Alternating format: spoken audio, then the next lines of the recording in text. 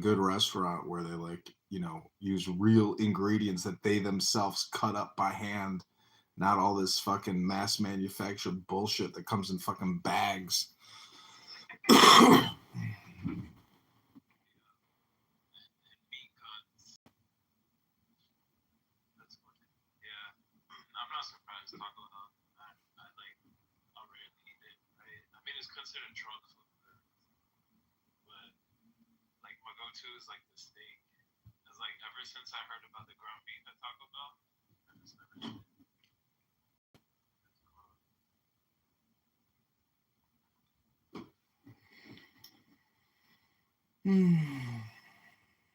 You've been trading in the market at all?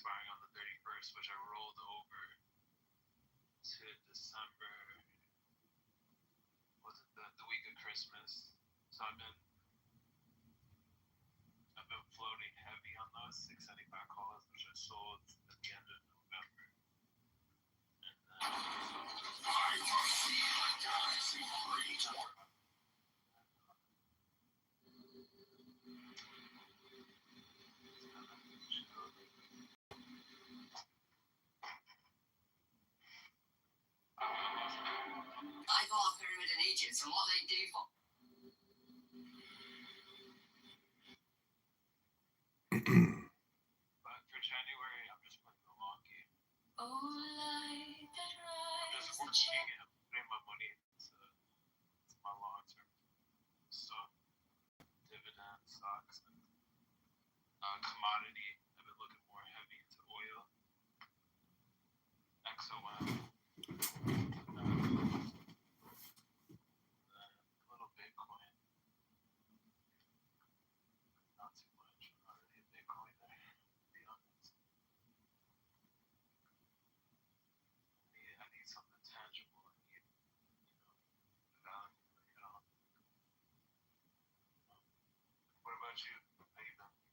I'm good. I'm just working on politics and just, not even looking at the market. But I did see that Walmart hit like an all-time high. The market was just like crushing it the other day. I was like, this is incredible. It's really because of the Federal Reserve. Like many of these stocks just would never be where they're at if there wasn't quantitative easing. And they would have like much lower PEs. The price to earnings ratios would be like cut in half. Because if you go to try to buy a local business, like you need to get an ROI in like 8 months or less. That's a full 100% ROI in one fucking year. So it's like you buy a stock for like a 4% ROI. It's just, it's crazy.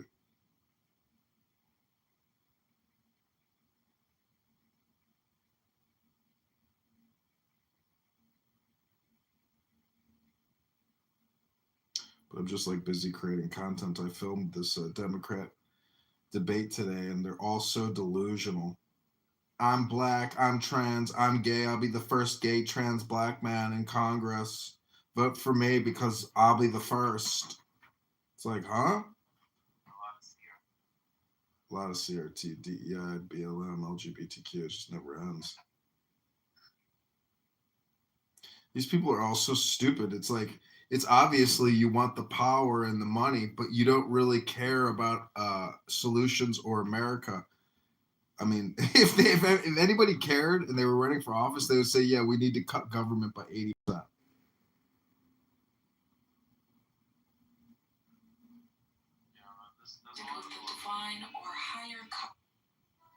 The solar logos.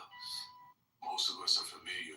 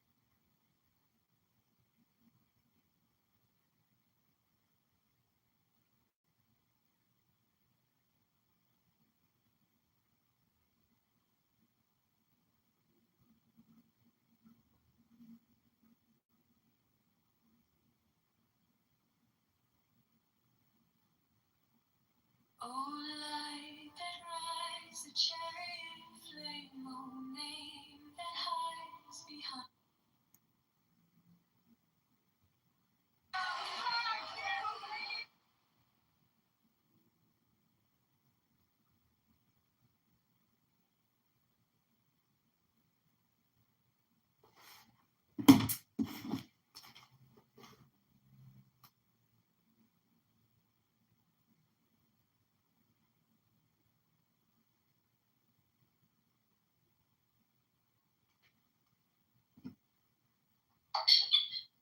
provide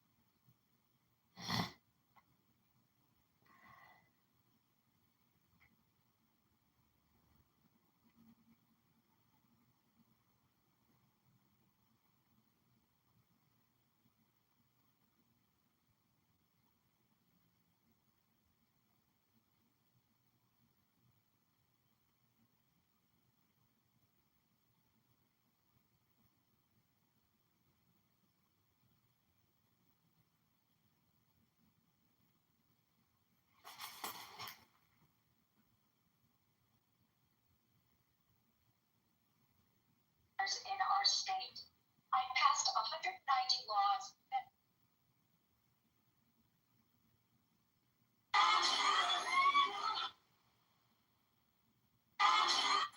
I was born a flesh. this window.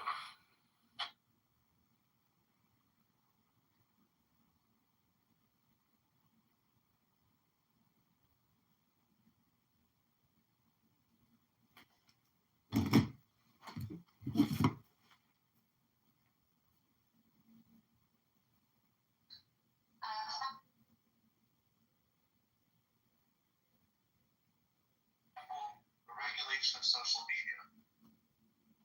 That's a real problem.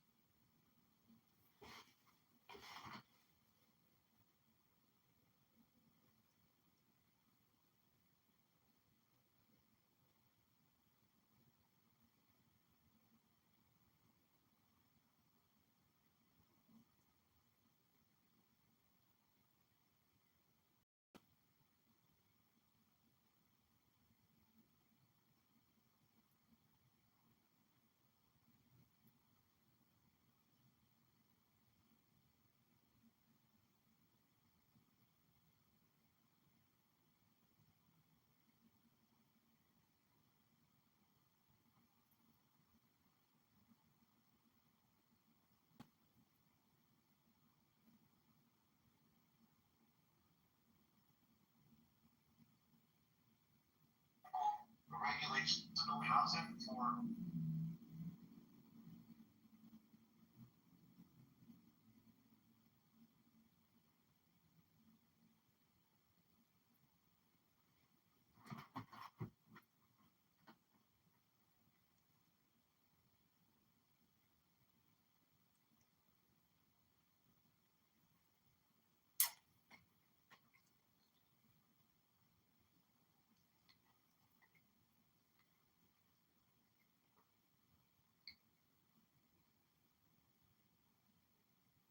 that is. Well, I'm just asking, did you say that? I mean, yeah, I said that, yeah. Okay, so I have a question. So, is he getting out the deep state to move in a new deep state, or is he doing that to completely rid our system of corruption? I guess we won't know until it happens. Who knows? I mean, he could easily move it into like the Agenda 2030 type thing, right? Which is going to be completely, China in the United States, completely.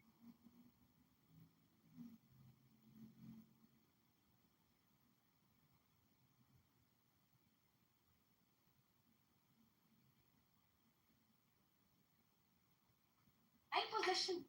It's valid. Do you understand my position? Yeah, you're saying that a Hindu can pray to an idol, but his understanding or his intention are to God. that is okay. I'm saying two things. Listen to me very carefully, okay? And I have no ill intention towards you. Just clarifying. Otherwise, I would have not come in. Clarify your position. Go ahead. Yeah. Okay. First of all, if a Hindu considers, let's say, an idol, an avatara, or manifestation of God, just take any equivalent. You want to take the equivalence of Kaaba, you can take that. And he's prostrating in front of that. But his niya is very clear about the fact that this is not equivalent to God. Okay, this is not ontologically equivalent to God. So I'm making first point. Second point, I am agreeing with Ilyas that it has, when you worship an idol, it has a consequential demarcation, or it has a consequential effect, very, very, very severe effect. And you would not know me, what I do in India, but only if you would have known me, you would have not asked me that question any which way. First of all, I grant the fact that if somebody I don't unknowingly, understand what you just said, but go ahead. whatever. Second point, if you think that prostrating in front of an idol has that consequence, that theory itself is supported by my theology much, much, much before your theology, much before. And it is supported with the sense that there is not even a Kaaba, there is not even one point in the entire empirical universe that you can say that is the manifestation of God. You see? So I want to clarify your both position. the points. I want to ask you a question. Wait a minute. Yes. Because I don't understand something you just said. Okay, so what are you not understanding? So if Hindu makes sujood to an idol, okay. Yes. right? Do you say that's acceptable? That's not ontologic. Yes. That is not ontologically problematic at all, because no Hindu. Well, Islam doesn't say so. To, yes, Islam it does. Doesn't say so. It does. No, it does not. Did Ilyas not told you the? It does very not. Listen, it's indefensible. It is indefensible. What did she say? No. I know you're repeating yourself. It's sounding nice. Still my position metaphysically. If you're not ready for it, say I'm not ready for it, or I'll think over it. I have complete the statement. If Abu Zar knew what was in the heart of Salman, complete the statement. Wait, you're talking to me? No, to the room. Okay. If Abu Zar knew what was in the heart of Salman, he would have killed her. See, I mean, did you get the point? The 2 points, I addressed both of them. First of all, it is not ontologically problematic at all. Second of all, even the second conception is not something that we have to borrow from Islam. This conception is very native. It's very much part of the theology that we have. So theologically, we do not disagree at all. So you asking me this question makes no sense, because first of all, I have arrived to that theory prior to you in theological sense, in Zaman sense. Do you understand? So here's the thing, right? So I think from an Islamic perspective, sujood is linked with ibadah. It is. You can't say otherwise. So there is no way, shape, or form from an Islamic stance that you could even defend this position. I'm being honest with you. Oh my God, not yes. me. I mean, do you know who defends it? One of the very famous Sunni scholar. His name is Yasir Qadi. Even though I disagree with him, even he defends it. Even he says, I am not in the heart of the person who bends. Do you get it? You want to go and check his YouTube channel, why he parted ways from the Salafi cult? This is the reason. Because they used to say that this is kafir, this is wrong. I am saying I do not promote it as well. You know what I promote? That this is not ontologically wrong, because you do the same thing, right?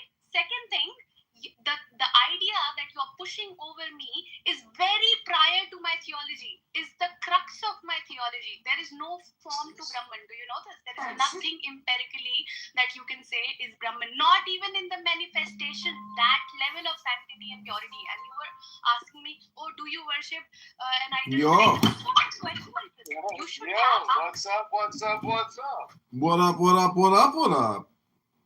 Now it be doing what it doing now that I'm talking to you. You free from Clown House, huh? But you still watching the YouTube clips. Well, I'm watching you trying to throw me YouTube clips in the fucking messenger and shit. Shit. Got me fucked up. How you doing, man? I'm good. What are you doing? I was just thinking about you and, like, you know, you only got, like, 2 more months until March. Like, you're I know you're the right end, but, like, you know, how goes it these days? It goes well. I filed every single write-in candidacy form with every clerk in the district. It's like 15 different counties. I don't know if every county will accept it, but I'm going to put videos encouraging everybody in the county to vote for me, whether you're a Republican or a Democrat, and stop voting for Darren LaHood. So, Well, I'm a Democrat, but I don't vote Democrat. yeah, You know, well, I vote complete logic. Well, anyways, it's I'm just gonna do my marketing. Pray for the best year possible. I don't know what else. I mean, I gotta like probably get a job. But I do have an outstanding lawsuit, 2 outstanding lawsuits. One with the You told me about your finances before. I don't even like to think about it, dude. No, my finances are fine. I mean, well, they're not fine, but I'm saying that I'm not like in the streets. You're not destitute. I want to get in the sheets, is what I'm saying. Yeah, but I remember when you were talking about like the whole bankruptcy stuff way back before. Yeah. Well, anyways, I'm just saying that things are going fine. How's your new life without Clown House? Probably better. Honestly, better, I bet. I'm calling you at damn near midnight, because like you're the closest thing to Clown House that I have. Yeah, you're bored. Well, I like yelling at people and telling them how dumb they fucking were. I know, it's addicting calling people stupid. Well, it's fun because they're stupid. But no, I just checking to see how you're doing. Like, what's good up there on the... Dude, it was like... right now, it's like 30 degrees down here, and, well, it just dropped to 28 in Georgia. Yeah, it's cold See as how fuck. you're doing. It's cold as fuck here, too. I mean... Fuck, I'm in the house. I got my heater jacked to 79. Oh, yeah, it's cold. I just placed an order for dinner. I went to go pick it up, and they were already closed, so I had to get Taco Bell instead. Man, that shit is so fucking weak, terrible. It's like if it's not made by hands, just avoid it, because like all this shit is just pre-manufactured. It's like, why even go to a restaurant if the shit's all just pre-manufactured? You're just eating shit out of a box. In 93, I worked for Taco Bell, and I've taken those, like, like the beef for the taco. They come from the freezer, like, frozen, and you put in these big, like, 30-gallon, like, heater fat vats, and, like, you boil them, and, like, they heat them up, and then you just pour them in those little trays, and you got these little scoopers, and dude, it's just all, like, I don't even know if it's real meat. I don't know if it's soy or, like, dude, who knows? It's in a fucking boiling bag. Yeah, I saw at McDonald's. I was at McDonald's once, and I saw how like a truck came through, and they dropped off all the food in boxes and shit through like a little hole in the side of in the building. I was like, holy shit! I was like, nothing is actually made here. It's all just warmed up, pre-processed food. And the same thing with the Panda Express, and the shit just comes in frozen bags. They just warm shit up. Do you know the thing about Panda Express, the hack? Mm. If you show up to Panda Express 15 minutes before they close, mm-hmm. and you ask for like like orange chow chicken or whatever the fuck you want to get, mm-hmm. like because they're about to close, they'll give you all the extras. You'll get like 3 times the amount because they don't want to throw it away. Like, so if you go in the last 15 minutes at Panda Express, you'll end up with twice the amount of food. It's pretty smart. I would consider doing that. So people don't. What are you listening to these days on Club Clown House? It's the same shit. It just rotates throughout the day. I was big into politically correct. Dude, there's just so many brain dead people who just live on a different planet. They have no idea the financial disaster that we are in. They do not care. They think it's an infinite money supply. Everything is a right, a human right. The difference between 1913 and 1933. Like, they want to talk about the Federal Reserve and, like, you know, come on, man. Like, they don't understand, like, how our money got fucked from us. Yeah, either they do understand it and they just accept it and they don't want to talk about it, or they're just more interested in their political talking points. There's 10 major political talking points you could say that they just constantly repeat. And you know all the buzzwords. Eventually, sooner or later, they're going to get to red line. You saw that I sent you today, I think earlier this morning, like on your messenger. It was like a redneck talking about, like, you know, how everything's fucked up. And like, it reminded me of me and you, kind of like, you know, mishmashed. You know, I think it's just like very hard to keep it all together. Meaning that, like, we don't have a secure perimeter. We don't have secure citizens. We have citizens who are actively part of a revolution or a resistance. And it's all based on structural white racism. And it is so stupid because I can trump any argument with God. And so what we're really dealing with is theists versus atheists. And all of these atheist politicians who never talk about the great integrity, they're actually the most dangerous people in society because they're hardcore atheists. They believe that everything is superficial and that there's no constraints. They're just delusional, low IQ people. Man, and you know the sad part is, I'm probably lower IQ than 99% of these motherfuckers out here, but I'm not stupid, and I have common sense. Yeah. And, like, you know, I may not be as smart as them, but that common sense, and I'm not stupid, makes me more relevant than they are.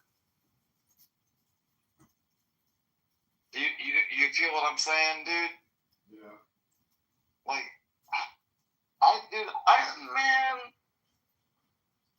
I wish I was as motivated as you.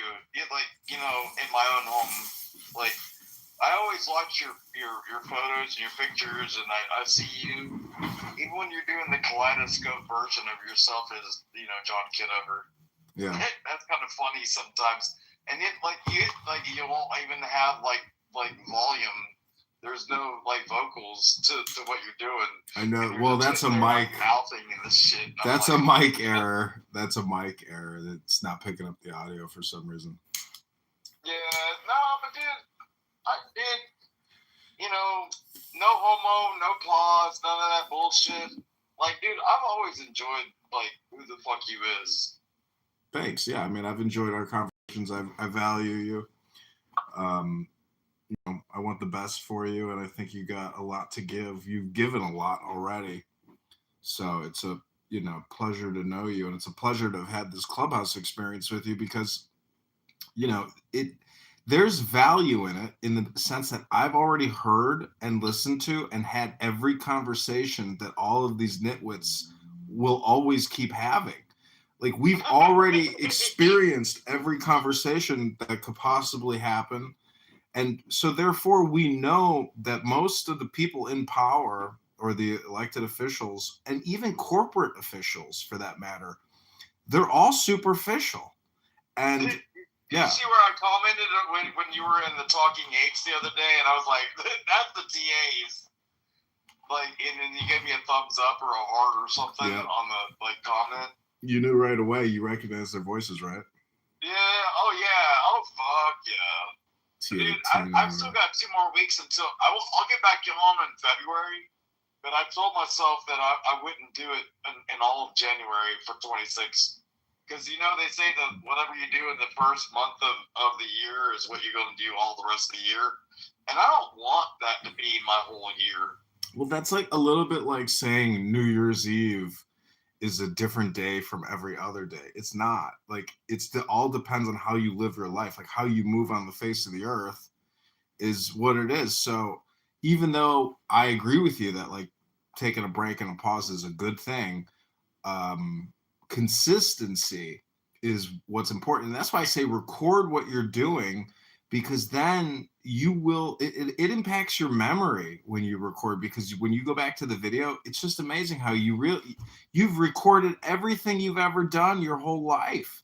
It's in your brain. It's just a question of recall and memory, and recording your experience, even though it may be kind of cringe. It's like a confirmation of your brain's functioning. Yeah, well, the thing was, like, remember when you and I were, like, when we were on Instagram and you used to teach me Marcus Aurelius and meditations, and we would talk about that, and that one day you were like, hey, I can't talk to you, I'm on this app called Clown House. And I'm like, what the fuck is Clown House? Yeah. You know, that was December of 21. And then, like, you know, so it's December of 25 was 4 years I've been on here. That's why I gave myself the month off of, like, you know, like, you need to fucking step back at least a little bit. You know, because I'd already been on for 4 years. You know, but it refocuses me to the people that brought me here in the first place, such as yourself. Well, do you consider Marshall Rankin a Southerner? Marshall? Oh, Jesus Lord, what? Meaning that, like, in Chicago, you would be a hardcore Republican conservative because the liberals here are so far left that you would be Republican. It's all based on proximity or relativity. And guys like Marshall, who are a Southerner living on the southern border out in Texas, they're fakes. Like, they're if I was anything they're politicians. Political, if I was anything political, John, like, honestly, John Fetterman would be who I am when it came to being like a political figure. Mm-hmm. You know what I mean? Like, you would I'm show a up. Democrat, but like Fetterman is not like a blue-haired version of a Democrat. Like, he's an old school Democrat. He's a classic lib, not a neo-lib. You would show up to the inauguration in sweatpants or a sweatshirt and shorts and jogging and gym shoes. I'd be wearing my fucking, like, you know, field jacket from my dad from Vietnam and a pair of blue jeans and a boots.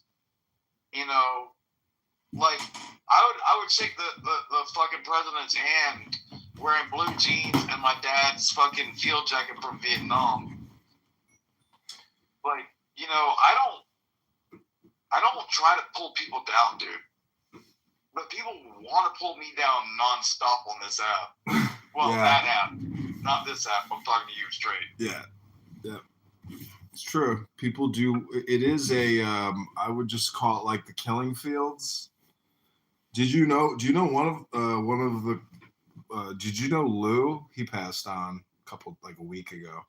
Lou? No. Old man Lou? For real? Not old man Lou, young man Lou. He was like 32. Oh, I know Lou. There's an old man Lou. He's like 20 years older than me. No, this young I guy. didn't know which one you meant. I'm sorry. No, he was part of the Ultra Derecha crew with Diego and Tim Robbins, the racists. I watched that video with you and Diego and all them like 2 nights ago. Funny? Were you laughing at all? Dude, I gave you a thumbs up on that one. Thanks. I didn't leave a comment, but it made me laugh. Yeah.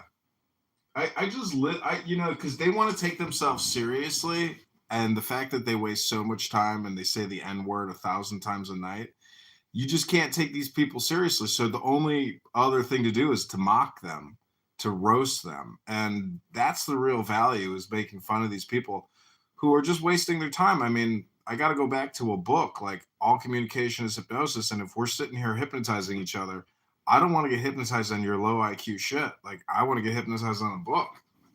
Well, I mean, like, the reason I took, with my, like, you only get one New Year's resolution. And I told myself, like, I won't do, like, Clubhouse for a month, was because typically 4 years ago, one of the very first things you ever told to me is the more I talk, the further away from, like, truth I get. Yeah. And that's why I'm taking the time off, because I'm not trying to get further away from the truth. That's why I'm trying to be silent under that resolution of the new year. You know what I mean? I hear you. How's Mama-san doing? Who? Your Mama-san, like the chick that went with you when you did when you got your voting rights. Oh, my mother. My mother's doing fine. Yeah, I wasn't trying to say anything about the thing about her being gorgeous and all that. I was just asking how's the people doing. Yeah, she's good. How's Papa-san? Papa San is good. I mean, you never know. You don't get a text for a week. You don't know what's going on. Well, you know what? Like when I was in the Army, I used to tell my mom, no news is good news. Hey, Tina from TA is calling me. I'll call you back. Okay, bye. Bye.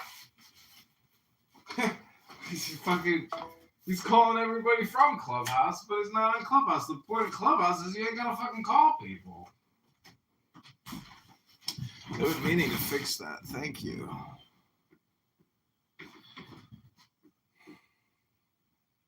That other flag though can't be fixed. It's all facing left because it's the way they drape it.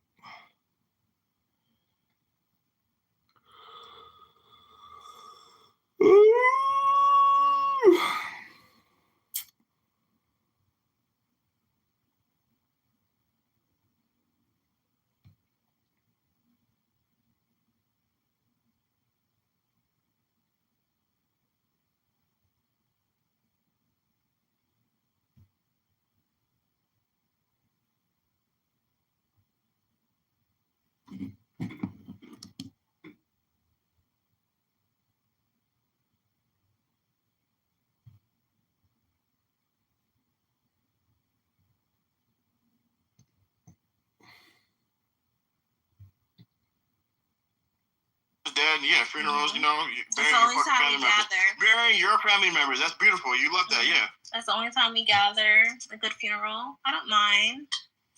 Oh, that sucks. They losing their family members and fucking Yeah, whatever. So that's the only time that you have family gatherings at funerals when you lose a family member. Yep. Damn. So you lose a lot of family members then. Weak ass bitch okay, ass that sucks. brothers. What the fuck?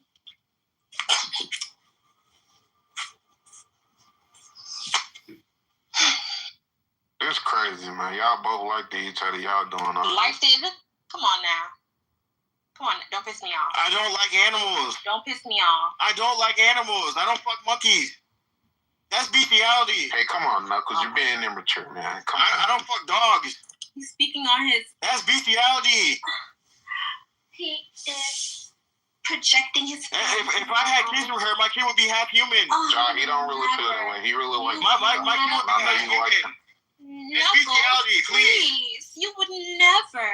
This monkey, please. I don't want to know her. I don't care about it. I don't want to ever that, bitch. I hope I never be. If I do, she kind of looks similar to what's that girl name? I'll chew some tobacco and I'll spit in her face. Does she not look like Innocence? She look like Innocence a little bit. Innocence look better. I can go listen to Knuckles beat on bitches, man. What the fuck? One time I slapped a bitch and she called her boyfriend and I knocked out the boyfriend. Wow. I'm not the toughest guy around though. Oh my god, more fake fucking stories. Y'all, I can't take a liar. Like what? That never happened. It did. I could fight. Oh my god, I can fight. I'll test it out. Okay, we'll see with you. Okay, we'll see with you. I got you. If I see you ever in life, okay, we'll see. Okay, I got you. Don't worry. Why don't you fucking sit and fight? I know real fuckers and fighters. They don't talk like that. Organic one is butt played in. No, I was just telling the story. I was drunk that time. Yeah, whatever. You don't know me. You don't know what I'm capable of. You don't know announcement. Organic. I know. You can't tell nothing about me, bitch. I know. You are a smelly monkey, dog face ass bitch. You look inbred. Like I said, me fucking you is me having sex with like an animal. Like me fucking, that's bestiality. I'm gonna give y'all a lesson. You have a tail. You gotta pay for school. You probably change his subject. Because that's when he can end. You probably don't shave. Your pussy probably smells. Organic need a pad over his butt. Yeah, smelly poo-poo. That's what you make it. Smelly poo-poo. Yeah, that's where poo-poo. You even have insurance? What you mean I'm not ready for you? Bro, I'm not gay. What the fuck? I'm not putting penis in your butt. I'm not putting penis. Hey, I'm not putting penis in your butt. I'm 30-something years old. I left my family's house at 20-something. My dad's a doctor. Like regular. That's regular though. Shut the fuck exactly. up. Exactly. That's regular. No, don't shut up. What are you talking? Hey, let him talk. When a man is talking, you know, to shut the fuck up. You bow down. That's what the Bible says. I thought you were way younger. You were so childish. No, I'm 30-something. What the hell? That's what I was trying to tell you. See, so many experiences. You see what I'm saying? Oh my god. Hey, did you hear me, my nigga? To even let you know her? Do you tell me that weird story about organic and they always suddenly tell their pubic hair pies or something? Oh yeah, that happened. Yeah, I had a kid. No, she Yeah, I had a kid around 30 or 29 or something. Nigga was eating pubic hair pies. That's not old, but she just slow. She just getting it out. And she was she's 26 at the time. This nigga a real weirdo, bro. Nigga weird, bro. Nigga got pits and shit. Cool, baby. No. Baby, I mean, who? Eminem. Yeah, the organic nigga. He got pits and shit. Some women want to have kids later. Look at J-Lo. She had a kid at 50. I don't think there's wrong with having kids. Oh, I think that we had to be My cousin was a virgin until he had a kid. I don't care. I'm saying my cousin was a virgin too. 30, he had a kid. This nigga was I don't care about that. All I care about is whoever lets you nut in them. A lot of bitches. Who lets you fuck? Oh, please. I've known a lot of bitches. Yo, Josh, can I ask you a question? Nah, you can't ask no questions in here, man. That's Knuckles talking. I've known a lot of women. It's faggot. Shut up. I need a Jamaican chick. I fucked the Haitian, but I need a Jamaican. Nobody want to hear you, nigga. Who was trying to ask the question? No, I'm asking Steve if I can ask you a question because I guess you. Nah, shut up. No, but yeah, like I said, I fucked a Haitian, but not a Jamaican. Yo, John. You don't believe me? Oh my God, Femi. Your dad should have took some more days off. You don't get the attention. You didn't get the attention you needed as a child. Oh, I got all the attention. I grew up in a super household. I was loved. I was loved my whole entire life. They cooked me food. They cooked me all sorts of shit. They cooked me every day. My parents took care of me like a motherfucker. I want to ask you a question real quick. I was loved. Broke ass doctor. How was he broke when he sent me to private school? How was he broke when he sent his kid to private school? All four of his kids sent to private. I went to private school for 1 year, but like he sent all his kids to private school. So where was he broken, huh? I don't be wanting to have you. Hey, organic. Do you gotta walk like a cowboy? He sent all his kids to private school. Like That's a good thing though for me. Private huh? school shit. He had the money to. You gotta walk like a cowboy. It's a good thing. They have a good education. All right. Raised me in a $500,000 home. Congrats, man. I don't know who you trying to impress though. I don't get it. No, I'm just saying, but saying this and that. Like you're not eating with that. I grew up in a doctor's home. I grew up in I didn't grow up in the hood. I grew up in a fucking rich white suburbs. I grew up in the white suburbs. I didn't have no community none of that. I didn't grow up in the ghetto. I didn't grow up like that. I grew up great. You're not eating. You're not eating that. I am eating because like you're trying to. You're not eating shit. You didn't have a better life than me. So I don't. Okay, you're a rich girl. That's cool, but I never said I was rich. I grew up middle class. I didn't grow up like rough. Okay, everything that you're over here claiming. You're a rich girl. I haven't been able to. There hasn't been one thing that I said I didn't have that. Oh my God, yay. Nigga. I don't know. You sound like a ghetto hood rat Jamaican chick. Okay. But maybe you're not. I see your IG. You look like you got money. Multifaceted. I'm not saying that. I'm not trying to say I think you're a rich girl. So you said you're a nurse or something. Yeah, you look like you got money. I'm a regular. Hey, Knuckles, will you let Josh? You can't expect me to be like Future or some shit. We let Josh sit on your face, Knuckles? No. Why not? Her ass is not fat enough. Your boy, she got fat ass. Oh, you gotta prove this nigga different, Josh. Hell no, don't let the nigga win.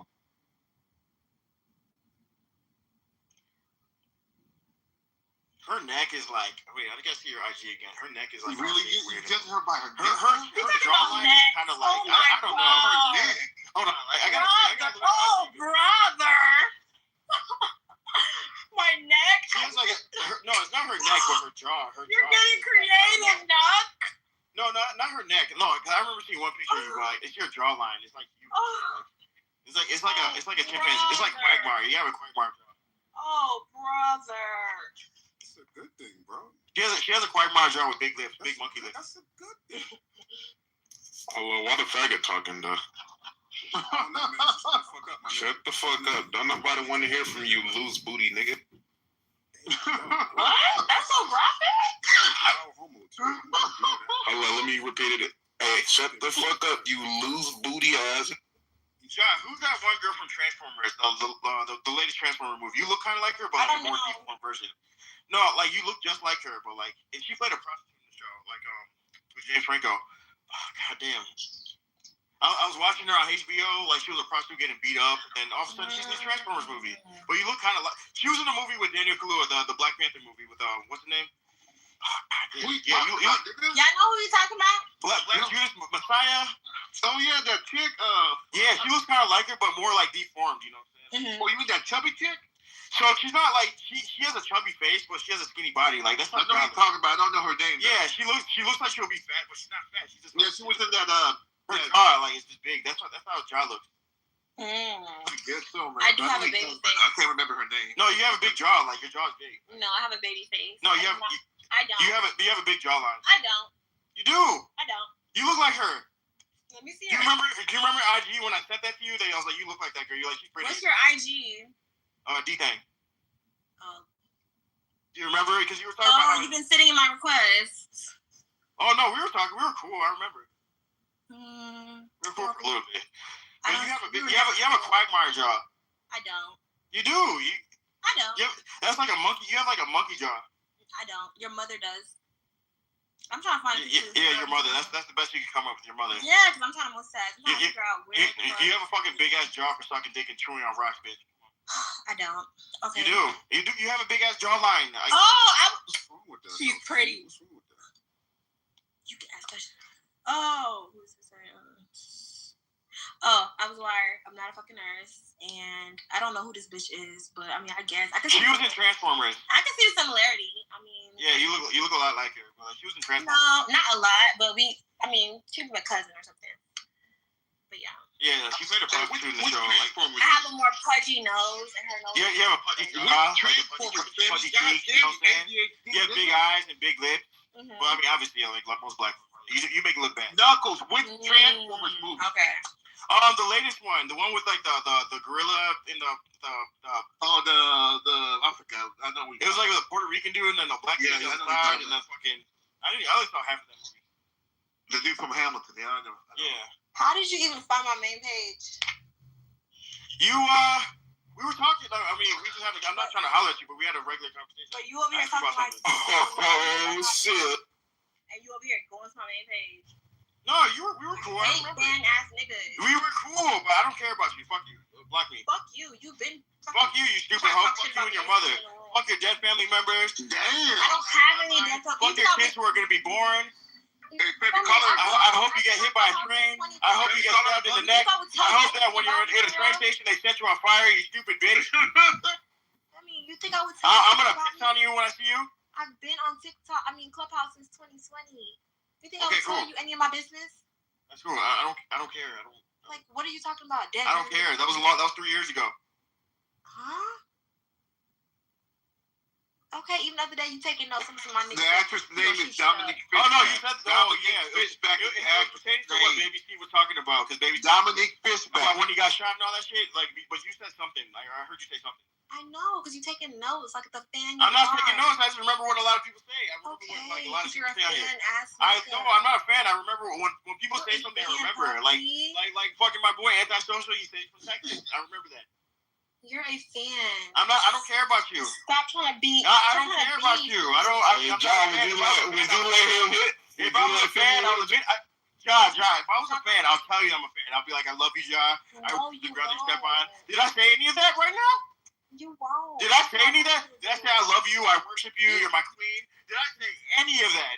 Did I say any? I didn't say nothing like that. I said fuck you. I'll spit on you. I'll shave my head. So you think you're a monkey, nigga?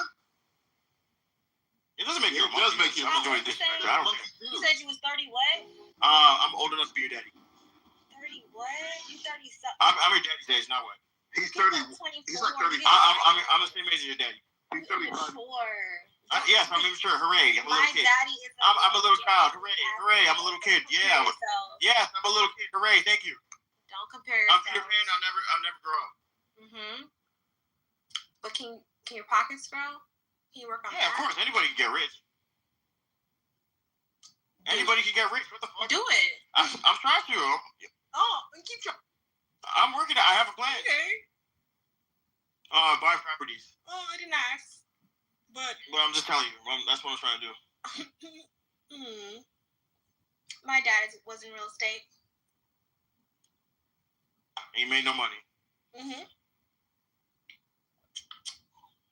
None to send me to private school. Yeah, no, he college. What other things were he bragging about? Yeah, cool. My dad was a doctor. He used to cut people for a living. Okay, you're bragging about shit that. Yeah, I'm saying that's the background I come from. Like, I don't know. All my family members are doctors, lawyers, engineers. I'm getting my master's degree. I don't understand, but like, your dad probably he sold houses and shit, but like he had multiple baby mamas. You know what I'm saying? He's Jamaican. Nope, he didn't. Yes, that's what happened. Yes, it did. When he first came to America, he had like 10 jobs. That's how you Jamaicans are. You have multiple jobs. No, he didn't. He came off a raft. Like he came off a raft. Like yeah, he did to Florida. Yes, he did. He didn't. He came on a raft like all you Jamaicans, and he was in a refugee camp in Florida. Then he moved to New York.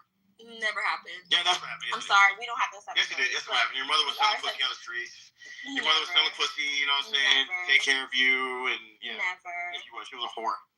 Never. She was a $5 hoe getting pimped by a fucking Puerto Rican nigga.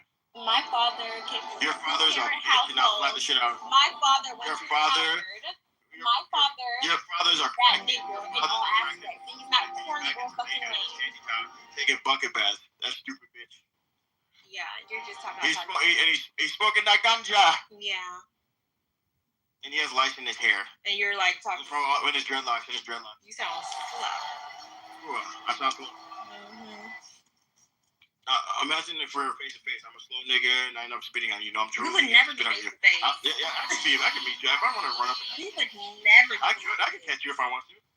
I can run up on anybody. You could never. I could. Yes, I can. I can find you and beat the shit out of you. I wouldn't do it. You're just a woman, you know. But if I wanted to, I could catch you. You could never.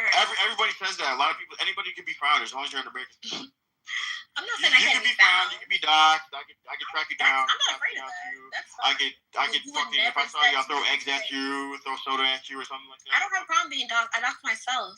I'm not hiding. Yeah, I understand that. You're easy to find. Yeah. But you're not easy to get to me. You cannot. You're easy to find. You're easy to get to. Okay. You are easy to get to. You'll be walking down the street, just like there's this scenario talking about how do you talk to women. Like, I want to talk to you, but I don't want to talk to you. I'll just rather throw soda at your face. I'll be like, yo, I'm the guy from Clubhouse. You'll be scared, and I'll throw soda at your face, slap shit at you. Never. Yeah, yes, it can happen. Yes, never happen. Yes, it can happen. Yes, you'll be in the club. You'll be outside the club, and you know. Yeah, and you still wouldn't say a motherfucking thing. Yes, I would. Yeah, I slapped it out you. I slapped a lot of bitches in the club. I slapped a lot of hoes in the club and ran out the club. Ran away from security. You never be my I slapped a lot of bitches and ran out the club or the bar. You know what I'm saying? I've done it multiple times. That would never happen. It would happen. Until it does. Until it does. Every girl says that. Every girl says that. It doesn't matter who you're with, or it doesn't matter. I'll send a bitch out to beat your ass. I'll send a bitch out to beat your ass. Do it. The fuck? Are you sure? I'm very easy to fucking find. I have a very. You prove my point. You're easy to find. There you go. You're easy to find. You won't catch me because I'll drive out of state. You won't if you call the cops or people to come and jump me or something. I'll drive all the way out west. You can't get on a flight? Yeah, I'll take a flight, whatever. No, why was when it comes to taking a when it comes to taking a flight, that's how the police can catch you. You see what I'm saying? No. When you take a flight, that's how the cops can catch you. You see what I'm saying? No. Yeah, like they can still catch you. No, if you fly right out, cops. It doesn't take for See, Knuckles, this is why people don't believe you get bitches, bro. Look how you are. Because he's I don't care. I'm I'm talking to strangers out of Yes, app. you do give a fuck. You explaining yourself, nigga. You contradict As if, yourself, like, when I'm in nigga. a club or something, or if I'm in a bar, like as if I don't change my behavior, change the way I don't hide it. You know what I'm saying? As if you retard. As if like I'm in a bar, nightclub, or as if I don't change. Like now you be in fucking bars, please. Wait, what the hell? I've been going to bars since I was 21. Gas station. What the fuck? I've been going to bars since I was 21. What the hell? 21. Aww. Since I turned 21, like everybody else, I've been going to bars. What the fuck?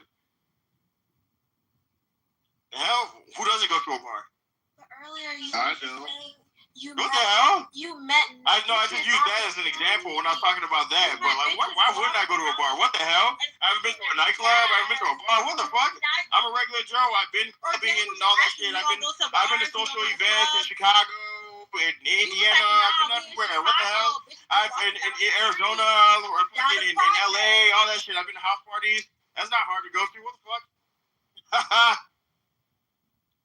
Who hasn't been to a bar? No.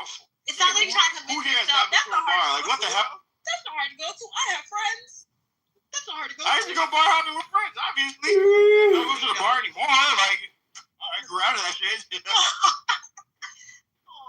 The fuck? What? It's hard to believe that I go to a bar? I like, you know what? You're I love not you that too. bad. I use it as a case study. That's cool. I don't care. I use you as like study you in a zoo. You know what I'm saying? I use you as like a circus monkey or a fucking a monkey I can study you. You know what I'm saying? I'm a zoologist. So anything I say, you just flip it, Poppy. You said a case study. That's like fucking psychological shit. I see you like I'm a zoologist. I study you. I study you in the wild. You know what I'm saying? I study you in the jungle. You're like a monkey. You know? Oh, she would have had me with like the Poppy I shit. I would have been out. I look at you like a circus animal, or a fucking monkey, a gorilla, you know, a hobo. Look, that's how you look at black. I want to see what will happen if I toss a banana at you. You'll probably suck on it like innocent. Oh shit! No, that ain't Knuckles, man. Innocent's still my homie, but I mean, that don't matter. If you're here to hear it, that's pissing me off. I don't like that. Hey, you know she done. Yo, shout out to Innocent. What's up? You know, I'm just talking shit to this bitch. This Jamaican monkey species. Watch your mouth. You're a monkey. Is that all you got? Nothing else is worse. You are a chimp. You are like a new species. You are a new species bred out of like. You're a new species of monkey that they found in the Caribbean. You are that new species. You're a tailless monkey. That's what you are. Where you from? Knuckles can't get on a flight, so damn, that's why y'all can't take each other dicks. Okay. Hey, what the fuck? I ain't no faggot. Y'all do it virtually. I'm not no faggot. What the fuck? How is all this shit?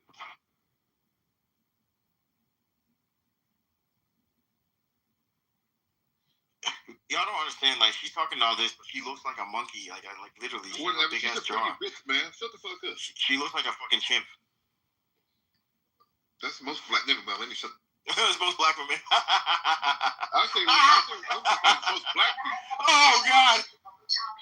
Like your mother, Knuckles, the one who's still working with all that pussy. I was not gonna say my mom's not black. She's African. Broke ass father. My mom's not black. She's doctor. Big doctor's being. My mom's not black. She's African. My mom's not black. She's African. Your mother is still. How's my family broken? Your mother is still working. She's still working her old age. My dad's a doctor working at the hospital. How are they broke? How did they end up broke? How is that?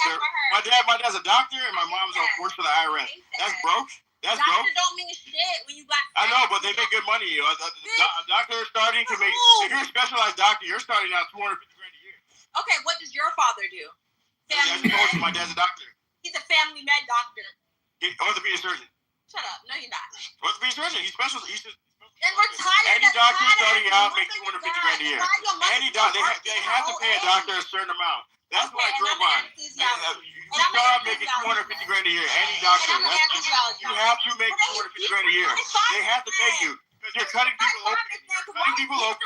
You're opening up people. You're doing surgery on people. You're getting paid to do it. You have to get paid that much, stupid bitch. You are a retard. I don't like that for y'all. A doctor has to make that much. I don't like that for y'all. Why is your mother still going to that Todd-ass My dad had government a job? Jaguar, goddammit. Why is your mother still going to that Todd-ass government job then?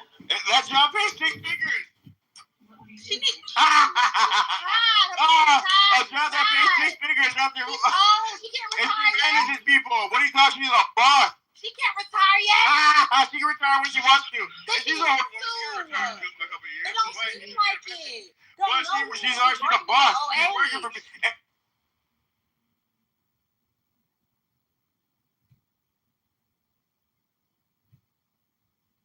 Something to relook at. Like, you don't want people in universities to start thinking Islam is bad. I don't want this. No. So yeah. No. Situational awareness now, like what's going on in the world. I feel like everybody's like doesn't know what's going on.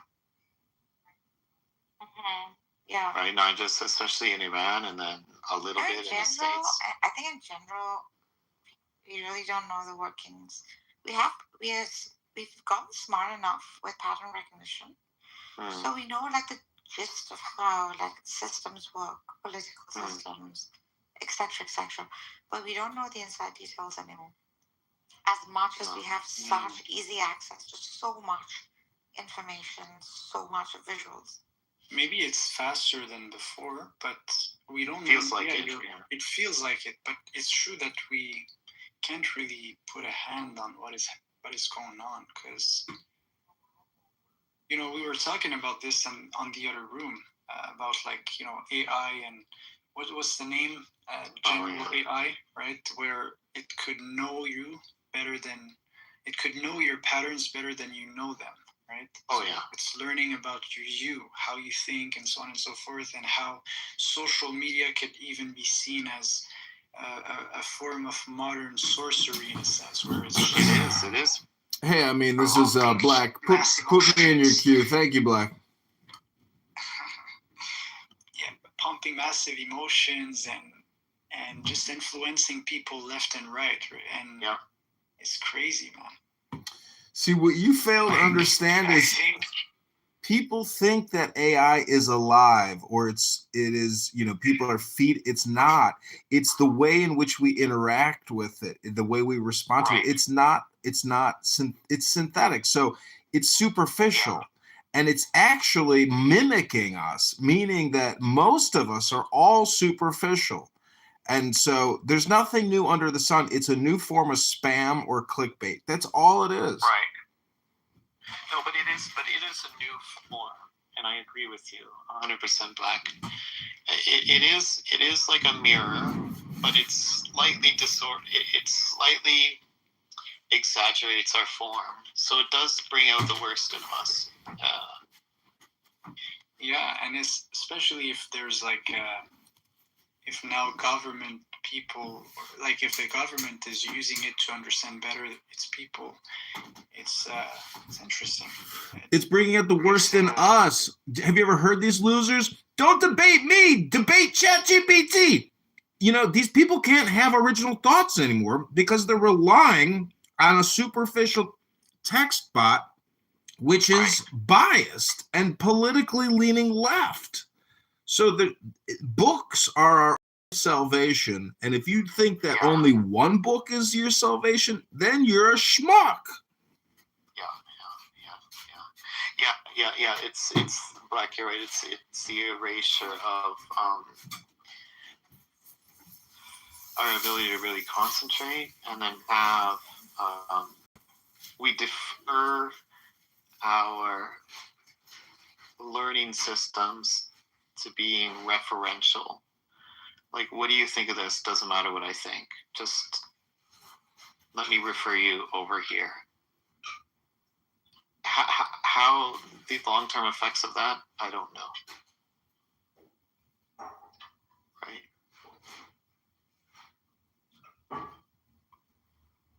We may have less fixed opinions. I can imagine, like you're saying, Black, like I like history, right? So yeah, I will at the very least listen to long-form history textbooks. And because I have that, I'm not going to say large volume, deep amounts of understanding of history, but I have a little history in there. And so if someone comes along and tries to convince me of something that's complete bullshit, at least I have that sort of depth to draw from. But if all people are ever doing is referring you to very shallow articles that hardly touch on a subject, then I would have to assume that people will generally become more gullible, I guess. Would you say that? People already are gullible. 80% of the population is completely brainwashed. Yeah, I was thinking this yesterday. Like, I think the relevancy of like philosophy as a subject, to know how to think critically and ask the right questions, like in our time now, it's much more important than, like, it's really important. I see the importance. Yeah. It's a question of priorities. You can use AI in a better way. It's a question of what's necessary and unnecessary. For example, I just came back from a political debate. One of the candidates says, vote for me. I'm the first trans gay black man, and I'll be the first in Congress. And I'm thinking, we need to study ethics, morals, and virtues. It's a very difficult topic to study. But if you think I should vote for you because you're a gay black trans man who wants to make history, that's not the basis of anyone voting for you. So we just live in this very superficial, highly politicized clickbait world where we're doing it to ourselves and to other people nonstop. Right. I think the unsaid thing there is that this person's saying, okay, I'm a gay, trans, whatever, blah, blah, blah, X, Y, and Z. Therefore, I possess a certain point of view. Well, that's inherently, racist in itself. If you say, okay, my appearance or the way I grew up absolutely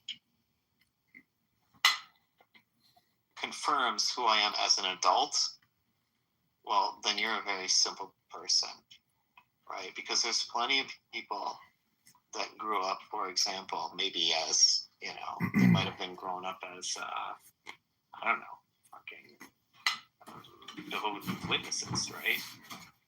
And by the time they're 30, they may have completely changed their mind and become new people. So what this person, this candidate was black, is like, oh yeah, my appearance and where I grew up necessitates my identity within and without, and that's a very shallow look at the human spirit, I feel. All of us can take on a multiplicity of fucking identities, and I just to say, oh, there's an artist, she's Persian, so she must have these specific opinions about everything. Come on. See, Narcissus hates Zionists, but she hates the regime. She's stuck in a conundrum, a paradox. I just hate wrongdoing. I love right doing, and I hate I denounce wrongdoing. Yeah. So I don't put identities or titles on it. Yeah, neither do I. I'm on team pro-humanity. It's just not true. I don't care. You will pick a side in the end where eventually you will recognize that one of the sides is so clownish and so childish and immature, they can't be trusted to lead. And this is the thing about we the people. We the people are dangerous because of herd psychology. Unfortunately, herd psychology is exactly what you guys just repeated, which is I don't like sides or giving opinions or voting. I just want people to do good. Well, there's fraud everywhere. Nick Shirley from YouTube has opened up the gates of hell with the fraud that's happening. In America, Medicare, Medicaid fraud is, 100 billion plus a year. That's a lot of money. And that's just one program. So fraud is an epidemic. We live in a clown world syndicate. People are getting away with murder. There is no capital punishment. We're all taxed to death working for cities and paying our property taxes. So 60% of it can go to Marxist teachers. We live in an effing clown world, and it wouldn't surprise me if Trump burns the whole fucking thing to the ground because it deserves to be burned to the fucking ground. He went a bit far, extreme, but, he did say things that make sense, kind of. Like, the idea would be to propose a healthy solution, right? To be to be a reformist, but towards peace, not kind of freaking collapse everything, the whole system down. And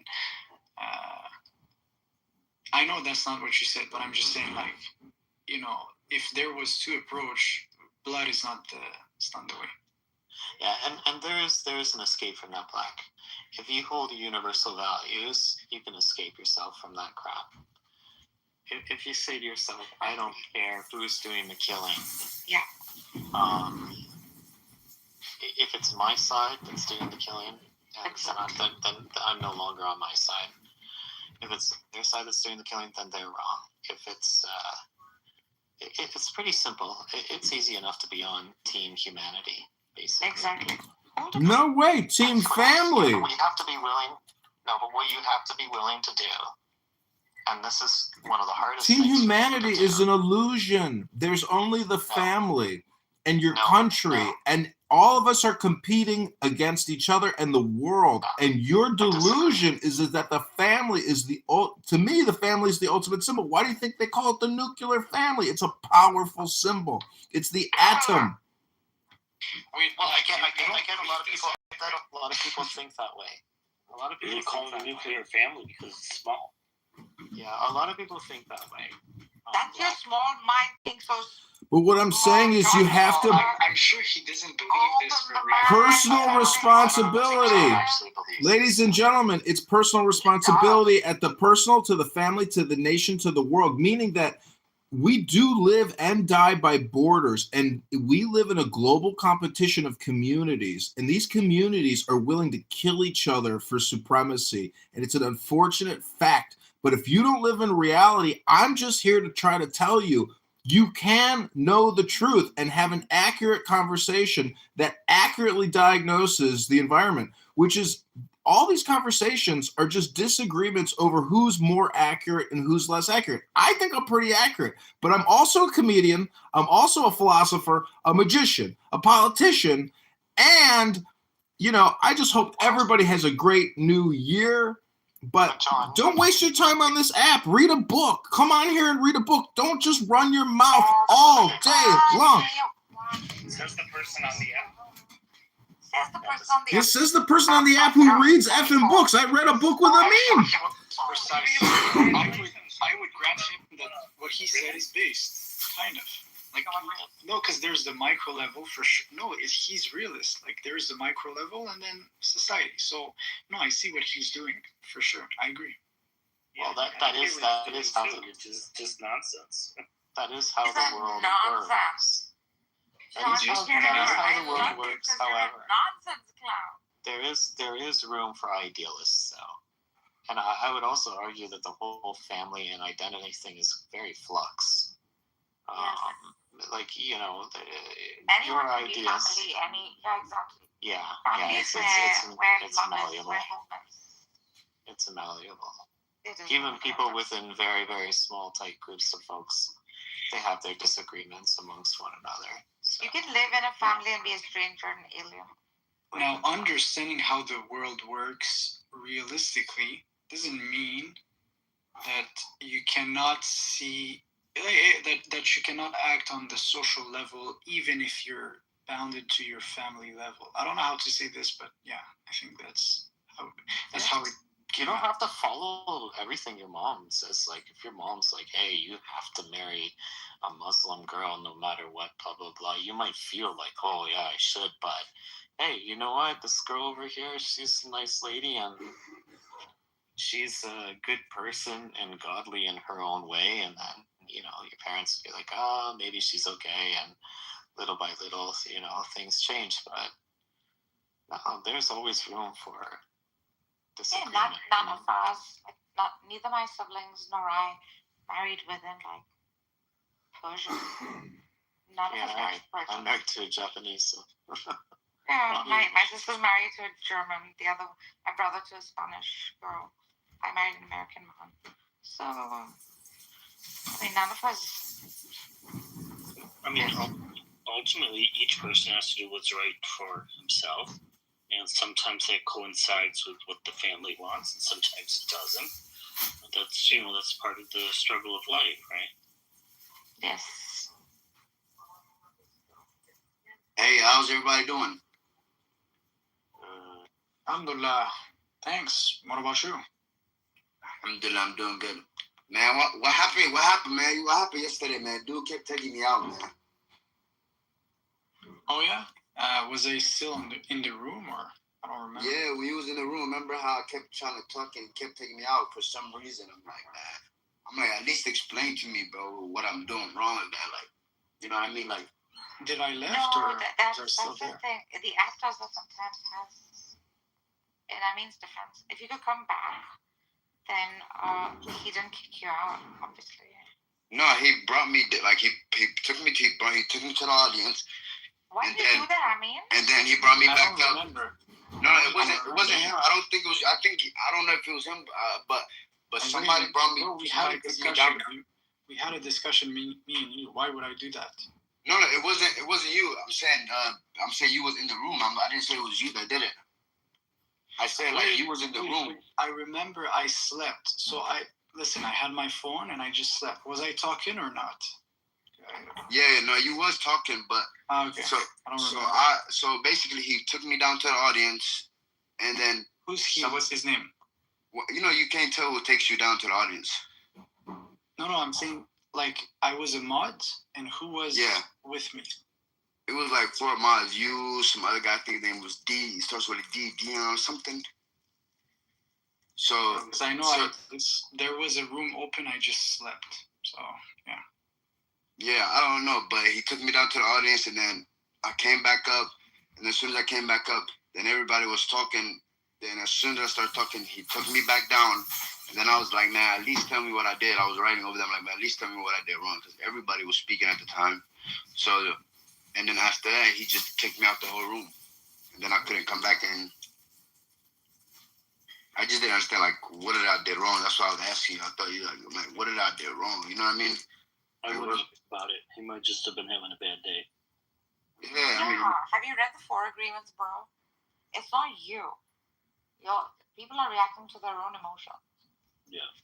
Yeah, no. If he did something wrong, it's his obligation to let you know what it is. Otherwise, I wouldn't worry about it. Yeah, no, I just didn't understand. Like, you know what I mean? Haas, most people get kicked from a room because they're talking. But when you can start getting kicked from rooms without ever saying a word, now you know you're onto something. No, I was saying something, though. It happens all the time. People make mistakes. People get angry. It's just whatever.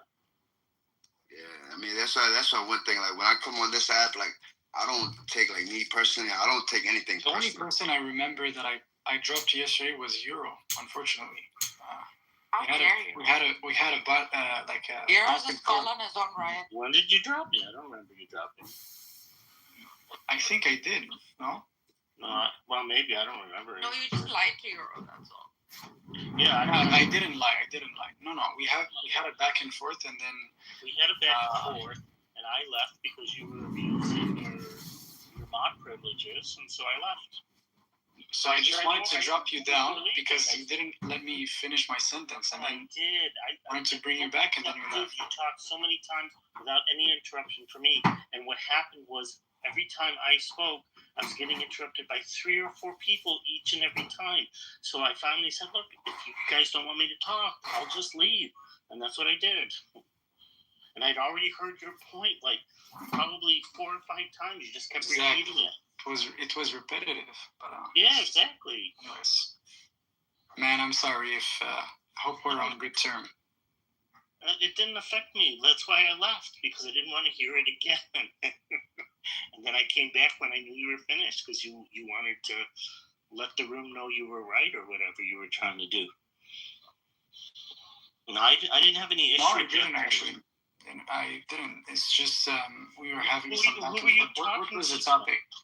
4 women, 1 man versus 1 man, 4 women. No, that's. I don't want to rehash this. Yeah, I know, but that was the topic, if I remember. But no, that wasn't the topic. Yeah, it was. Okay, whatever. Anyways.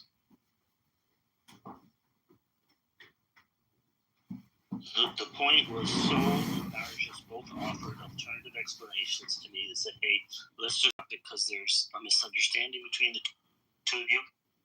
Let's do that. A point of order, moderator. No need to bring in old drama. Let's have new business. I have a question regarding the title. What is the economic business philosophy of Yahweh or God? Meaning that I'm a libertarian. I think small governance is the optimal way to run a society. I think big government produces nothing but big problems, and small government produces nothing but small problems. The producers and the taxpayers and the workers, that's the natural environment. And an efficient government is the same thing as running an efficient business. So what's God's economic philosophy? Because I would say what I just told you with regards to libertarian values or economic or business philosophy, that's frugality and moderation, which is what God's all about. No waste. And unfortunately, we all know we have tremendous fraud and waste and abuse.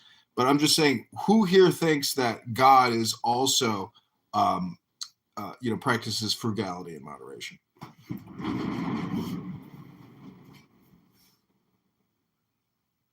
It's a really smart question.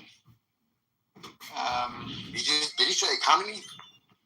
No, because I understood what he's trying to, like what he said actually. I understand it, but can you restate the question then? Because I didn't understand. Yeah. So he's saying from what I understood, right? Correct me, Black, if I'm wrong. How, basically, in simple terms, how does God's impact or authority appears in the world, right? And what are the systems that represents that, right? So for example, a mosque would be a local a local quote unquote business of the enterprise of Islam, right? And let's say if you have the councils of Sunni Islam, that represents the quarter that's higher in status, because that they discuss the laws and the fatwas and so on and so forth. So, and let's say on the top of the hierarchy you would have, which we don't have today, you would have a khalifa, right? The caliph, or the king philosopher, in a sense, the one who is elected by the Muslims. So was that the question you were asking? What's the philosopher king is a Platonian concept. This is not a Sunni Islam concept. There is the clear view for it. Basically, what Black was saying was no. So Nargis, I just want to say this, right? The philosopher king, right, in the sense that he knows how to ponder upon the truth of the world, and he deserves to be in power. Basically, that's the same thing. You could say it's a one-on-one between what Plato described and what Islam preach, right? So philosopher king is from the Republic, which is a book written by Plato, and I highly suggest you read it. The system is called democracy. Okay, then you read the Republic? Yes, back in college. Okay, so the system he's introducing is neocracy, whereas most traditional systems operate on theocracy. Going back to Black's question, if you don't mind, he's saying most systems that are economic exercise economically beneficial, exercise no waste frugal system, right? In which that things are balanced in a sense. So this would be like true to the human systems. So for like for best like productivity. So what is God's economic system? He's saying what's the exchange there? What's the best system of God? No, but you completely dismissed my answer, but you didn't try to understand what I meant. So I literally You're asking for what? laid it out. Yes, you're asking for So what? we don't have like an economy per se. It's not literal, right? The economy is just the body of the believers. They need to abide by certain rules, and they need to connect themselves. Point of order, moderator. Narcissus, I don't give you permission to use my PTR. It's copyrighted. Please remove. Stop it. This is not your PTR. I introduced you to the freaking princess. And plus, yours is not my PTR. Wait, I want to hear if like Black. Did you So can you comment on what we? Yeah, I know neither of you are native speakers, so my question was long-winded, but I'm just trying to say that a natural economy is efficient and frugal and practices moderation, frugality, basically the way that most people live their lives, which is very efficiently. It's not all based on surplus, extravagance, buying the latest SUV. It's just based on basic needs, going from point A to point B without all the luxury and waste. Because if everybody lived that way, there would be more of a unitarian redistribution. More people would have a certain standard of living or a class. And so I'm just saying, God, there's two ways to look at it, either extravagance or frugality. And to me, the philosophy that you read in sacred literature always tends towards frugality and not towards excess and waste and luxury. So, there's probably a center path, which is a mix of the two, and that's, the good life. Because life is not all just luxury and doing good deeds, because people have terrible tragedy in their lives, and they don't even, anyways. I'm getting off a tangent. I'm just saying that if we were to look at the sacred texts, whether it's Torah or Talmud or Kabbalah or Quran or whatever sacred textbook you want, you can ultimately derive an economic, fiscal, financial policy for governance. Okay, and that so that was my issue. I thought you didn't say it in the literal sense. I thought you were saying it like as the currency would be like some metaphorical prayers, for example, for the business, like bringing on true believers. But we do have like the concept of the zakat, right? So yeah, like we think the resource they're there, and if anyone just like give charity, we would have no poor people. Actually, does that answer the question or not? Maybe I got it wrong again, but no, I mean, I think the easiest way to answer the question would be to open up any good book and say, okay, this is an example of an economic philosophy or position, or basically common sense values on running a business. And unfortunately, because of fiat currency, we now have this unnatural environment where we can print up to fulfill our needs. It creates energy, meaning that the population will move for these dollars. The world will move for these dollars. And, you could look at Islamic banking practices and how that is an inversion of our current system. And so you could say that that's the more natural version. But I think everything is always a blend for optimal outcomes. I'm just saying that any good book based on spirituality and God will give you examples of how to run your economy, or frugality, moderation, all those things. Yeah, that's good. That's a good question. I would have to do more research on this, but I could give you a guess. I could ChatGPT it. I mean, Islam is not inherently extreme. Does not promote extreme capitalism. Definitely not. And I would say also that Islam does not do the other extreme. So it would be somewhere like in the middle. Maybe, some socialist approach, I guess. I'm not sure. I don't know. Well, I've been reading Rumi for a couple of years, and I was reading Rumi the other day, and it is so powerful and so true that it's mind blowing. And I feel bad for atheists that they aren't in on the game and the fun. They're such sourpusses, and the fact that they are too lazy to open a book and be impressed with the way that people are using words to, suggest massive concepts. I just think I think Rumi is the greatest writer ever. A lot of atheists read like spiritual content. Like I think Daniel Nero does, Euro does. Well, I'm just saying does. Allah definitely is all. Meaning that everything is God and all reality is God, including you, the listener, the speaker, the cell phone, the transmission. It's all God. And I think with that understanding. Well, you could be right, but that's not Islam, right? You could, well, it's in the word Allah, bro.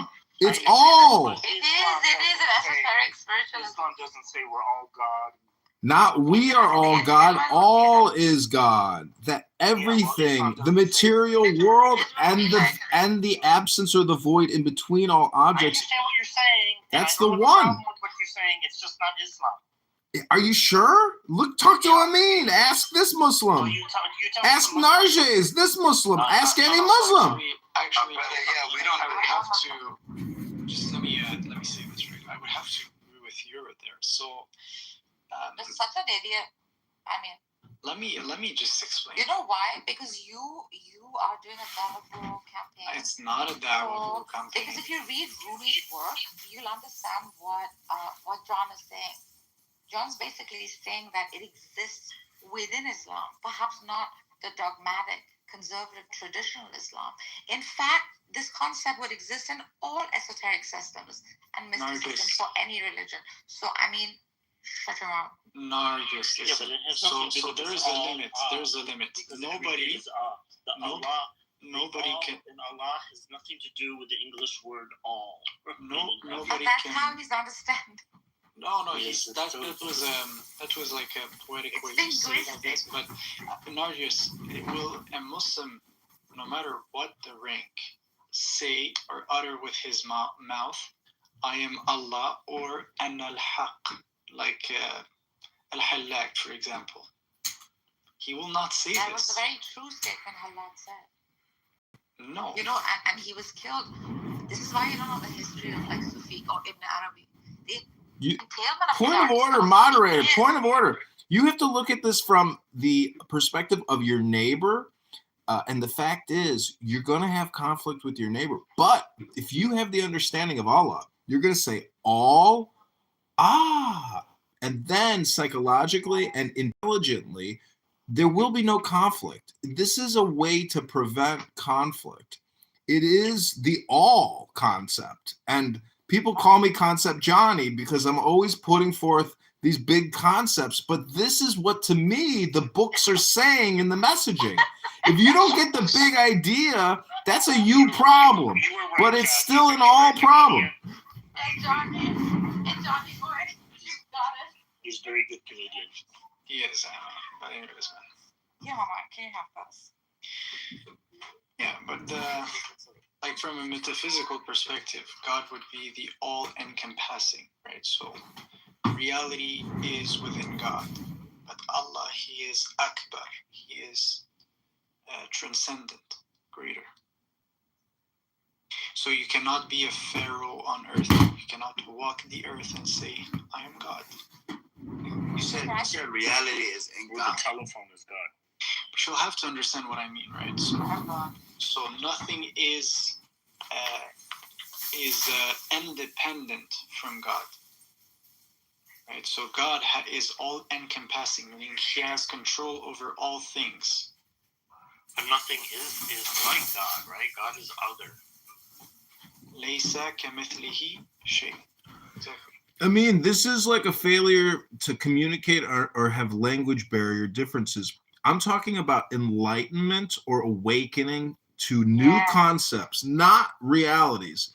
It's just a word game, but you are such a nice guy.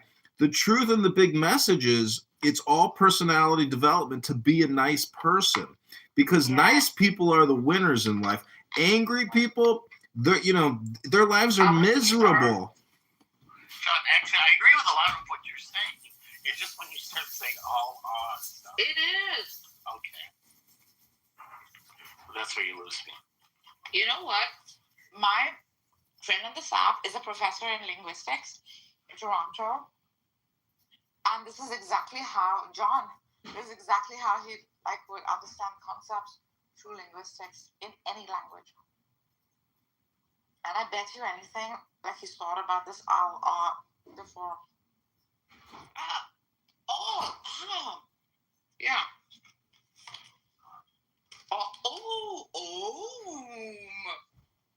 No, I like it as like, if you're trying to say like this is an innovative approach or a different type of view, but if you're trying to seriously suggest that that's what Islam is about, it is. That's why they have the word Allah. It's not. It's a coincidence, maybe. I don't think so.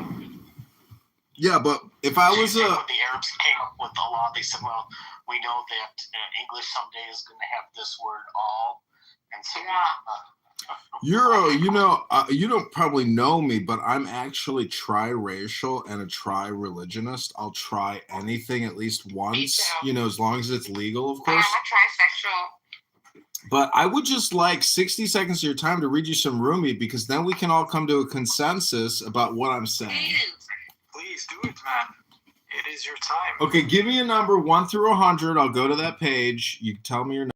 Or let's let Narjes pick. Go ahead, Narjes. 72. Word first. Okay, this is page 72. Well, why can't we just all pick a number and then we read them all? Is it long? Oh my God. It's called Inshallah. Oh. It's short. It's a half a page. So take the deepest, because to me, when I read these sacred texts, it's a meditation. So take the deepest breath of the day. Hold it for 10 seconds, 10 not 11, 10 not 9. This is Inshallah by Rumi. Some people work and become wealthy. Others do the same and remain poor. Marriage fills one with energy. Another it drains.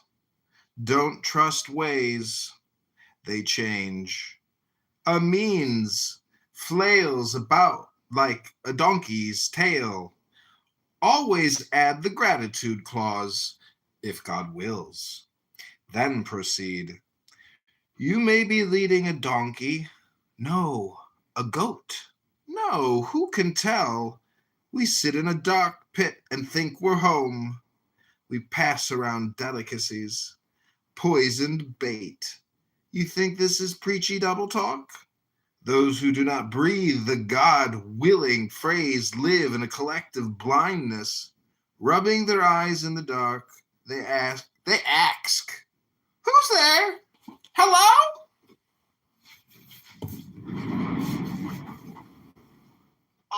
So can you give me a link to this text? All right. Or if anyone has a link to the text, I'd be very interested in reading it. I think it's called 100 Poems something by Rumi, right? Right, John? This one is The Soul of Rumi, a new collection of ecstatic poems. Coleman Barks is the translator. That's right. Harper, San Francisco. The best of Rumi's beautiful and challenging imagery. He also has like YouTube reads Coleman Barks. What gift should I get you today? Should I get you the seed? See, so this to me is really intelligent, but I would point out that all communication is hypnosis. And so this type of esoteric philosophy can be very intoxicating because it's such a finely polished mirror. But when you know that all communication is hypnosis or suggestion, to me, God deals with intelligence. And so this is the difference between your low IQ atheists on this app and individuals who read books. Books is like Jacob's ladder. The more books you read, the bigger your LLM. And all this AI stuff is essentially missing the point. And that's why I can say confidently that if you sell your data to an AI LLM company, it won't make a difference, because the human brain does something that an AI can't do, meaning that our organic existence is connected to the earth. And if the truth of the earth is that all communication is hypnosis, the word earth, or ear, the first three letters ear, our ears are much more important than our eyes. What you listen to is basically the same thing as what you read, but it's a program you're running through your brain. And when you get more comprehensions and more concepts, the chiller the dude you're going to be. And then you're going to look like Narges and I, and you're going to be a happy, ugly royal king, you know, because this whole thing is, when you study this type of wisdom, it makes you into royalty, like Narges and I, and a means picture. Like, this is the gentlemanly way of living life, not violently or crudely, but with intelligence and sophistication. Your tastes, your categories, like, you live a better lifestyle, and you live it with confidence and joy and humility, and you want to spread the good news. That's what the gospel is. It's the good news. So go spell new words for your joy and success. And you can save yourself and save the world with that magic teaching, in my opinion. It's not a fact. It's my opinion.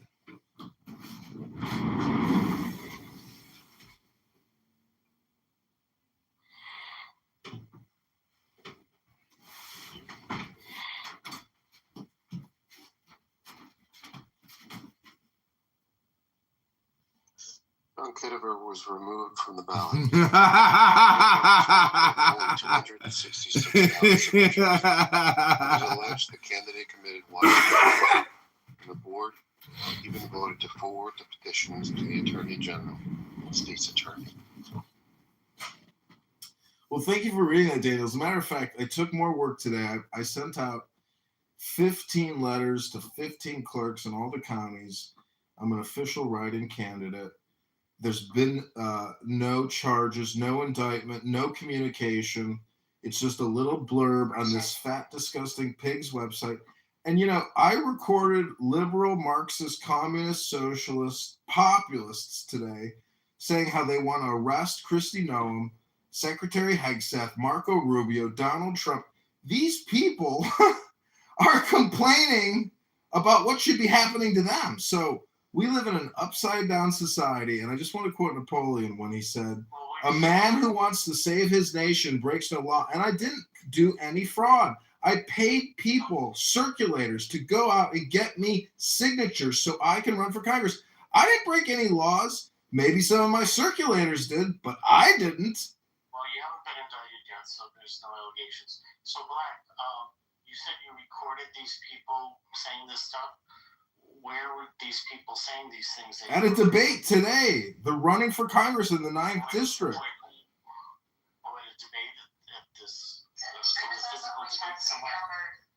Yeah, I got the link.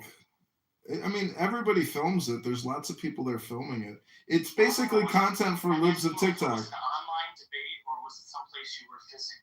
It was on Zoom, but it was a local online debate. Everybody's watching it. I put a link in the chat if you want to see it. But what I wanted to show you was not related to the politics, but related to philosophy.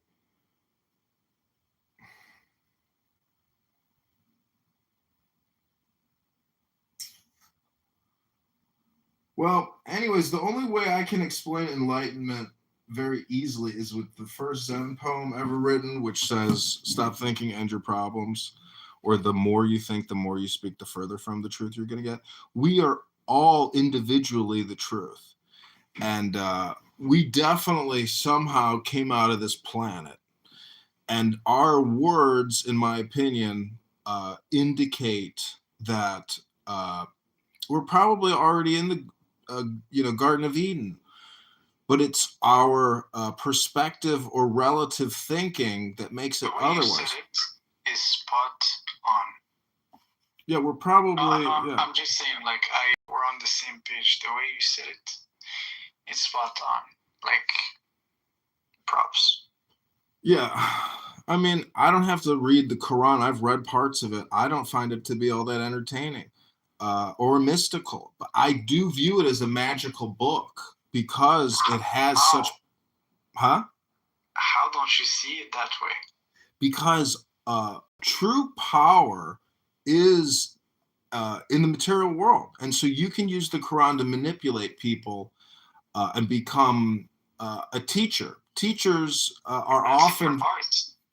It's not... I'm not projecting here. I'm telling you, my opinion of political theory. Yeah, I'm just saying, like, because I know what you're discussing, but I'm just saying, like, the dualism is within the book because it forces you to have a faith on one perspective. But then what I'm saying is this, right? Like, if you entertain the whole context of what is this, a revelation coming, from God and warning us for certain things, and it's a call. It's a call to your higher self. It's a call to a real location. It's a call to a common destiny, which is the most perfect world. So, depending on the perspective you give it, it is powerful and it is filled with intense meaning. Well, see, in the book club, we don't just roast people, we roast books. And I would just say that if you want to roast Rumi, well, now we're going to have a problem. But the Islamic library or the Muslim lexicon of books, to me, Rumi is the greatest. I mean, you could read so many other books, but Rumi is just so... it's like a dinner, there's a place here called Kababi, and for $30 it is the most delicate feast you could ever have, and it just corresponds with the book. Hi Cora, how are you doing? Are you going to be getting angry and yelling at anybody tonight? Cora's an atheist. I don't get angry and yell. Sometimes I project my voice because assholes like you make loud noises that no one can get a word in edgewise. I'm not angry. Yeah, that makes sense. So Black, where can you get this $30 marvelous meal?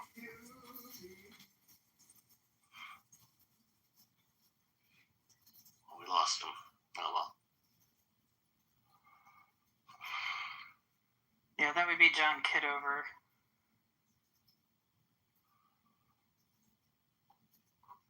I see. It's like rhinoceros in here. I see more and more people looking the same. Well, I mean, two are Khomeini, and the other one is with the princess. That is really the Parisian princess. Hi Cora, I love you. She was like the peak of beauty back in the day. Not only was she a symbol of beauty, 13 men committed suicide because she rejected their hand in marriage. Also, please look at her closely. That mustache, she made it a beauty symbol for years to come in the dynasty of the Hajjars. She is indeed the most beautiful woman in the world. I wish I looked like her.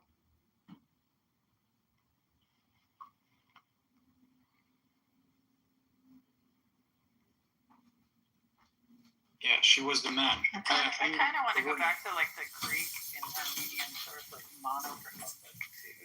But yeah, that was good. She has that going on. She has the unibrow.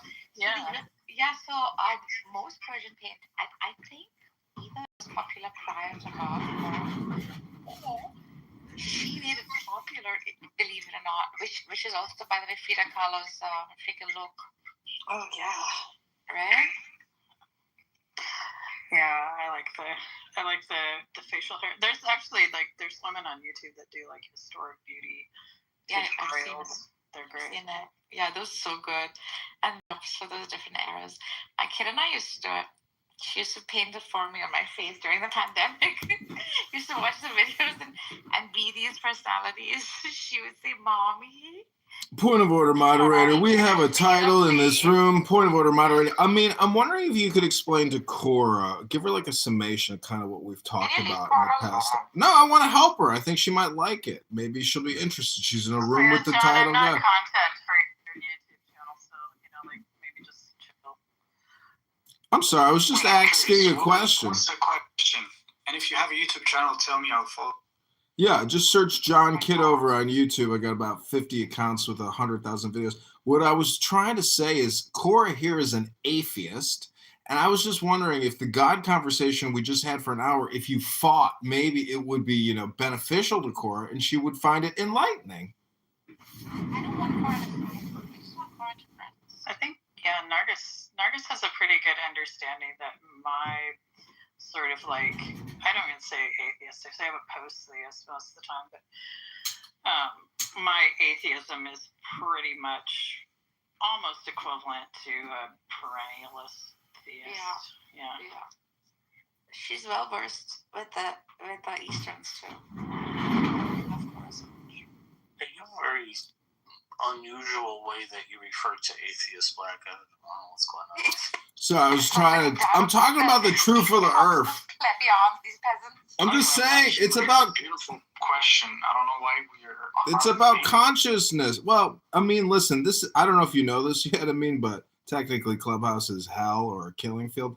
I'm just saying that enlightenment could be what Cora's looking for, and her angry negative attitude, in my opinion, is not reflective of an understanding. If she's so well versed in perennial, you know, whatever that is, I think I know what it is. Repeat after me. Confused by your statements. She might be looking for enlightenment. You might be looking for enlightenment, right? Maybe I'm already Daniel might be looking for enlightenment. I might be looking for enlightenment. Marcus, I mean, you make it sound like this is a negative thing, looking for enlightenment. It's very, very bizarre. Maybe. Well, I like philosophy. I like politics. I like communication. And I like Cora. I mean, I don't have any beef with her. Why would you treat seeking enlightenment like it's a bad thing? I'm being facetious. Listen, I'm sitting here drinking a beer mosa, smoking a little ganj. I got Rumi to my right. I don't want to be in this antagonistic, you know, position. I'm just saying. You started that off with Cora. You initiated. You projected that John Kitover. You did it. She's a. Pardon me, but point of order, moderator. I'm laying here in bed with about 20 inches of lacerations across my chest. Just trying to chill out here, John. Can you just let me have a nice chill evening? I think it's besides the point, because if he's saying searching for enlightenment, right? Let's say he was an evil person, like he was not enlightened, but he says this. Okay, how does, like, the way Cora would have to receive this, if she's already enlightened, she would still receive it good. And if she's not enlightened, well, maybe he said something based. So it's always a concept of interpretation, I guess. He's saying her way, speaking from superiority, but he explained it already. He's drinking, he's getting high, whatever. Well, let me put it. I have good intentions. I have good intentions. He's having a good time. Point of order, moderator. Would only benefit from what he said. Hold on a second. Point of order, moderator. You know, compassion and selfless kindness and love and forgiveness is important because, you know, I really like to pick on people. But Cora has had, I believe she said she had surgery. So, Cora, if there's anything of high value that I could transmit via communication to you on this conference call app, it would be to take the deepest breath of the day. Hold that breath for 10, not 11, 10, not 5 seconds. Hold that breath. Yeah, everybody, hold. Now let it go, go, go, go, go. I already did my 2-moment meditation earlier.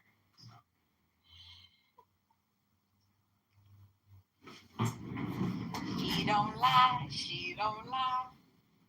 So I would love 60 seconds of your time to read you a poem. Anybody can pick a number. I will pick up my magic Rumi book. Please don't ring that down. Yo, 53. Okay, 53 it is. And I will spare you my Zen bell, Cora, because I'm about to read you the ultimate Zen Rumi. You said 53? Okay, this I is. was thinking 33 or 99, but yeah. Okay, this is. Somebody else is gonna pick these numbers. Okay, I won't hit the bell, so take the deepest breath of the day. This is called Spiritual Window Shoppers. These spiritual window shoppers who idly ask, how much is that? Oh, I'm just looking. They handle 100 items and put them down, shadows with no capital.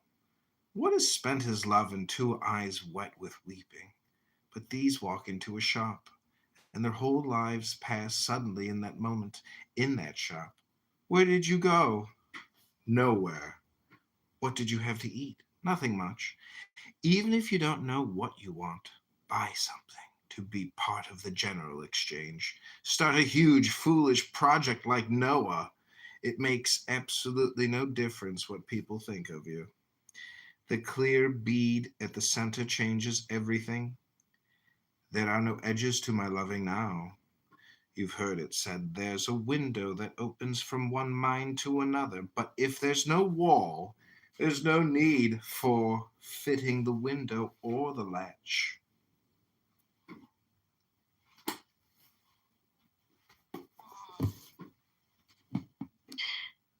I don't know why I think like every time someone brings up something, like it's always interconnected to what we were talking about. So.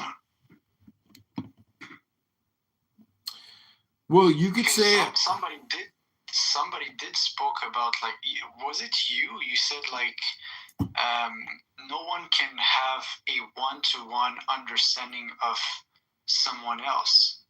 I don't know if you remember when you said this. Yeah, I do, yeah. It's kind of related to what you just read now.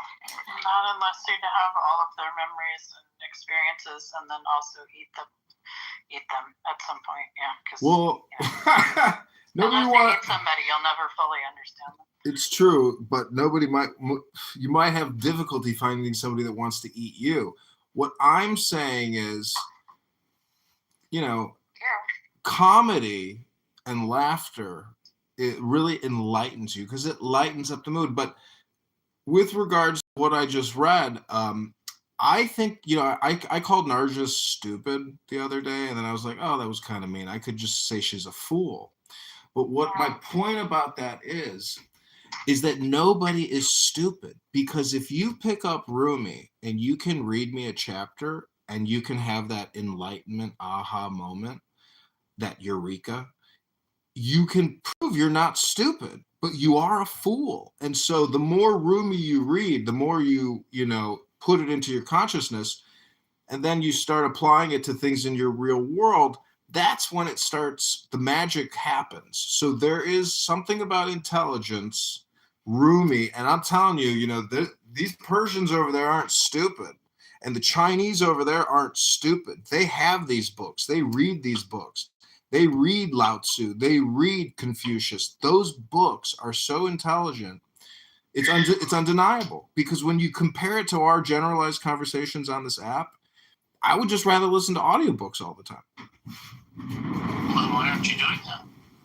You don't call me stupid. No, he says you're not stupid, you're a fool. The odd thing is that everybody carries all this knowledge intrinsically. You don't need the book.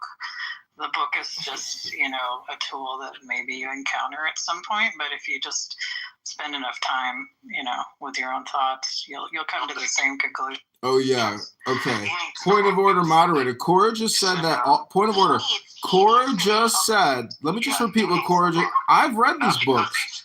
Point of order, moderator. Cora just said that we will all eventually write Confucius or Lao Tzu or Rumi. And let me tell you, that's one of the dumbest things I've ever heard. That's not what she said.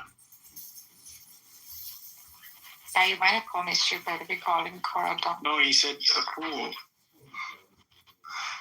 Well, he said that he had called you stupid, but that it was a mistake and he should have called you a fool. He never called me stupid, ever. Well, what difference does it make? He makes up all kinds of stuff. He's just making that shit up. The thing is, I learned something from that is maybe we should stop calling him stupid and instead start calling him a fool. Oh, that's what I think too. No, he's obvious. Yeah, he's very much a fool. But yeah. Okay, but not like Alejandro Jodorowsky taking a shit on the rape boat, Daniel, are you on board?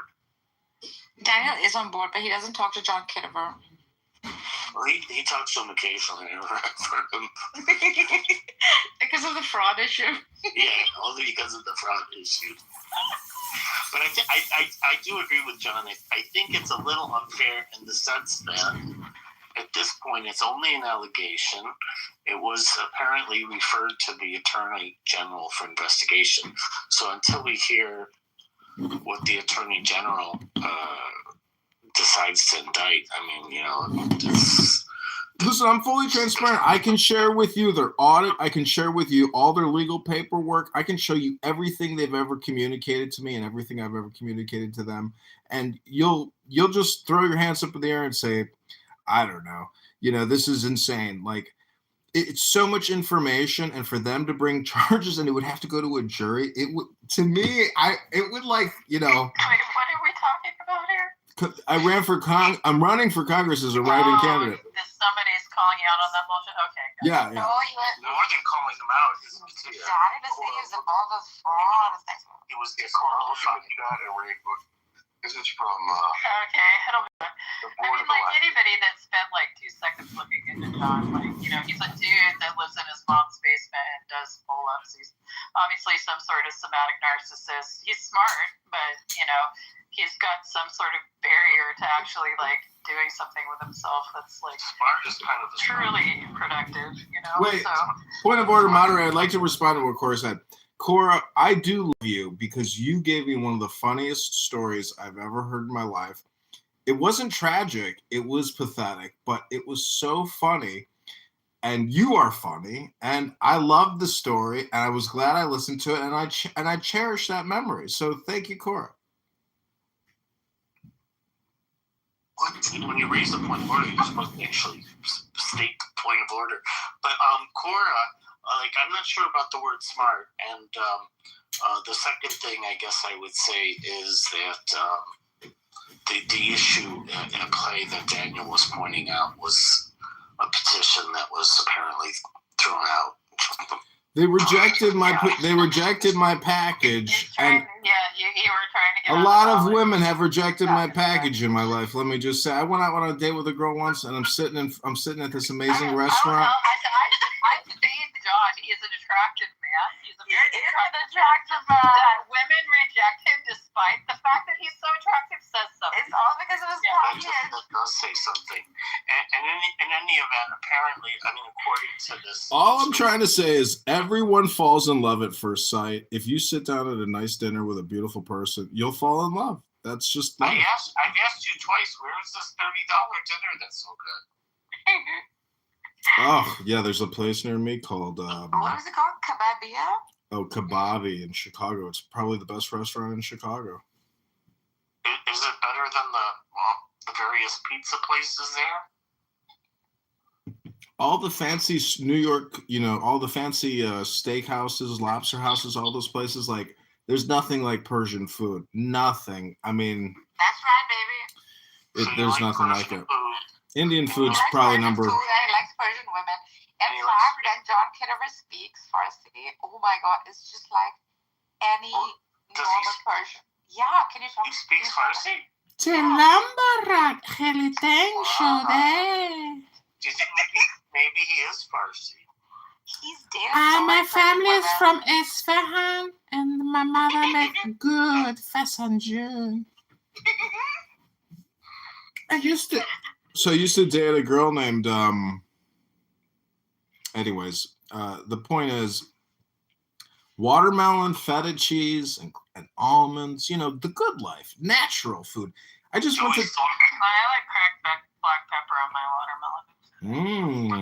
Do we still know her whereabouts? No, these girls moved on, got married, living in Beverly Hills. They got out of Dodge. No, the Beverly Hills is paradise. I thought you said you were in Chicago. It's like living on an island. The weather is perfect in the summer. It's just paradise. Beverly Hills is, fantastic. Why didn't you live there then? I did. I used to live right there. Why didn't you go back? I'm happy, being connected to 60 cell phones and 10 Clown House accounts and 50 YouTube accounts.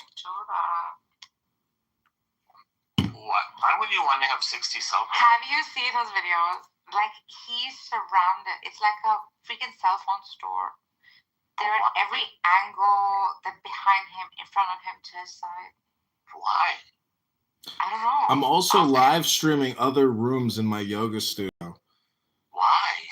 Why not? I don't know. I mean, the cell phones do it. I just click a button. It's pretty easy to do. I'll tell you why. Because you said to us earlier, why should we waste time on here when we can read a book? And now you're telling me that you're spent an inordinate amount of time with 60 cell phones. Yeah, but I'm reading books. I'm recording myself reading books. But you could be reading books instead of all this time. You're live on YouTube right now. Yeah.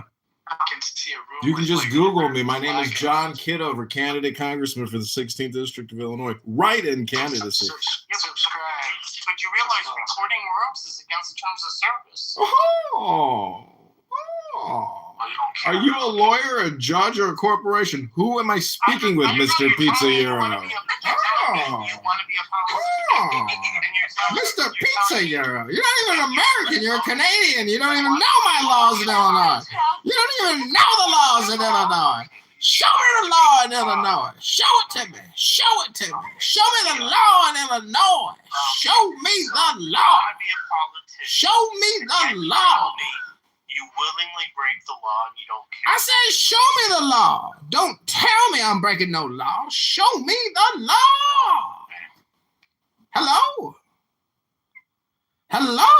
Show me the law. Put it in the chat. Black is waiting for your response. I'm not some AI bot. Are you some type of, let me Google that for you? LGMTFY? Let me Google that for you. You got to say it right. Let me Google that for you. I rest my case. I land my plane. Black is out. Now you're much more funny than what I thought. What the hell? Like, I thought that was just this, like, a sketch or something. But so what are you doing with all these phones, man? Come on. He just told you. He just told you what he does. I'm running for Congress. I'm competing. I'm running against other Congress people that are also live streaming themselves. Kat Abu, a free Palestine Marxist communist radical running in the 9th District, she live streams herself playing video games, picking her toes, and she's raised millions. So let me just tell you, people don't like me or they don't like my politics, but I don't care. Black is marching on to the victory line. Like the fact that she's not a criminal. Awesome. That was decent. I love that. Correction, this stupid bitch is a criminal and she has been indicted by the federal government, so eat your fucking words, Euro. I'll get you the link in the chat. I think she wasn't a criminal. I said maybe. Dumbass, she got arrested and she's been indicted by the federal government. So wait till I send you the link to correct what you just said. If we want to play Mr. Politics, I won't shut the fuck up until you are proven wrong and I'm proven correct. So let me get you the link and you can omit and regret what you just said. Mr. Green Bean Fascist Hero Euro Real World Zero. I like the guy that makes perfume more than you. I could really care less who you like. Black, could you speak like Jerome? Who, Jerome Powell from the Federal Reserve? Who, Jerome Powell? Just Jerome. Oh, you want Jerome. Anyways, that was fun, Euro. I'm going to get you the link. Please hold. Here we go. It's already pulled up. You can read all about her. And we filmed her tonight. Well, it's in response to what you're saying. She's been federally indicted, which you just accused me of, which I'm not. Fucking, I know you say, oh, we got to give him a little credit. Listen, Euro, I don't have any respect for you, sir, Mr. Pizza Green Bean Fascist. I will sit here and just continue to talk with you as you talk with me. And together we will create a harmony. Pizza is best at 400 degrees Fahrenheit. You put a little basil, a little cheese and ricotta, and some margarita, and then you bake it for 20 to 30 minutes, and there you get a Euro, a pizza. That's the pizza.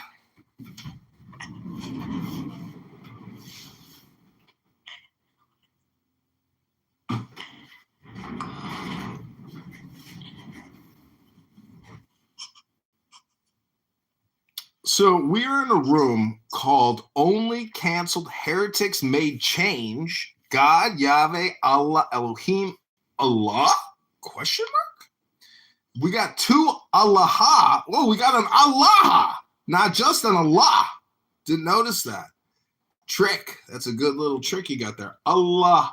Allah are all aha. See what I'm saying? So what I like to do to visualize these words is think you're like living in a cave and really try to visualize it. And you don't speak a full language system and you come up to somebody in a cave that you've never met before. What do you say to that person that has an axe and a fire going and they're cooking some chicken or something? Like what kind of noises do you make to that person? Because now we're not talking about language. We're talking about like sounds to say, hey, I'm a safe person. I'm not here to eat your chicken and, you know, take over your cave. Like, so what I'm saying is sounds are so primal and we think too much about these words when we're really just making sounds with our bodies. For what purpose? So I'm saying there's nothing new under the sun and everything that is has already been. So these sounds that we're making, I mean, basically we are all musicians and your body is an instrument, and whoever can make the best sounds or be that good is generally who is the herd controller, you might say, or the green bean fascist like Euro or Amin. You know, what's the point of even holding a green bean? Just make everybody a mod and see how things turn out. That's true faith. What you guys are doing is holding on. You have to let go and just give away all your power, and then you'll be amazed at the results. I'm a living proof. I'm a candidate congressman for the 16th district. No one has ever been accused of fraud and referred to Pam Bondi in the state of Illinois. If they attempt to do anything against me, they give me credibility because you guys aren't even challenging my political positions. You guys are just saying he committed fraud, but you guys aren't talking about the 30,000 X posts I've made about everything. Pam Bondi, Kash Patel, a lot of political shit that you guys are overlooking here. So the point is, I committed no fraud. I didn't sign a fake signature. I hired circulators. Many of you people don't even know what a circulator is. But a circulator is an agent of my campaign who goes out and get me my signature so I can submit it to the Illinois State Board of Election. And those motherfucking circulators, when they went and had that motherfucking lunch on my dime that I pay for and people on Clown House pay for, let me tell you, some of them circulators, you know what they did when they ate that motherfucking sandwich? Had that motherfucking milkshake on my motherfucking dime and Clown House's motherfucking dime. You know what they fucking did with that motherfucking petition? I ain't gotta tell you what those motherfuckers did with them petitions because you and I know that at $1.50 a signature, some of those motherfuckers probably said, fuck it. I'm going to sign motherfucking whatever. Here you go, John. Have a good life, motherfucker. Puh. And that's the way life works, motherfuckers. I'm black, and I'm running, and I'm white, and I'm black, white, and I'm running for the 16th district in the state of Illinois, campaigning for my constituents, my voters, my fellow motherfucking citizens. I'm a magician. I'm a politician. I'm a comedian, an artist, a filmmaker, a clubhouse debonair soiree creator, and I just gotta say Black White has landed his plane.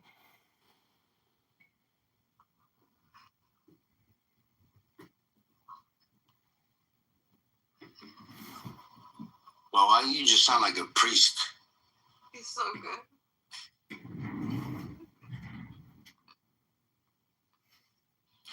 So are you recording this right now on your YouTube? Live? Obviously. Yeah, I clip myself. So when I go on these rants, I clip myself. You get 49 seconds to rant, and then you create clips, and it creates shorts on your account. And I've got 50,000 videos up. So Barth crashed out today. That was a great clip. Barth crashing out. You know, people come on here, they want to. Barth always crashes out. That's you have 50,000 videos, you have 100,000 views, so you're averaging 2 views per video. Listen, you don't work in my data analytics department, and you're not looking at my 60 phones in the back-end data, Mr. Euro. Your projections are pointless. Black White has landed his plane. Google John Kitover and go to johnforcongress.com. Just repeating what you said.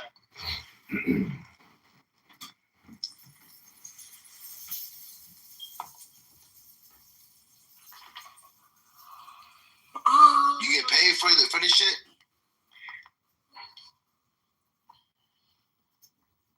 Obviously not. Why do you keep saying obviously? Like, how am I supposed to know that? Who gets paid for this? John, I get paid. What, making videos? I've raised money, but none of my YouTube accounts are monetized. It is so hard to get to those thresholds, but I'm not doing it for the money. I'm doing it because I'm running for Congress. And I got a question. This room deals with God. Let me ask you a question. Number one, was Jesus Christ murdered? And number two, what kind of books was Jesus reading? Because that guy definitely had a library going on. There's no way he did what he did. And I mean, the book he was reading was the Old Testament, right? He based all his formulas, all his experiments, all his communication off of, God the Father and this concept of Yahweh. So you are in a spiritual room here. Generally, spiritual people are professionals. They teach or they are academic. They're not, superficial and childish. But sometimes some people are going to play the fool to try to make a point. It's probably reading the Midrash. Whatever.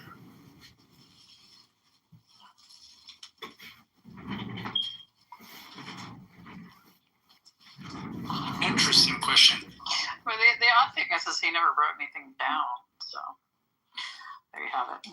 There was no Old Testament written down. It was all oral transmission. Like I mean, I know. Well, yeah, that's it. Well, that's it. I mean, that's why I said he was probably like reading the Midrash. When I say reading, just like going over commentary, but like it's he didn't write anything down, so obviously he was like just kind of doing the rabbinic thing. There you go. he was definitely not reading Sylvia Plath, which I'm reading right now. I'm feeling super depressed. Fuck, her poems are so depressing.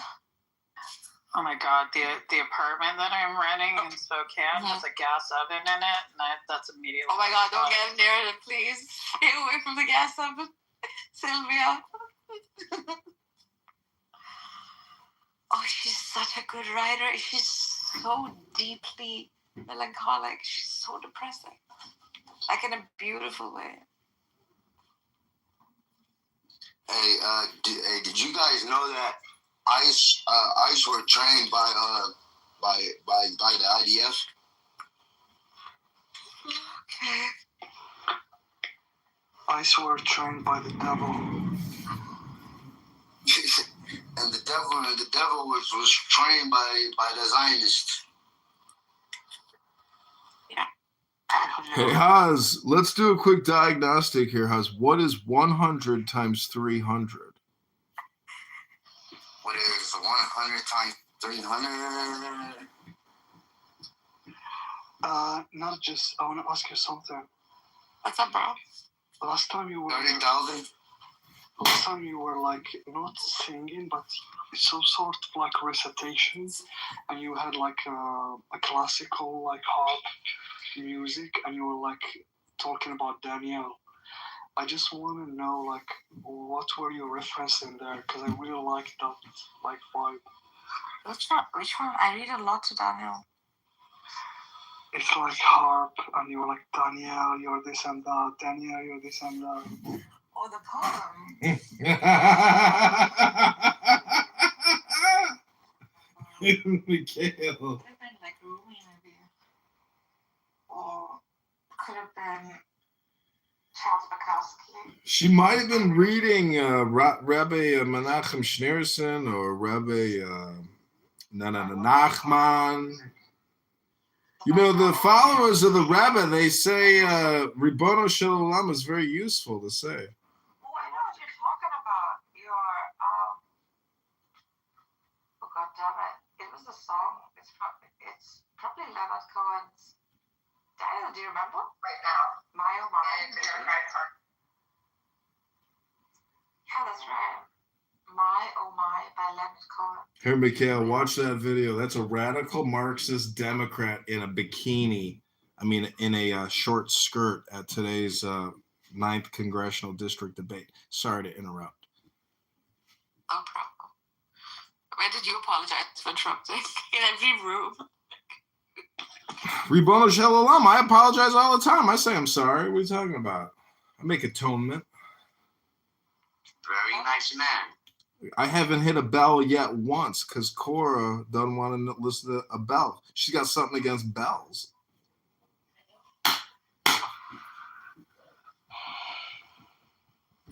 What did a bell ever do to you, Cora? Yeah, I mean, what was you saying? My oh my by who? My oh my oh my. My oh my oh my.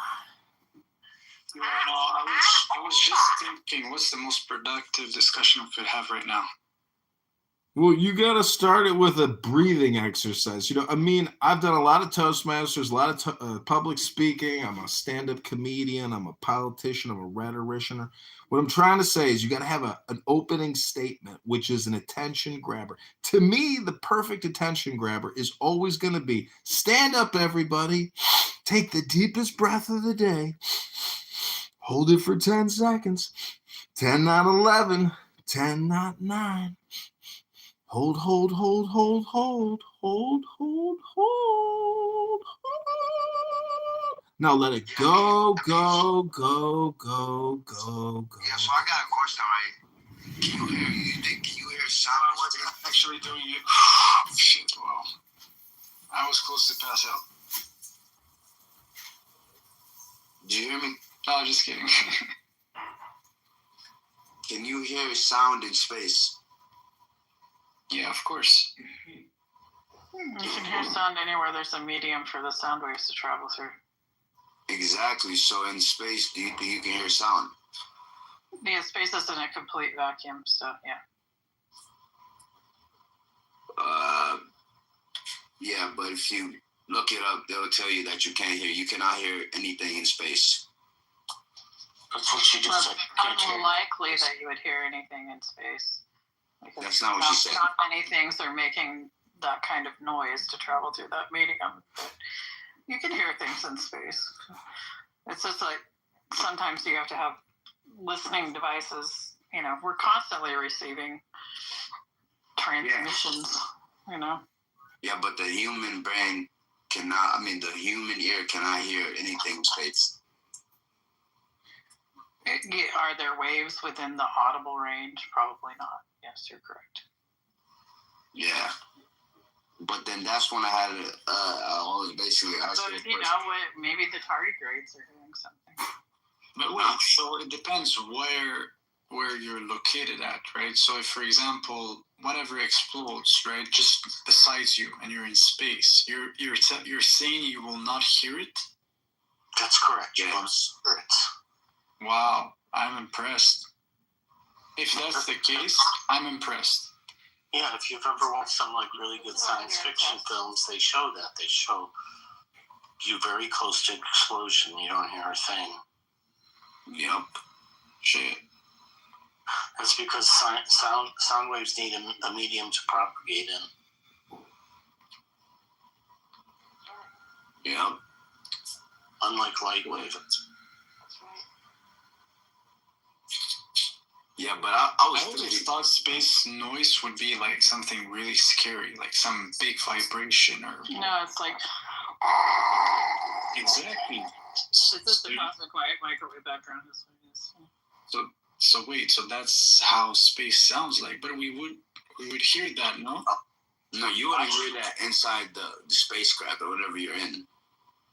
No, but like if you're outside, like imagine we just take a human and we drop him from a spaceship. No, there's atmospheres inside spacecraft, so there's medium for sound to travel through.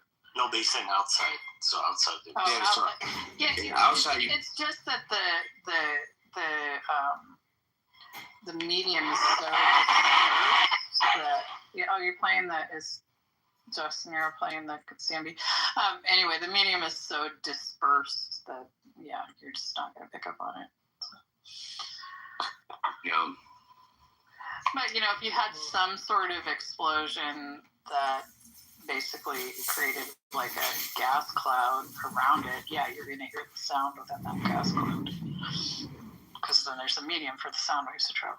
Point of order, moderator, Robert's rules. Point of order, moderator, point of order. I'd like to enact Robert's rules. Point of order, moderator. Point of order, moderator, point of order. I'd like to enact Robert's rules, if I may. Point of order, moderator, point of order, moderator.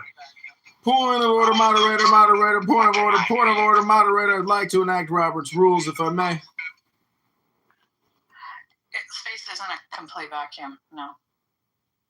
Obviously, we're in it. Point of order, moderator. I got a question for you, Cora. Cora, what content in your life have you enjoyed and regularly enjoyed? Content? I don't know. What genre are we talking about?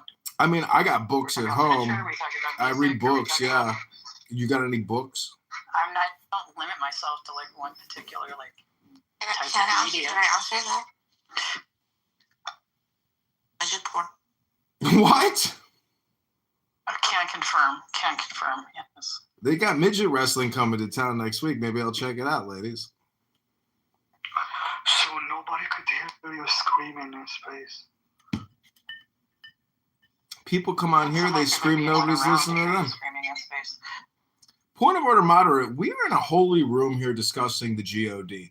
This may sound ridiculous, but I think the words, I don't know if you know what I think is it a gerund or an onomatopoeia, where the word sounds, or, the word is written and sounds like the way it's pronounced, or the pronunciation is indicative in the meaning of the word, like boom or wow, like how in the Batman cartoons, they go zam, pop, when somebody get punched. So I'm just saying God is the same thing. Allah is the same thing. God is go, backwards do. That action is more like the GOD than these WORDSs. I'm just saying. I thought you were about to say God and good. That's God is good. Yeah, same thing. And devil is evil. The word God is derived from the Germanic good. Wow, I didn't know that. It's brilliant. Yeah, I know. You're good Shabbos, In the Latin languages, it comes from like Proto-Indo-European Deus, which is like sky. So. There's a Yiddish expression which says "Alish es Gosh," or all is God. And that's the same thing that Rumi writes, that all of reality is the GOD, including the vacuum, the distance between objects. So that's the one God. And again, I think if there's debate, it's because we haven't yet all gone and had a soiree at the top of the Tower of the Babel and had a nice cocktail to the sunset together. And then we would say, you're right, John. All is God. And I'd say, cheers, l'chaim, ribbano shalom.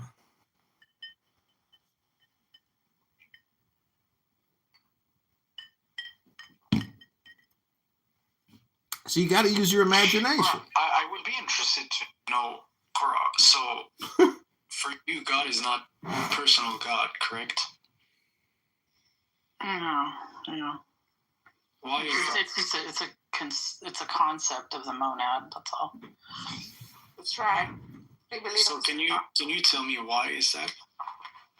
What would be the reasoning? Why would there be a sky running? I'm really honest. Like, I'm trying to understand. Well, yeah, if you reduce it down to even like, the concept of God, like God to me is just like a very sort of like Catholic Protestant sort of like conceptualization of some sort of paternalistic being that, wills things and orders things. I don't view the monad as being anything like that at all whatsoever. I don't think it has a will. I don't think it has. I just think it is isness. Yeah. But my question would be this then. So don't you think he is in charge of everything? including information. First of all, there's like all of this, just that sentence to me, it contains so many things that are just counter to what I would consider any, like, he in charge of, you know, like, is in charge. Yeah, it's just like weird. It's just so weird. It's just, to me, that's just paternal. That's just like patriarchy projecting itself onto the meaning of the universe. Yeah, it's a father. It's a man god. Have you not ever spoken with the Virgin of Purity? He has. Elias was just, he's spoken to me about Everyone say brethren of purity. I don't even know who these guys are. Elias and Matthew. I know Matthew. You know, I know Elias. Yeah, Elias. So if you know these, is this a room? Like, there's a room. They made a group. Like. They made a group. Okay. But anyways, you should be familiar with these concepts. Yeah. Well, like the reason why I led this term has a historical economic power, like real people. Yeah. Okay, so that's why I'm confused. I'm like, where are you? Like. Yeah, so they adopted the same name, bro. That's all. Okay. Because they were I didn't know what Islamic people here on Clubhouse, anyways. Yeah, so I mean the reason why I'm fine being called an atheist, and I just say I'm a post-theist or whatever, just, you know, or anything like that, or I if people ask me, I'll just say I'm an atheist because I think it's easier to like the way I process information and everything, is because of all the entailments. You know, saying that you have like any sort of theistic sort of like inkling of belief comes with, like, people make all of these assumptions that are just so far from my experience of like the world and the universe that it's just easier to just say I'm an atheist. Like, so if it after sorry, Europe, but if I just to add to Cora's, like, if an anthropomorphic kind of leaning, right? Conservative, traditionalist, religious, would use the word theist for himself, then I am an atheist. Like, if that is theism, then I'm not that. Point of order, moderator. I got a question for Cora. Cora, why don't you just say you're a Zen practitioner? You're always speaking. I interjected. Yeah. So, Cora, I was just going to tell you that Matthew is a Muslim who also calls himself an atheist because of his conception of the deity. So he shares that in common with you. What is that? Yeah, he is common among other like sort of Abrahamic religions. There's a lot of like Jews that are atheists as well. That, you know, because they view the Jewish tradition as more of like a guideline for right living as far as like how one behaves within, you know, society and stuff like that. Yeah, and it's rare amongst Muslims, wouldn't you say? So I could see that how you could take the Quran and like, you know, Islam and apply that same sort of. A literalist read wouldn't do it, right? And similarly, like a literalist biblical read wouldn't allow it. However, like if you build metaphysical models such as like Gnosticism, even Kabbalic Judaism, esoteric Islam, let me see, the Illuminist, the Brethren of Purity of the old, the rationalists of the old, the Mu'tazilites. There was a golden age where these thoughts were so entertained.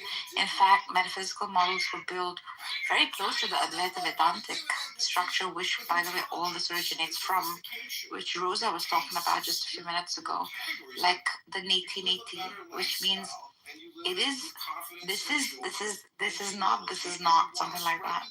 Like, it is neither this nor that, it just is. So, yeah. So I just wanted to say this, right? So the reason why I'm asking this question is because, at least from the way that I see things, is that there's different subjects, different fields. We kind of, you know, attribute it like spirituality, theology, philosophy, so on and so forth, morality. And if you're trying to understand the world around you, right, you could say, well, look, there's laws of physics, and you could say, well, this is part of science, and then, you know, the conclusion you came to say whatever is the uncaused cause is your definition of God. I would say, well, what about all the other subjects, like for example, politics, spirituality. Yeah, so like information just in front of you, like things that are simple, like you live life, you know, you have a consciousness that explore things, right? So and those things have meaning, right? So why wouldn't they only have meaning if I give them meaning? They're simply phenomena. You know, the meaning comes from like my conscious projection from principle thinking. You just, you know, you wake up, you appear in a place in your room, right? Everything around us has meaning. Causality to that, like from, you know, every freaking, you know, quantum fluctuation, the next quantum fluctuation, there's this vertical causality to it. I think people get stuck on linear causality, horizontal causality. They don't process things vertically. To me, the monad is that my fingers connected to my hand, connected to my arm, connected to my torso, connected to my legs, which are touching the ground, which you know, are gravitationally held to the earth by the rotation of the earth. You know, that's all vertical causality right there. Right back to the Big Bang, like right back to the origins of space-time. So, you know, it's that's and that happens it's constantly changing, that vertical causality, like just in a constant flux within the universal quantum field. Like, you know, so and that's the monad right there. All of that entire like vertical column from moment to moment to moment, constantly changing. So you're to make any statements about what anything is, it's you can't comprehend it, right? You can only say what you don't know about it in any given moment. That's all. So do you believe in like right or wrong?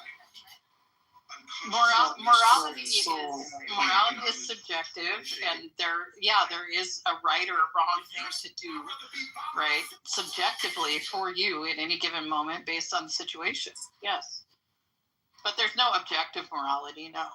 Are there things that are highly common and have held fast over time through human society? Sure. And you know, you're better off making assumptions that those things are going to continue to hold. Like it's wrong to do harm, you know, just for fun. So okay then. So where do you think morality comes from? Wait. So because it comes from anywhere. It's just emergent from like, you know, culture basically. What I'm trying to say is this, right? So you know, if we take personal God versus impersonal God, there's two implications, right? If you say like impersonal God, you're doing the mistake of looking at science. It's personal in that it's not separate from you, and it's impersonal in that you. What about you weren't the entirety of it. That's spirituality? All. So all these. God is all. So wait a minute. God is love. Nargis, I wanna understand her perspective. I know what's your perspective. Yeah, we hold very similar ground. Got it. So, Cora, what I'm trying to say is this: if you say impersonal God, maybe these conclusions could have arose from your scientific understanding of the world only.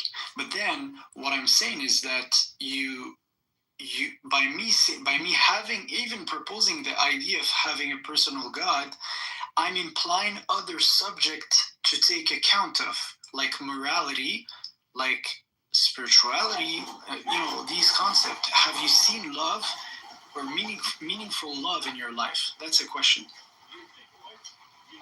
No, why would you think I haven't? No, but I'm just asking you a question.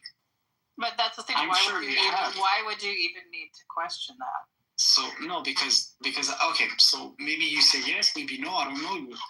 But okay. So if you have, right, then my question would be this: since you have experienced meaningful love, in what way, shape, or form, if you're searching for the structure or you know the meaning ground, comes from me. Let me just finish the point. Let me finish the point. the ground who grounds all grounds. Hi. In what understanding then would you say he is not all love? Like, that's what I'm saying. And you can keep all the other narrative of saying, I found him, I understand him because I've seen the laws of physics, I've seen whatever information in that field, and that's the conclusion I had. Why can't you take one and the other and just perfectly match them? See, I think you're making all of these sort of like assumptions or like separations, like that I have a general understanding of the physical universe, right? Based on the models, I'm able to look at these models and take things away from them that most people can't grasp. Like I'm able to visualize like certain dimensionalities and things like that. It doesn't mean that I'm dismissing all of these other things. It's like, to me, that all of that stuff is equally profound. It's just more evidence of, right? So that my mind can process these things, right? And understand them and the limits of them in explaining everything. That's part of it too. I know that there are limits. I don't think it's an absolute explanation. I just, again, it's like I can play, many universes all I like and think of the different ways that the laws of physics could arrange themselves and all the entailments of that. And to me, that's just profound. It's fun. It's interesting. It's the point of being alive. Any meaning that I ascribe to it is a meaning that I give it, and I'm giving it meaning because I'm able to, because I'm having the experiences and subject to the phenomena I'm subject to. That's all. And but like meaning beyond that, meaning in that my interpretation or my sort of unique experience of the universe somehow conveys some sort of universal or objective meaning to other people, or has, that to me is just, again, it's like Book of Ecclesiastes, sort of like, what is it? The word is like Kitover or whatever, like meaninglessness, like wind and smoke, that's just silly. That's silly to me. And even that I find, kind of profound and amusing. Like, you ask if I've ever experienced profound love. Yes, I profoundly love my pets. I profoundly love my friends and chosen family. I profoundly love trees I've sat with my back against for hours. It's just like, so all of this. Let me ask you a question then. You make these sort of hierarchies that are so unnecessary. So I'm going to ask you a precise question then. Do you understand then that God is all love? That's question number one. And the last question I have is, you said you love your pet, or you've seen also love from your pets, right? Okay, this is something a lot of humans see. Now, if we say now, do you think that the uncaused cause of all of us here and everything all around loves you? What would be your answer to that? I think that I exist within the conditions by which love arises, and that is part of the monad. So, but that there's some sort of like personal sort of willed awareness, sort of like, there's Cora and I love her sort of thoughts going on within like the oneness, the wholeness of the universe. No. I don't think about my toenails and think about how much I love them, but they're great. They protect my toes, like whatever. It's like, the reason why I said uncaused cause is because, I could have pointed out one cause of you, like a.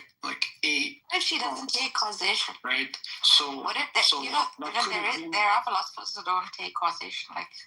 No, I know. What if she doesn't take causation at all? Did you ever ask her, like, if she believes in, if she sees this God as an uncaused cause? That's a rational position. I think she, like someone who says he believes in personal God, like that. I don't think there is an uncaused cause. Like, again, that's why I was talking about vertical causality. All of these things are instantaneously all things have already happened and will happen, and things that have happened are still happening, when you think about things in a certain way. And so again, that's like when you say uncaused cause, my mind immediately goes to horizontal causality. This is not the way we think about things. There's no first domino. There's no finger to push the first domino. It's not. So you could understand it horizontally, but you can understand it in a much more deeper manner. No, it's not deeper that way. It's not. Who told you it's not deeper? Let's read Bakr Sadr's vertical. Because he's got great like Islamic. The one who is uncaused, right, and he's the cause of all within the chain. He's basically in control of all within the chain, yet he's not. And yet something when I think of the way the universe is, something that would happen in the way we perceive time in a linear fashion in the future could actually have been the entanglement that actually set off the existence of something else in the far past that ended up resulting in me having this experience now.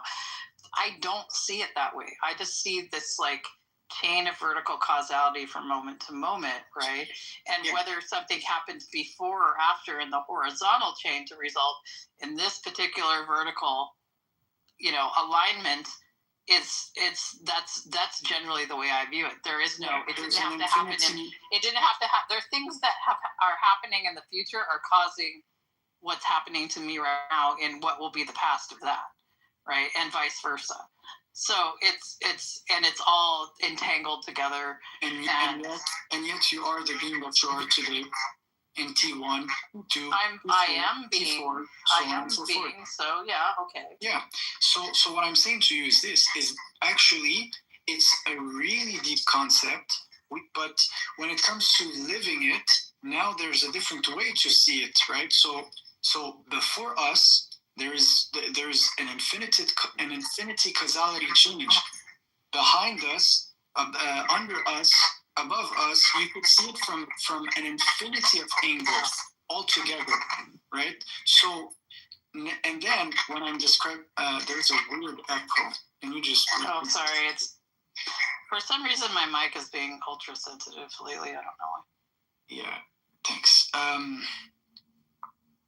Yeah, and to say God, right? So the uncaused cause, right?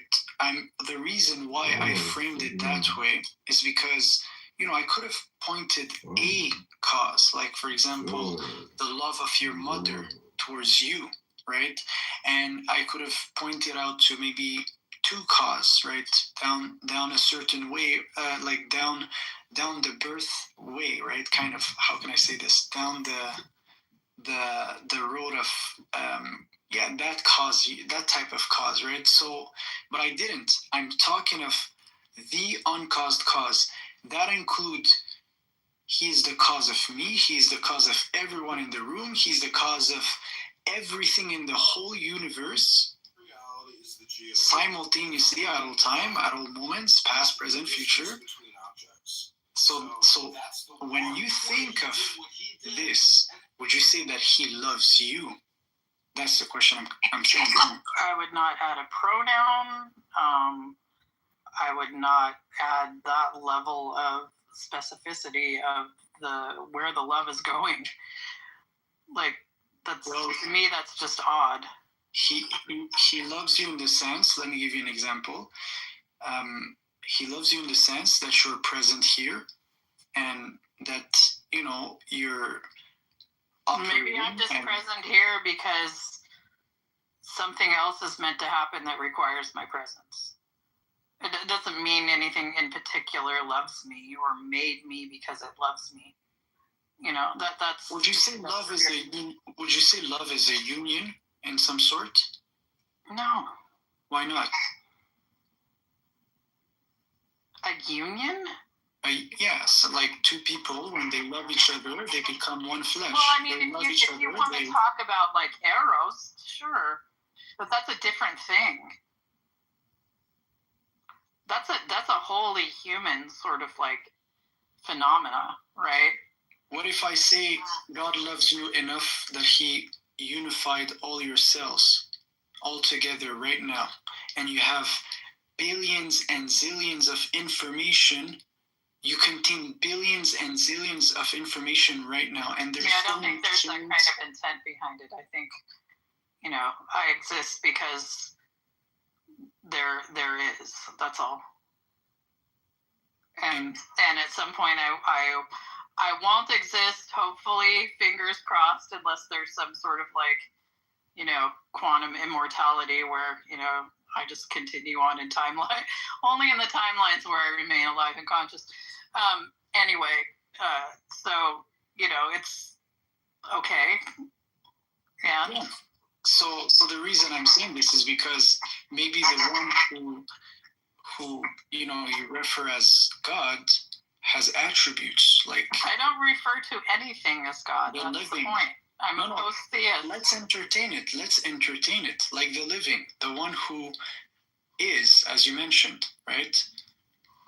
The one who is. But I didn't mention. That's the thing.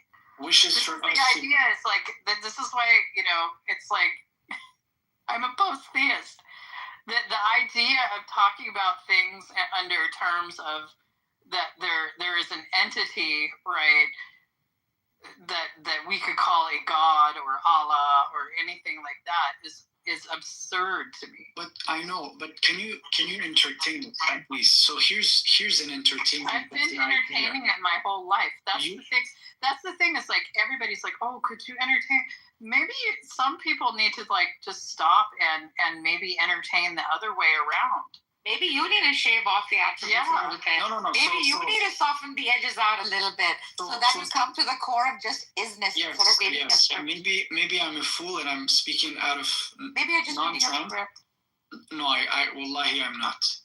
I'm speaking of my heart. You're coming maybe I'm a fool. All of these assumptions that. But at least entertain that maybe I could understand something. So that I need to conform to some sort of thought or I'm going to tell you the entitlement of what is right. It's that because there's some sort of salvific nature to it that I'm meaning to be put on the right path or whatever. I'm already there. I mean, that's the thing. It's I'm good. I really am. I'm good.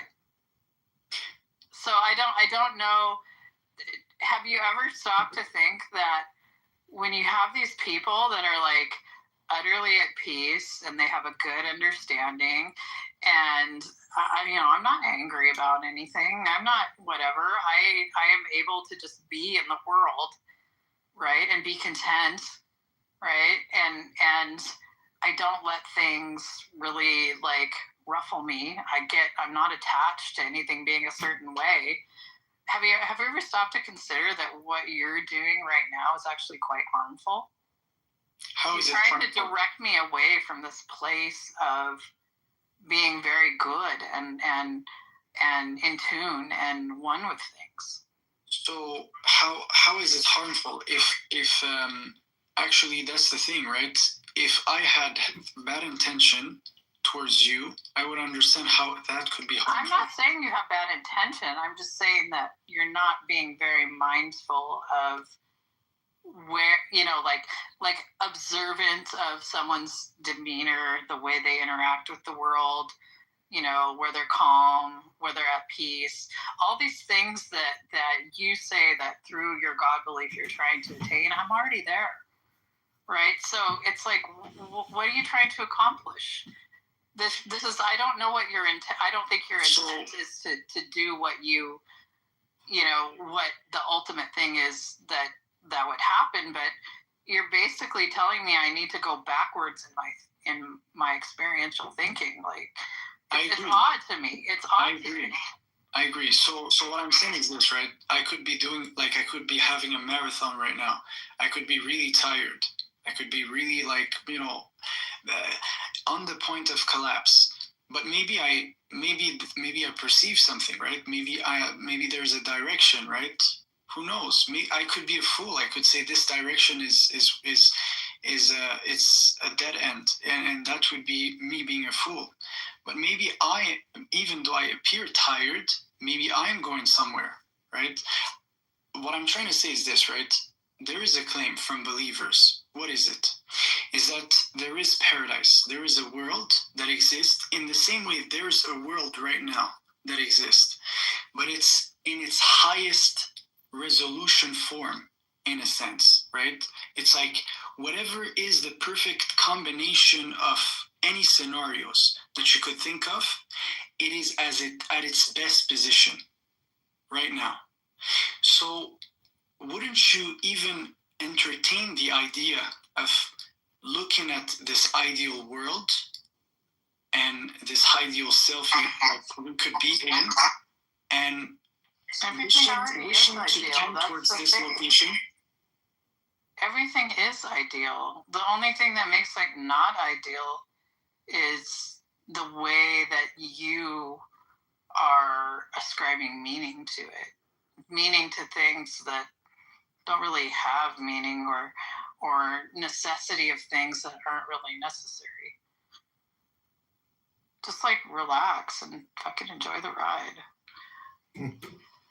I was just thinking, so do you think like right or wrong, like is it just right or wrong? Is it just like an opinion?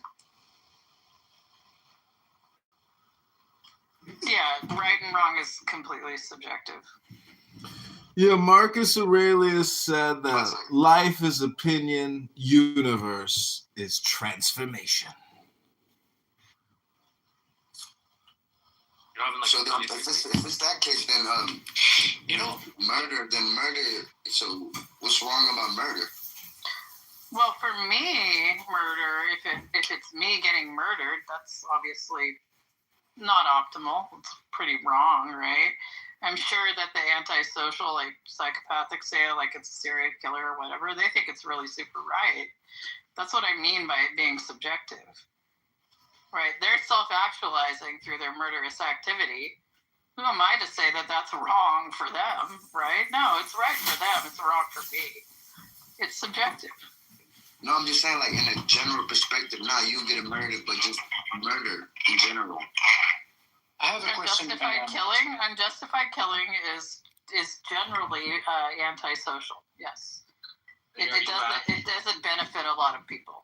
So I want to ask a question. So Cora, if you would have to write down in one sentence, like you have a pen, and you would have to write down in one sentence the conclusion of where you would tend to in the hereafter, what would it be? To me, there is no hereafter. Everything's eternal. I'm in eternity right now, and it's my experience will either continue or not continue. And if it doesn't continue, I won't be aware of it not continuing. So basically, just one moment. Basically, do you concede to say that in the story you would say it's black? It's void? How would I experience black or void if I'm having no experience? But so there's no purpose? Do you say it's non-existent, or do you say no, there is something? I'm saying that for me, right, as some sort of pinpoint of conscious experience, right? When I cease to have experience, I cannot describe what happens after that because I am not having an experience. Wait, Cora, I just put some cashews in my mouth and they're delicious. What's more real? Cashews are delicious, but walnuts are much Are you What's more real? What's more real, the cashews in my mouth dissolving into my stomach, or your opinion? Neither. Nothing's real locally. Yeah. It just is. You're experiencing it. That's all. So you believe that life has no purpose? And it has purpose if you choose to give it purpose.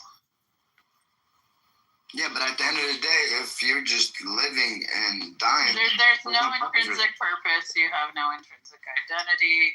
There's no intrinsic reason for your consciousness existing, but you have it, so do it, And what is the only certainty to life has? What is the only thing you can be very certain about in life? Death. It's that you're uncertain. Yes, death. So the purpose of life is perhaps to just gracefully die. No, stupid. The certainty of life is infinity, eternity now. So that perspective. So let me ask you a question. That perspective, we're just like animals. According to what timeline where you're still conscious of the heart. According to all the science, that's a good question. That's a really good question. According to all the science we witness, if life around us would have to speak to us a theme, what happens after life?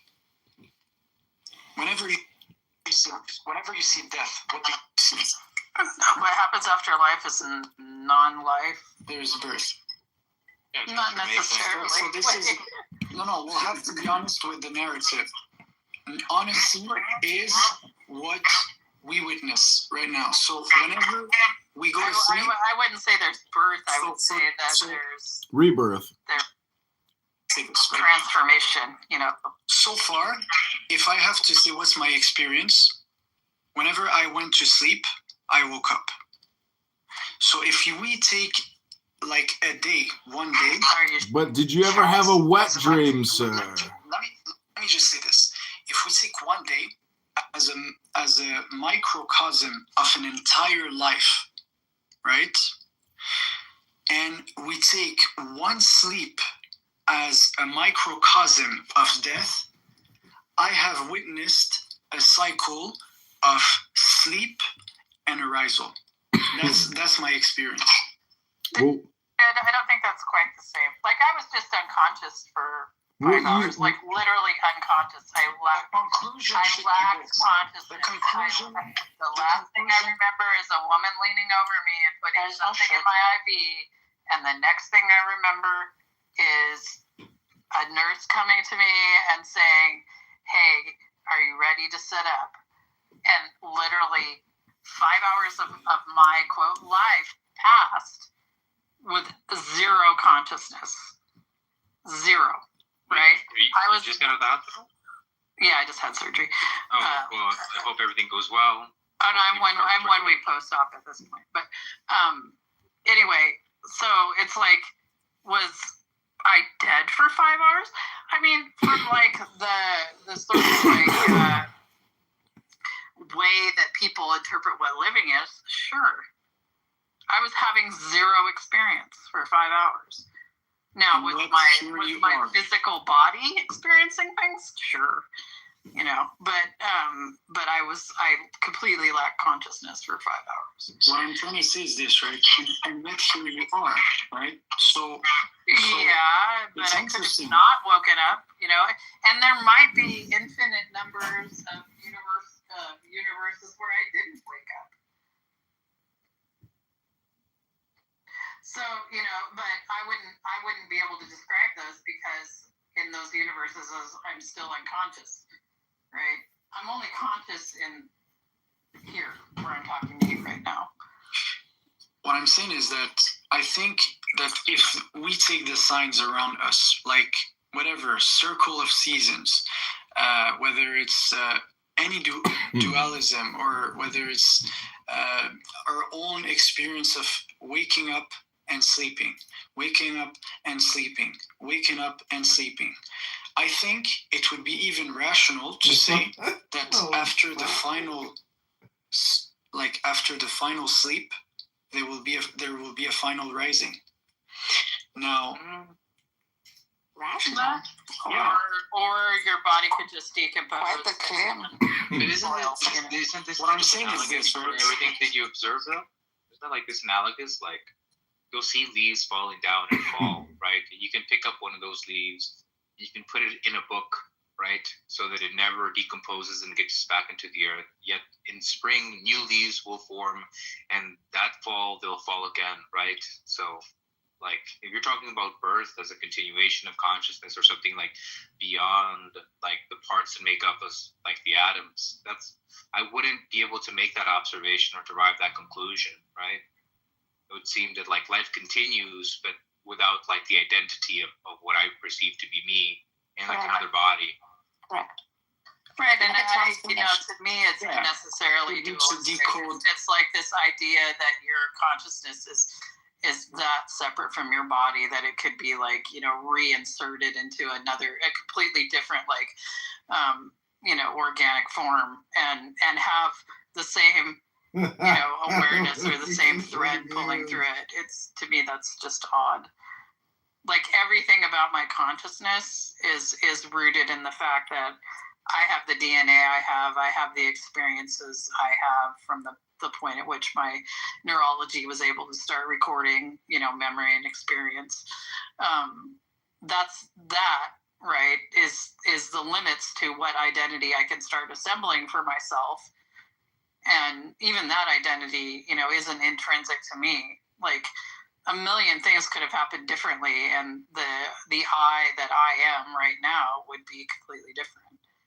So it's, I mean, I just, this is not how, I know that you really want to like find these patterns, and I see this, and it gives you comfort and everything.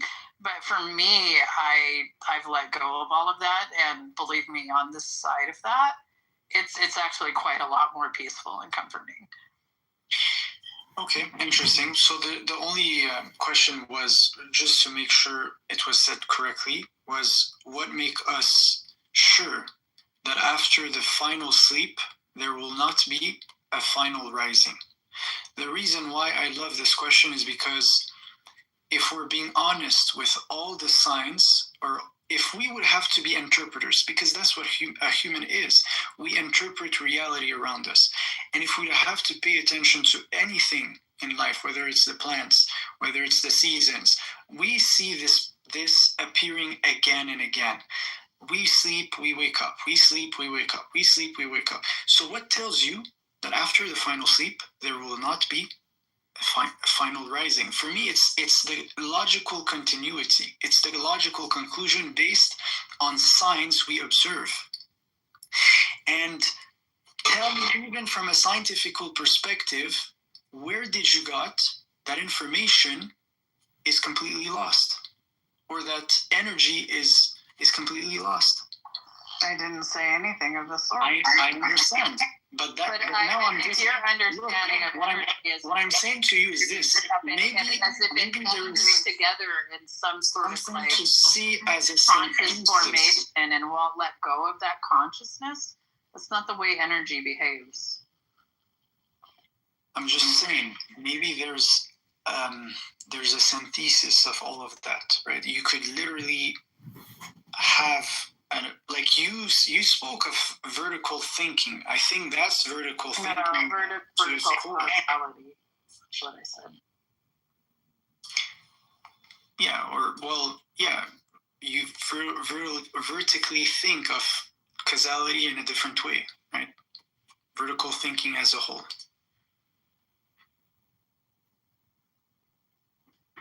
But the reason is this, because, I think that we're all information, compact information, and, the people of the past, let me just finish this one. Let me just finish this one. The people of the past understood that as whatever, being a word of God.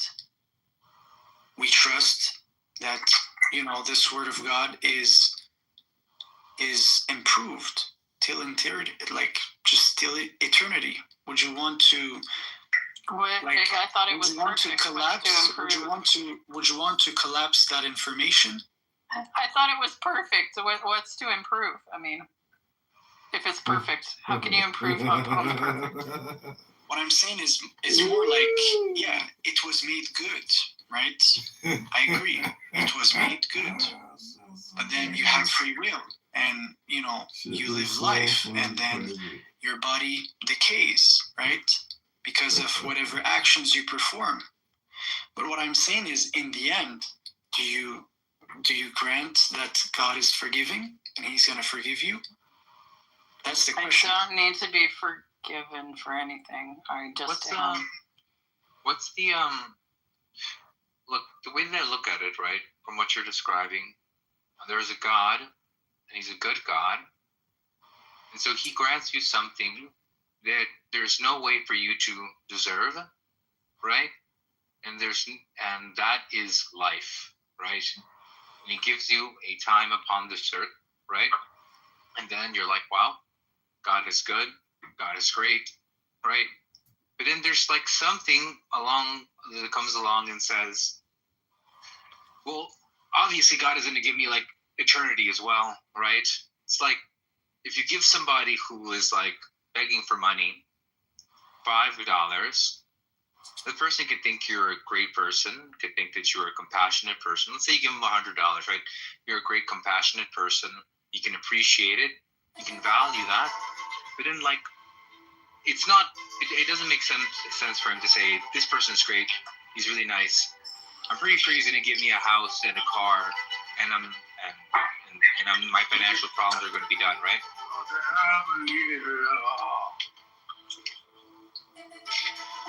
So wait, no interruption, guys. My bad, sorry. No problem. That actually was quite amazing, Ravis. Thank you. I enjoyed that. Thank you very much, yes. Yeah, so I see the point you're saying. Would you want to just like lean or conclude? Yeah, that was it, right? Like God has given us this great gift, right? Which is life. We're able to experience happiness because we know what sadness is. We get to see his creation and appreciate it, see like mysteries, right? And that's a gift from God. That's nothing that you did that they would deserve you being created, right? But then like why, for God to continue to be good in this perfect being, must he then grant you an eternal existence like him? Because here's at least here's the understanding. We cannot change our past actions. Let me just finish this one. We cannot change our past actions. The only thing you could change is who you are in the now. Once you acknowledge that, you take, let's say, a covenant that you will not be parasitic in the creation or in his painting. You would wish to do your best to act as your highest purpose, your highest role. See it as like an alignment from now, from the present till the future, till eternity. That's something you wish, but you're not perfect. Now, do you see the interaction here? It's like if we would have to be to project our image in the future based on the actions we have done in the past, it's only dead. But only if he forgives you, then it takes a turn. It takes a turn where? Towards paradise. Your higher self and your perfected self. That's the perspective. I'd like to respond to that if you don't mind. Hello, can you hear me? Is my mic working properly? Yes, go ahead. All right. Well, that has to do with original sin, correct? what you were talking about. That has to do with along the lines of original sin, and if original sin is even relevant, you know what I mean? Because we're not all born sinners. I wasn't born a sinner when I was born from my mother. It seems like kind of like a cult recruiting tactic where you diagnose me and say that something's wrong with me inherently. You know what I mean? And only the cult can fix the issue. You get what I mean? So I mean, divine command theory and original sin. It's only relevant if you allow it to be relevant. 1 year ago. That's how I see it. Matt Pogorski. So I'm not sure to really understand the point. Maybe it's like, because it could be related to the original sin. But actually, my initial position is that we have a fitra. We have an initial disposition to incline with the will of God. So I do believe that we were made good and perfect, and based on actions, based on intentions, based on whatsoever, we kind of like sink back towards a collapse. You see what I'm trying to say? But I think really, like when you said, we are really born sinners. No, I think that I think if we go to the real core, right? The soul itself. Only 1 year. Well, from an Islamic sense, we would say we have the fitra, the disposition to do good, right? A baby, it's basically something intrinsic for him to love people around him or that are good with him, I guess. So to love and to be good and to be smart, like to tend towards these qualities, right? To add on to that, but like, the Quran, it says, "Inna nafsa la'amaratun bisu." Your soul inclines you to do wrong. Yeah. So obviously, I get the point, right? So I'm just saying the source, the light, the fitra is beautiful. It means like to awaken, right? Like what's good or what's good. But then, if you're talking about somewhere along the line, right, of the apple and the fruit, yeah, that's an event. That's basically, we all ate the apple and that's why we're here, right? So this perspective, yeah, I could grant it. How can we prove that we are born sinners? Because the human, right? Basically, humans are curious creatures. You know what I mean? So you're gonna do something that's wrong eventually. You know what I mean? Wouldn't that be considered learning how to sin rather than being inherently born with sin? Because as far as I don't mean like I didn't say you was born with sin. I said we was born sinners. Yeah, right. So in order to prove the notion of being a born sinner, you would have to show an infant that is capable of sinning. Exactly. I'm not talking about an infant, though. I'm not talking about an infant. Sin is that is a born sinner. You have to show what sin is to begin with. No, I'm not talking about an infant, though. What I mean was you was born a sinner. If we're talking about being born a sinner, we're looking at somebody who just got here, who was just born. No, that's not what you said. You sinner. You know what a sinner means? Yeah, somebody that's capable of sinning. Sin would be. So you was born able to. Okay, so you trying to say you was born not able to sin your whole life? Yeah, I think we was born holy and we learned how to sin. As we got older, we started learning how to, do sinful things. We started. Yeah. I mean, in that term, yeah. Yeah, in that term, if it's kind of like that. So the whole idea of Adam and Eve strumped the apple in the Garden of Eden, none of that is relevant to the truth. No. So just so the idea is just to say that I think we basically agree, right? The Adam and Eve story is not to point your finger at one man, and to say, oh look, he did this, because of that we're here. No, it's more of God created us from a single soul, right? And from it, he created its mate.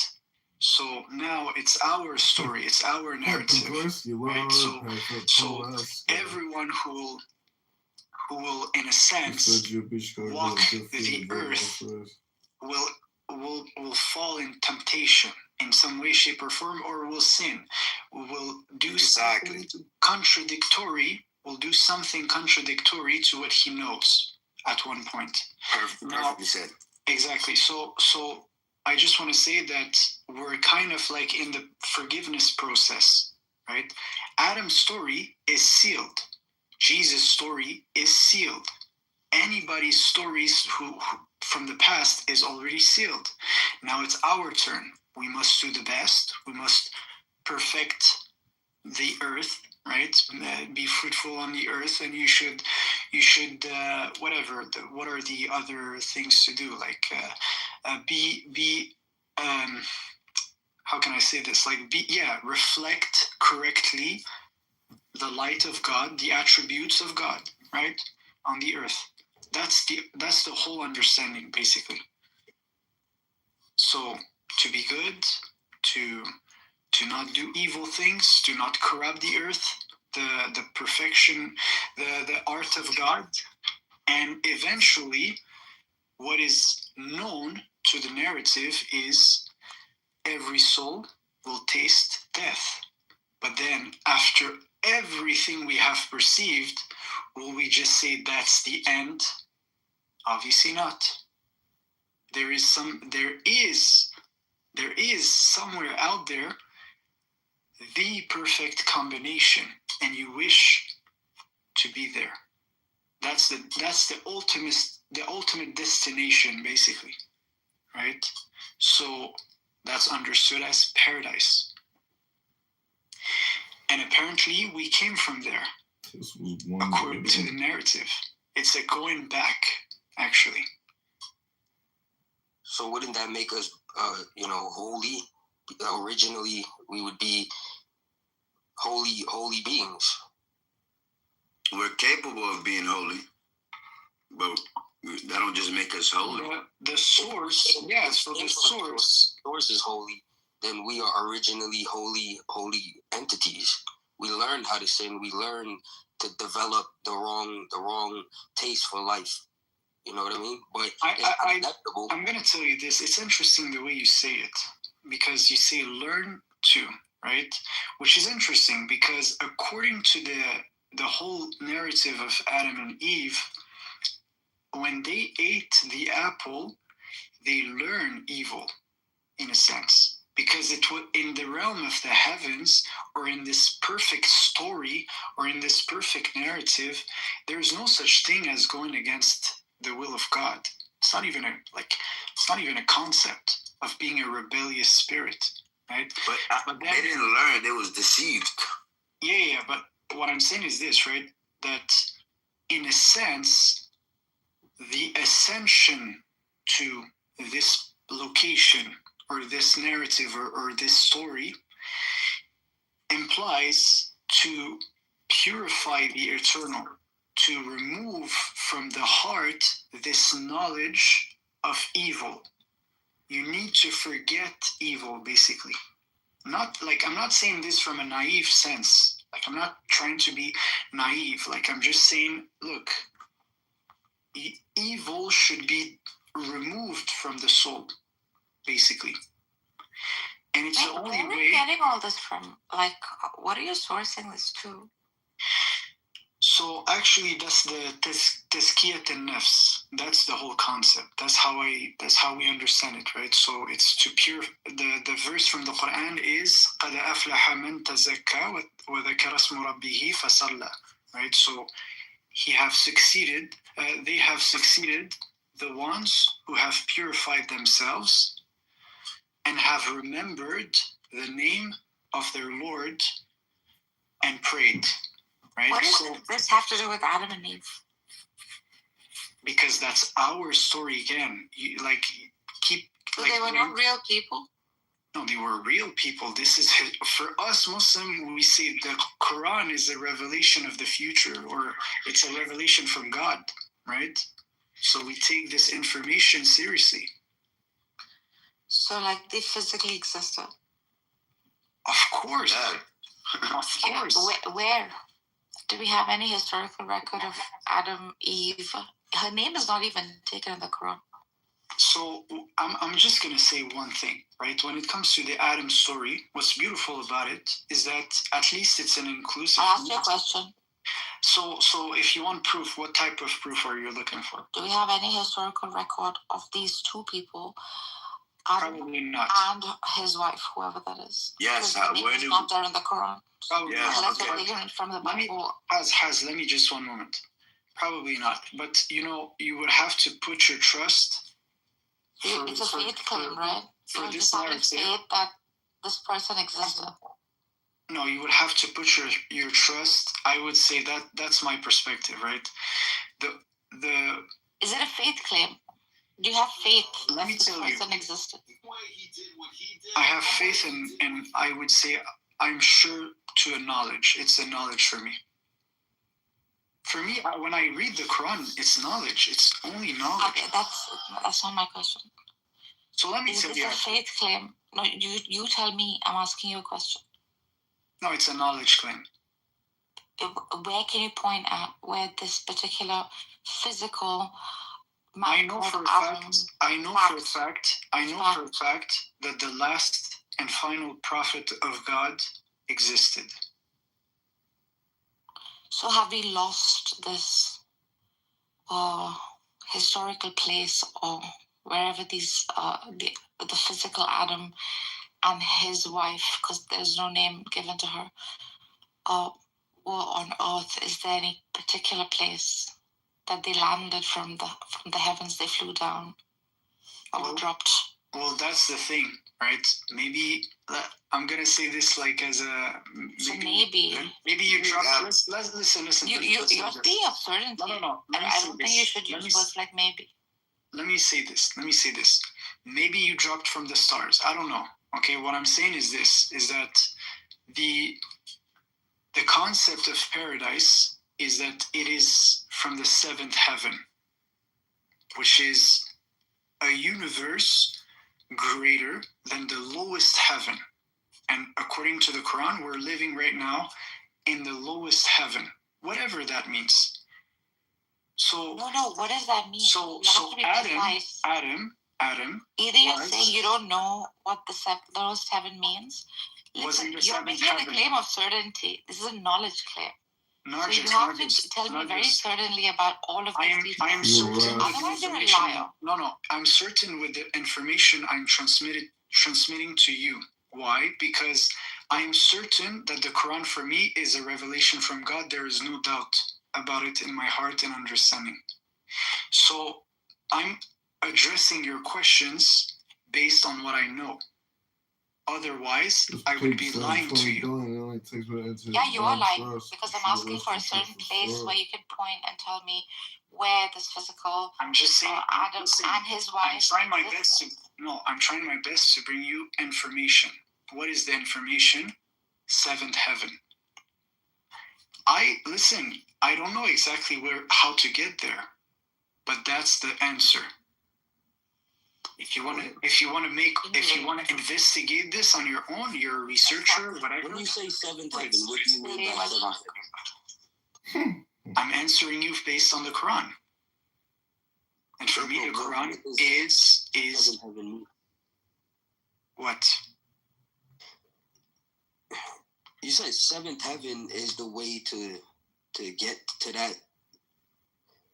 I'm not unfollowing what you're saying. If you don't mind, like just explaining some more about the seventh heaven. So actually, we say that the seventh heaven is the highest universe. It's the one that is higher than the one we live in right now. That's how Islam understand. Like we call it Islamic cosmology, right? So that's how we understand the world. And above the arsh, above the throne, we say, it's just God is above the arsh, right? So he's above all. So that's the answer. Like if you want to know where is paradise, it's in an elevated place. And we say all the prophets, all the righteous, eventually that's where they meet. That's the place. Like others in the room are trying to say is that is there any proof for like Adam, being that he did exist at one time and he's a historical figure? Is there any like historical proof for his existence? I'm telling you. Yeah, it's in his name, Adam, a dame. He was a transgender and they removed Eve and then he was no longer trans. It's a dame. He was the first dame. So what I'm saying to you is this: the only trace I have that I would say I would be fully confident of is the last prophet Muhammad, For me, that's enough. What does the word Muhammad mean? It means the one who. It means the one who is the most praised, or you could say the one who praises the most. So you're saying like metaphors, allegories, legends cannot hold reality. That's what you're saying. No, I asked, what is the name? You're saying metaphors don't hold reality. That's what. All the metaphors you grasp from the book, all the bone structure. So why is Adam not a metaphor? I'm saying you could be seeing one slice of the apple is a metaphor, and the other slice is a reality. Narges, it's prima causa of the nutsack, okay? Adam has the first 2 testicles ever. That seed is what has created this conversation. And I'm just saying Muhammad, the word moham, it's got something to do with the hamstring. I'm sure of it.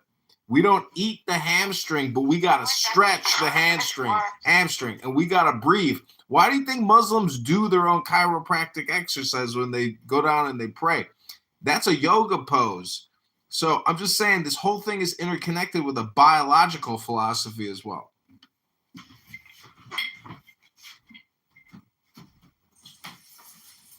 So when I say like as blue as a river, right? I'm still like imparting some reality there. A metaphor in meaning can hold, like you like to say, deeper meanings or realities, right? Even though you're not literally reading it, even if like Adam is not a physical, a particular individual, the metaphor like human being in its place would be problematic. I mean, that is addressing the reason why itself, right? Yeah, so the reason is this, is just that I'm saying you could have, like, it depends on, because there is no the Adam in the Quran. It says Adam. We taught Adam the names. And then this with Adam, we told the angels to bow down to Adam. So, yeah, so not even making a reference in a particular sense or in a proper noun. The etymology means like mankind, I think. I'm not sure, someone could correct me. But yeah, but you're still not granting me that, right? Exactly, the human species, the human being. Yeah. Or human itself, right? Like in Farsi, we use the word Adam for human being. Yeah, we say in Arabic, we say Bani Adam. Like, right. We could call anyone Bani Adam, like son of Adam. Yeah. Right. It's an Adam. It's like an insan. So like human being. So, but yet you're insisting on a particular physical Adam, right? Historical Adam that lived in, because you think being literalist means it is real. No. How do you believe? It's not just that there is. So here's the thing, right? I know what you're talking about. Behind the stories that are presented in the Quran, there's a lot of patterns, like a lot of analogies, a lot of understandings you could grasp from, like, just trying to understand what the story actually says. But then there is also the apparent story. I have been proven so many times that the Quran is also as much as, it could be as much literal as analogical, right? So how'd you prove that? Again, so for example, the story of the people of the cave, right? The whole story is basically for us to understand that beyond this life, time, like when it's the whole concept of sleeping, right? So beyond this life, these people physically exist. Are they? Beyond this life, they're sleeping? Like, what do you mean? Beyond this life, they're sleeping? No. I didn't. So just let me say it, right? So okay, what the story tell us basically is that in the same way that they slept for 300 years, and they woke up. Wait. They slept. Like, who slept? What are you talking about? I'm talking of the people of the cave, right? The 7 people. Are these real people? again, let me tell you the story first, and then for me, it's real people. It's a real scenario. We know the sleepers of the cave. It's a legend. So God actually says it. He says that He have sent down أحسن القصص. He have brought or gathered for us the best stories for understanding, and He brought it in one revelation to us. Can you just help me? I'm just trying to people in caves. Continue with one thread of whatever. Like, just, I'm sorry, I have like low attention span. Sure. So, people in the cave, what happened to them? So what happened was that they got persecuted by a Roman emperor. They fled. They hid in a they hide in a cave. They slept there. You could say either they slept or they died or whatever, and then they got resurrected back, or they woke up 300 years later, right? And when they woke up, they were questioning themselves on how long they have passed in the cave.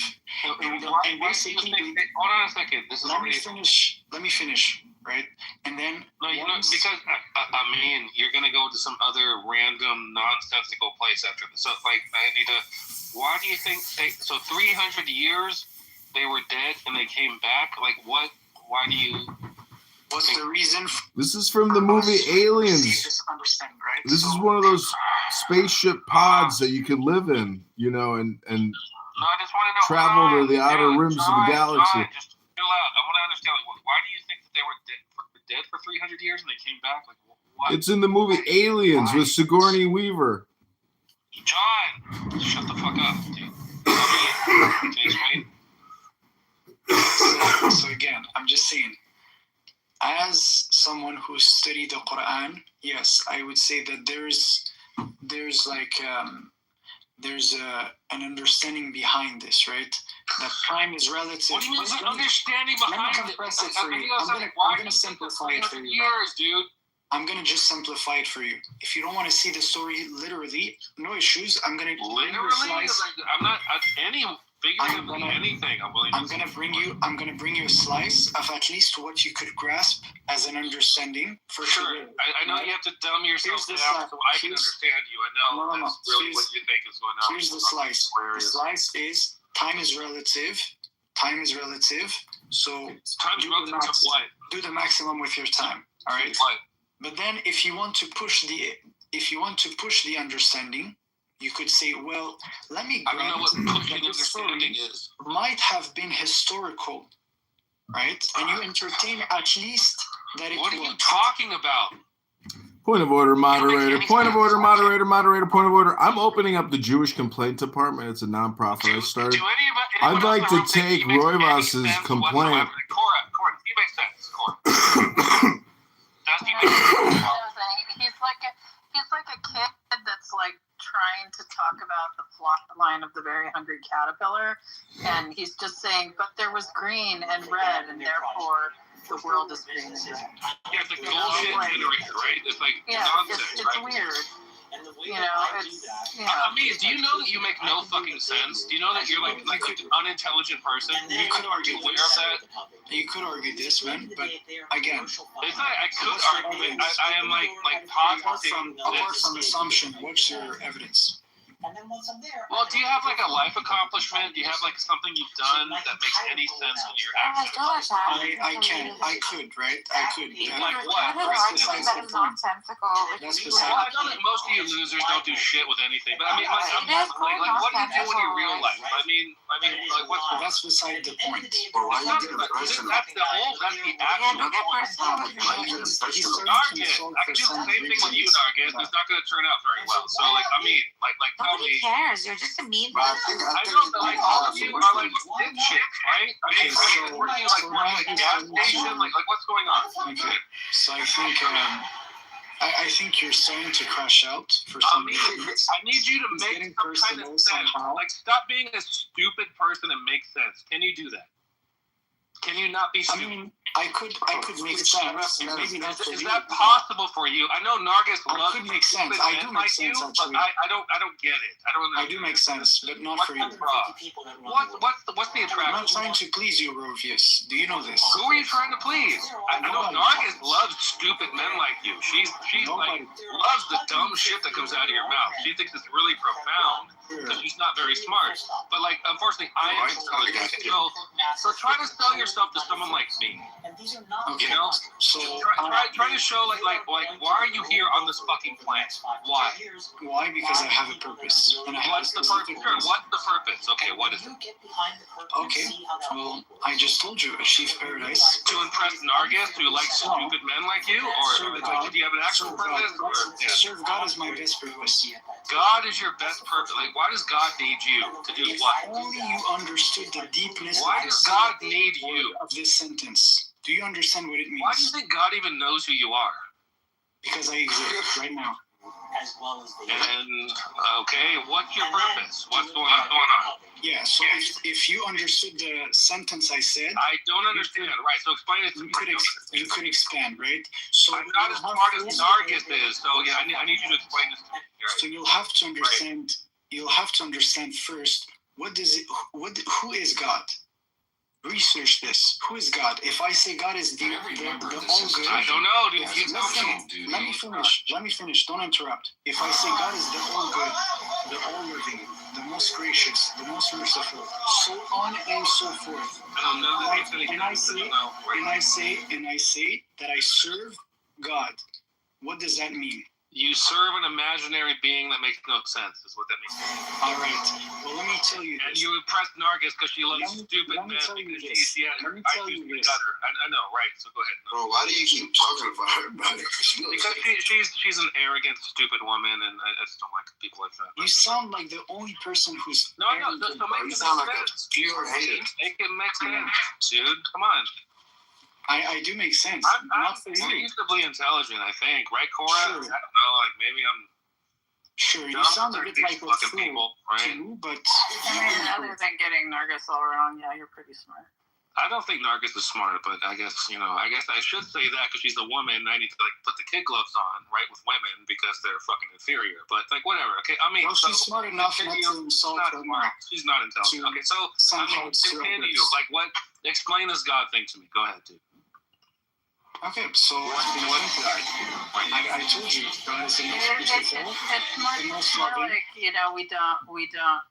we don't kick dogs, that sort of thing. Like, I know. Does Nargis have something that she demonstrates she's done in her life that's interesting or anything like she's done lots of interesting or she just like a fucking worthless? She speaks many languages. She's had lots of cool experiences. Like what? Name one. Name one. I've traveled far. She speaks Hindi. I've been to Cairo. I've been to Cambodia. Right? So what? Right. Like spend time in Ashram. You don't have to be smart to live in weird neighborhoods and like. Just keep it about religion. Yeah. So she's a waste of space, right? I get it. So okay. So I mean. She's done a lot of cool shit that my family couldn't afford to give me that kind of life. I know, because she has her family and she's a coddled little waste of space. I get it. Okay, so I mean, yeah, bro, do you have anything else? See the guy's a crush. Maybe there's a grain of sincerity in his heart. We're gonna give him the benefit of the doubt. So go ahead. Most of you are fucking losers, is what I think. Okay, perfect. Try to be otherwise. So if you were a loser, you wouldn't need to lean so hard to this fucking metaphysical bullshit. Right? How many signals have you sent us that you showcase anger issues? How many signals? A lot. Have you ever said anything that isn't completely fucking stupid? I mean, it's actually really smart. Maybe it's gonna do you some good if you actually ponder upon what I said. I'm serious. You're the stupidest person I've talked to. I don't know. I don't want to say that. That's not true, right? No, I know. Not even weird. That's a bit much. Sure. I have talked to Meek and fucking. Yeah. I mean, I like saying she's probably like second lowest quintile, maybe. I don't know. From the beginning, every decision anticipates gravity. Two craftsmen work opposite a log, carving patiently by hand. A round trunk becomes squared, then shaped again.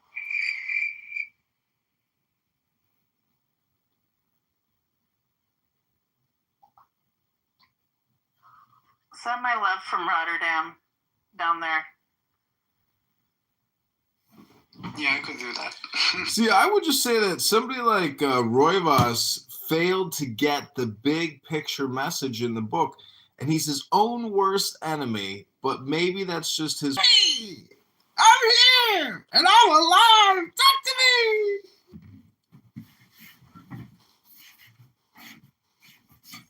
I think it's more like Amin has his scripts that he runs, and Roivas's reaction is to start running his scripts. Yeah. So I'm also crashed out on Roivas, like quite a few times in this room, if not cruelly, but like Cora and I have been irritated and annoyed too. But if we just maintain non-cruelty, I think. I'm just like, if I really want to, I can like take some opiates and go to sleep. So everything's good. Yeah, I'm about to sleep anyway. So. Thank you, Rivas. Love you too. Oh dear.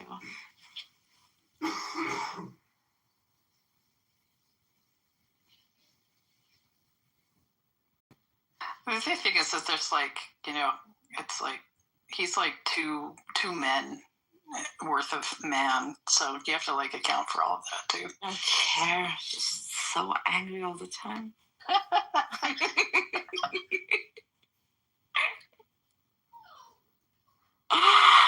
Oh dear. New question. What is anger? How do you understand this, Oz? Huh? How do you understand what is anger? Like that. Have you ever been to like a punk rock show where they have like a mosh pit? You're probably there's like a euphoria to it. There's a dopamine rush to it as well. Like you like get in a pit and like just start throwing your arms around and just like you don't care what you run into. You just like bounce off of everything and yeah. It's great. It's weak. I don't know. Anger is synonymous with destruction. It's weakness. There's no control. There's no power.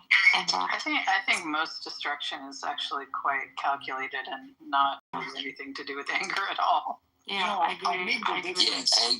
Anger, greed, and lust, they're the things that destroy great kings. So yes. I think anger is like one of the main gateways to like hell lifestyle. Lust as well and greed. You know what I mean? You gotta try to avoid these things. But chaos, controlled chaos, like Cora was saying, destruction is not necessarily paired with anger. It shouldn't. It's sometimes very calm. You get me? Yeah. Anger really shows how ignorant a person is because weak. It's a weak. Yeah, it's weak too. But for you to be able to express it, that shows you how weak and how foolish you are. Yeah, you don't have power over your opponent. Maybe he's selfish. Who knows? That's a good question.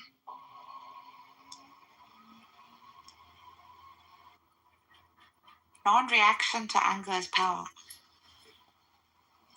Nah, but I just wanted to know, like, hey, Cora, right? You know how, like, I was, you was basically saying that, like, basically we're living in this world without a purpose, and how there's no intrinsic purpose. You can give it all the purpose that you want. There you go. Purpose exists. You give it purpose, right? Yeah. Yeah, like the purpose of a mother, take care of her children, the purpose of an architect.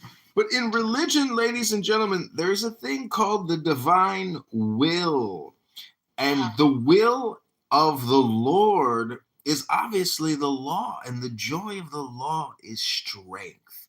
And if you are a weak, obnoxious, highly argumentative person with a low IQ but a big attitude, let me tell you, you do not have the divine will. You don't get the big picture message. the aha. Why am I so angry all the time? Why am I yelling all the time? Why am I letting people, gaslight me all the time? And then I project the re-therapized therapy back out into the universe on a conference call app with people when I should be in bed right now, snuggled with my beautiful 2 pillows and, just. Hey, Kurt, so I'll give you like an example, right? Wait, you only have 2 pillows, John? I'm sorry. You deserve more pillow than 2 pillows. Come on. Cara has 2 body pillows right now. Lucky. I have like 2 7-pounder body pillows and like Probably 5 like pillows behind me. Oh, Roybus, we speak of the devil, and he will appear. Let the games begin. Tramadol, so I can like kind of clear thoughts. Yeah, you sound good. Roybus, have you ever read the glorious Quran? Roybus doesn't read. He's only angry. I was taking a photo of my He shoe does right read. now. I've witnessed Ramus reading. He reads. Oh, I read that stupid book called the Quran. I've read it cover to cover, and it sucked so fucking hard. It's the worst book I've ever read in my life. I thought the Book of Mormon was bad, but like the Quran takes the cake. It's so fucking shitty. It's the stupidest. I don't know how low an IQ. I don't know how low an IQ you have to read. You didn't read shit. We all know like that. How You can't stupid. fucking Oh, it's gonna be a Mikhail versus Roybus Roydoff. Like, oh my god. No, for you to say the Quran. No, me and Roybus, we would. That's how you know. Kick each other's ass. It's not even this. You two are kind of alike. Before there was like a healthy criticism, right? But now it's just like collapse. He's collapsing. Come on. Well, point of order, I want to say that if you also read spiritual texts, part of life is personal hygiene. The books, you got to take a break from the spiritual, ecstasy sometimes and cut your fingernails and take a shower, take a hot bath, go to the gym, clean yourself up, shave your face, get a haircut, use soap on your inner thighs and your toes and scrub the body. I'm just saying that cleanliness is next to godliness. I am complete. This is Black White. I literally can't hear the guys. John, Kitover. John? Oh, John, yeah. Kitover. John and the Rumi. Like, shit, how long does it take to fucking read a book?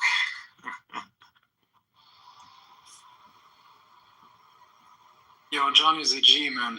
Swear, he's reading. All of you need to be fucking shot My go-to book in a is way poetry. that It's, your organs are Bukowski not and destroyed, Cass. so we can donate your organs so you can benefit humanity in some way, shape, way, or form. Okay, point of order, moderator. That's the first death threat I've encountered of the evening. I'll be reporting you to Clubhouse. Good luck if you have an account tomorrow. If I see a party hat, I'll know you got another burner account.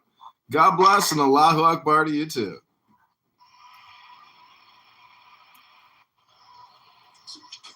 Anyhow. That's what I think about your shit, John.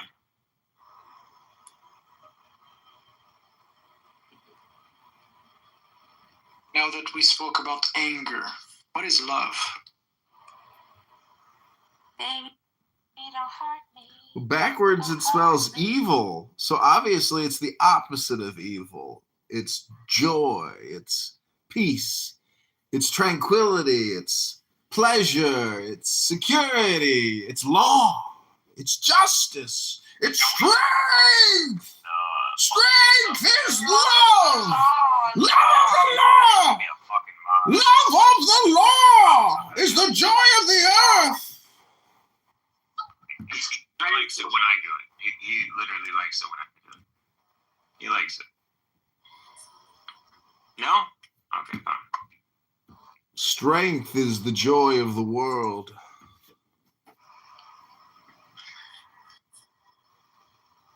Proving Zio's wrong. Love is our default. That's the joy of the world. Watching the Zio state crumble in front of Zio eyes. And Love is the. What do you think? This is the Matrix movie with Neo? You think I mean, Mikhail, get a hold of yourself. I mean, I was brought into the world, chosen, witnessed the saga, and I'm witnessing the very end of this saga. Hopefully, within my lifetime, I will witness the collapse of the Zio state. Exactly, within your lifetime. That might just be 3 years or something. It could be 30 years. You never know. But, ladies and gentlemen, I just want to say that... 30 years. Oh, how long do you think it'll take, Dr. Mikhail? Oh, prophet. Let's hear it. If nothing stupid happens, probably Nothing 20. stupid? Well, something stupid just happened. Less than 20. Well, anyways, the more you think, the more you speak, the further from the truth you're going to get. So just stop thinking, end your problems. Yeah, that's a good idea.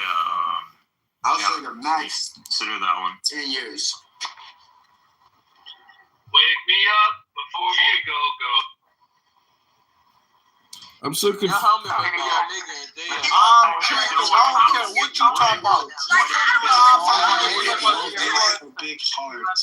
Rovius, we love you. I was like, what did God do to you, Roivus? Remember when Mikhail lied to me about being an engineer when he works at a garbage facility? You remember? He's sanitation engineer. I'm a domestic engineer.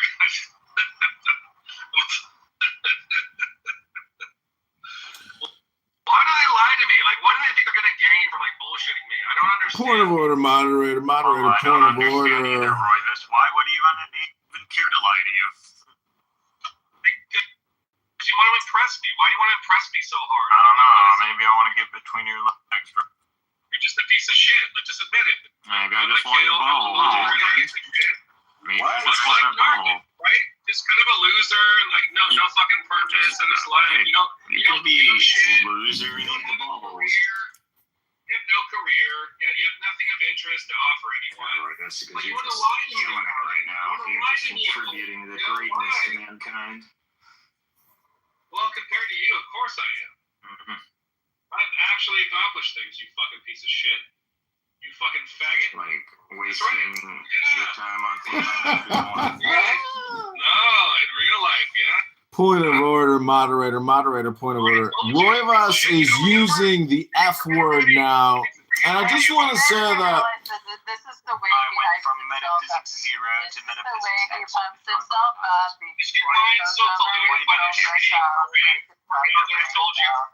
I became a polymath. He's like But this guy, although my Like, literally before I possessed by a pumping up that testosterone. Perhaps. I know, this is like Blonde Kelly for 45 minutes. Oh, they saw what's going on. Rovis, I'm so mad at you. You want to come over here at midnight? Yeah, it's just I don't know why when I show up they start like with the chickens like lost their head and they just like slamming into walls and shit like that. Rovius, I'm sorry, man, but I tried, man. It's not the vibe, man. I gotta say that, I thoroughly enjoy watching people get thrown to the goo, because usually that's me getting thrown It's like to when the a goo. new cat is brought into a home. Is this what it's like to feel? Is this what it's like to feel to be a Muslim, where it's like you take pleasure in watching somebody get thrown off a roof? Is that possible to take pleasure in watching somebody get thrown off a roof? So there you go. I'm speaking metaphorically, not literally, of course. Oh, so Rumi doesn't matter except when he's talking about how you subjectively It's subjectively, objectively, subject. We're uniting the object and the subject here right now, Illumi. Illuminate us with your prophecy.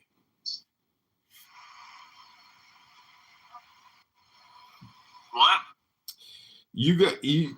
Amin, did you know that Illumi here is a Gnostic master, and he chants the most beautiful little religious soliloquies, and he gets into a Gnostic, chant. It's unbelievable. I don't believe you unless you do it right now.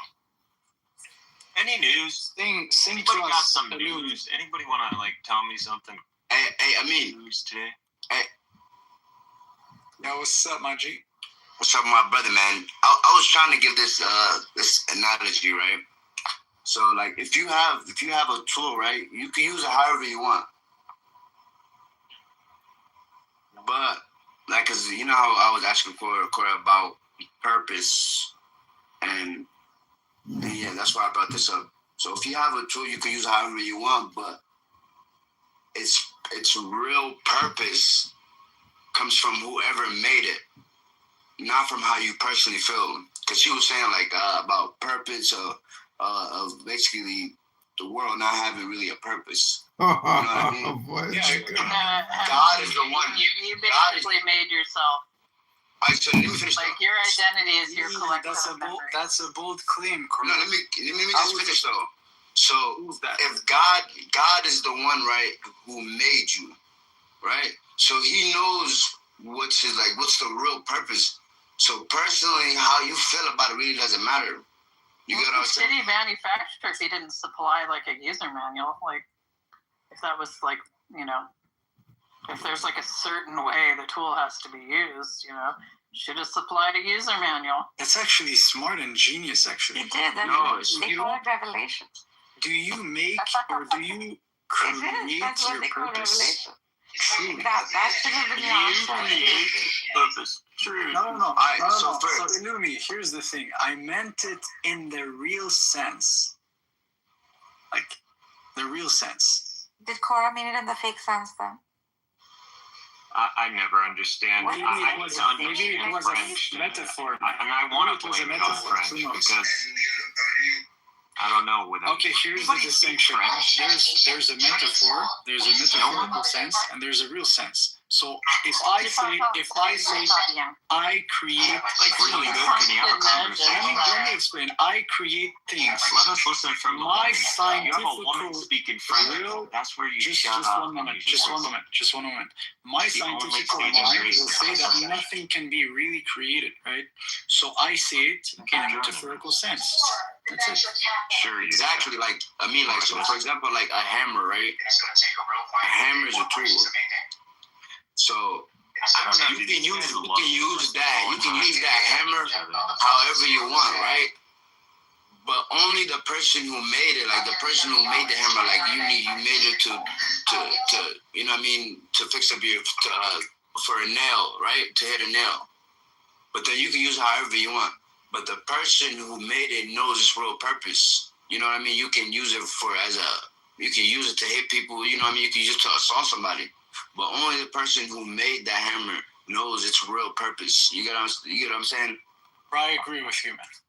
I mean, I could pick up rocks off the ground and use them as hammers, so. You could use that. That's not what I was trying to say. As a hammer. No, he's making an analogy. So then the one who what kind of batteries do you put for that one? Batteries for what? In relation to us, the users. So the creator. I ain't gonna lie, me, you cool. Your best friend. Just be laying back. If you don't mind me jumping in real quick.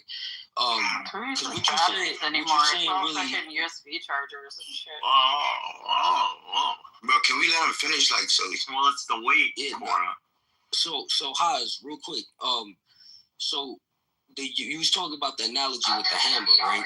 So the creator, wouldn't the creator of all things who created me and everybody, if none of us really know the manual, so to speak, and only the creator knows the manual, why would you require another human being to reveal that manual to me? Because if that human being is not perfect, and we all not perfect, and we can lie. That's a beautiful question. Yeah, but then the manual the manual is the Quran. The manual is within the Quran is revealed. The manual is your own experiences and intuition. Yeah, it was made by a man, but it was revealed to him by God. You get what I'm saying? Anybody that claim. Wow, I think Black. Is it an e-manual? Couldn't hear what you said. Mikhail, what? Oh, sorry. What did you say? Say it again. It's all online. It's an e-manual, an e-manual. It's just a joke. Manual, and then Black was doing like some play words, right? Oh, it works out great, right? Manual, Emmanuel. They don't use fucking batteries anymore. You get them with chargers. You get them in all shapes and sizes. Right, they come What with you were like saying was, USB chargers. Sometimes they're just magnetic. Yes, actually, man, that's disrespectful, man. So, what's your name? Shivaji. Yeah, What's up? Shivaji. Yeah. Yeah, so I was basically like just saying like the user manual, wouldn't be required to be made by any man if no man could really truly, because you were saying that nobody could. Yeah, I thought it was revealed by Here's the theory I would have, right? If the manual is within us, something you have to know. Like I would need to know. In order to reveal like a math equation, I would need to know some sort of knowledge in that field. You know what I mean? Yeah. So if the manual is within us, right, the prophets would be the one who have achieved the maximal unfolding of that manual. That would be kind of like the understanding, in a sense. Perfectly said. I mean, if you decided your purpose was to calculate the area under curves and you had no knowledge of calculus and you're like alone, like some sort of wolf child and then like the forest, you could probably figure out calculus on your own eventually over a long period of time. But you have lots of time to think. So.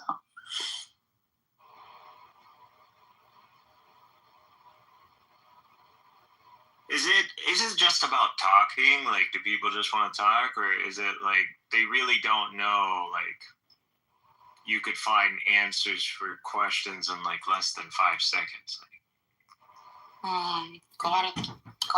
Well, see, that's my point is you gotta intervene. Point of order, moderator, point of order. You gotta intervene and say, I'm requesting 60 seconds to read from a book because honestly, conversations are so 2025, Rabono Shalala.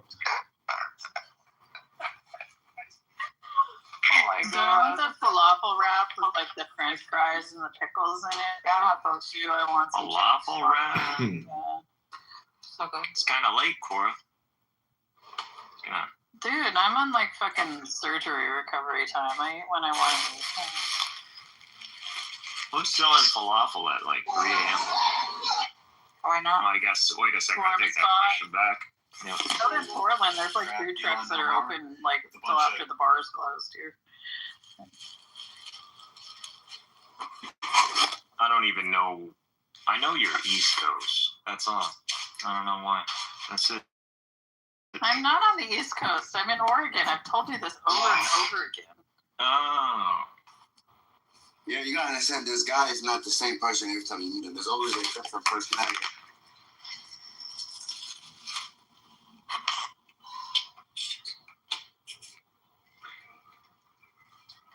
Backwards, it smells evil. You're not so in Portland, obviously right? it's the opposite of evil.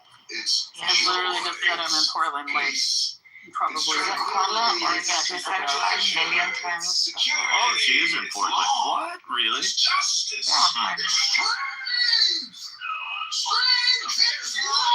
kind of did not expect that. I would see Cora in the area. Everybody just listen. I'm about to start whispering some incantations, alright? I was born in Oregon. I was born on the southern Oregon coast. You guys hear me? I'm about to start whispering some incantations. Everybody just listen, alright? Make sure you have your phones in your ears. I can guarantee I can make everybody. What? Rich? I can guarantee everybody will know my name after this, alright? Okay. You guys ready? Ready, bro? But that was a joke. You guys were serious. You guys are not scared of shit. Somebody said that to me. I would not listen to that. Fear is only of the unknown. Hey, Cora, I wanted to I was wondering, do you believe in demons? Cora, can you please become Muslim right now? I don't believe in anything. This don't have nothing to do with religion. Literally, I don't believe in anything. I don't. I simply make probability calculations. So you don't believe in spirits? And use the most useful outputs to navigate my life. No, it's literally. So do you believe in spirits? Do you believe like you have a spirit? Mike, I need to do everything. I need to set up everything. Hey, this is the real. Like, do you believe you have a spirit, Cora? I have some liquor in my kitchen that people refer to. Oh, okay. Wow. Oh my god. Okay then. Oh my god. Tequila, actually. Tequila. And Mama, what personality are you today? Some gin and some bourbon and What? Are you fire, water? He's some still spirits, right. but I mostly have that what's around up to make fondue. Hey, Oma, what character are you today? Fire, water? Which one?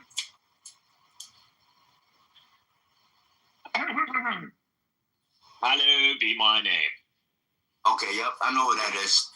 That's the one from that's most likely James. That's most likely James from the 18th century. Bro, what are you smoking and how high are you? I'm actually not smoking. Oh my god. You don't gotta lie to me, brother. Let's get the subject.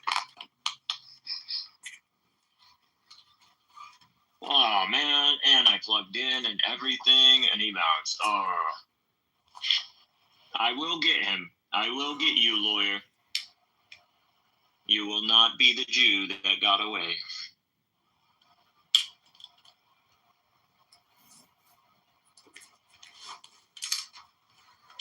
So Cora, if you don't believe in like spirits and demons and shit, won't you get a Ouija board and turn off all the lights in your house and make sure you're alone? I played with Ouija boards when I was a kid. Like literally, all that is it's like micro movements and like your muscles that cause this to happen. I've watched mentalists like on stage make people like rotate their keys like hanging off a I'm in unison. telling you, It's crazy. It's just magic. Yo, they didn't show you. Good. Yo, let me read to you guys something. Why do y'all I'm interrupt sorry. Cora? Like, what is it? What is it? Is No, it no. monotone voice? Is that No, it's just me, man. My fault, guys. So I just opened the Gospel of Thomas, and I looked at Saints 3, and it's actually related to a lot of things we spoke about in this room, including the fact that the manual is within us, right? So I just want to read Saints 3. So it says, Jesus said, if your leaders say to you, look, God's imperial rule is in the sky, then the birds of the sky will precede you. If they say to you, it is in the sea, then the fish will precede you. Rather, God's imperial rule is within you, and it is outside of you.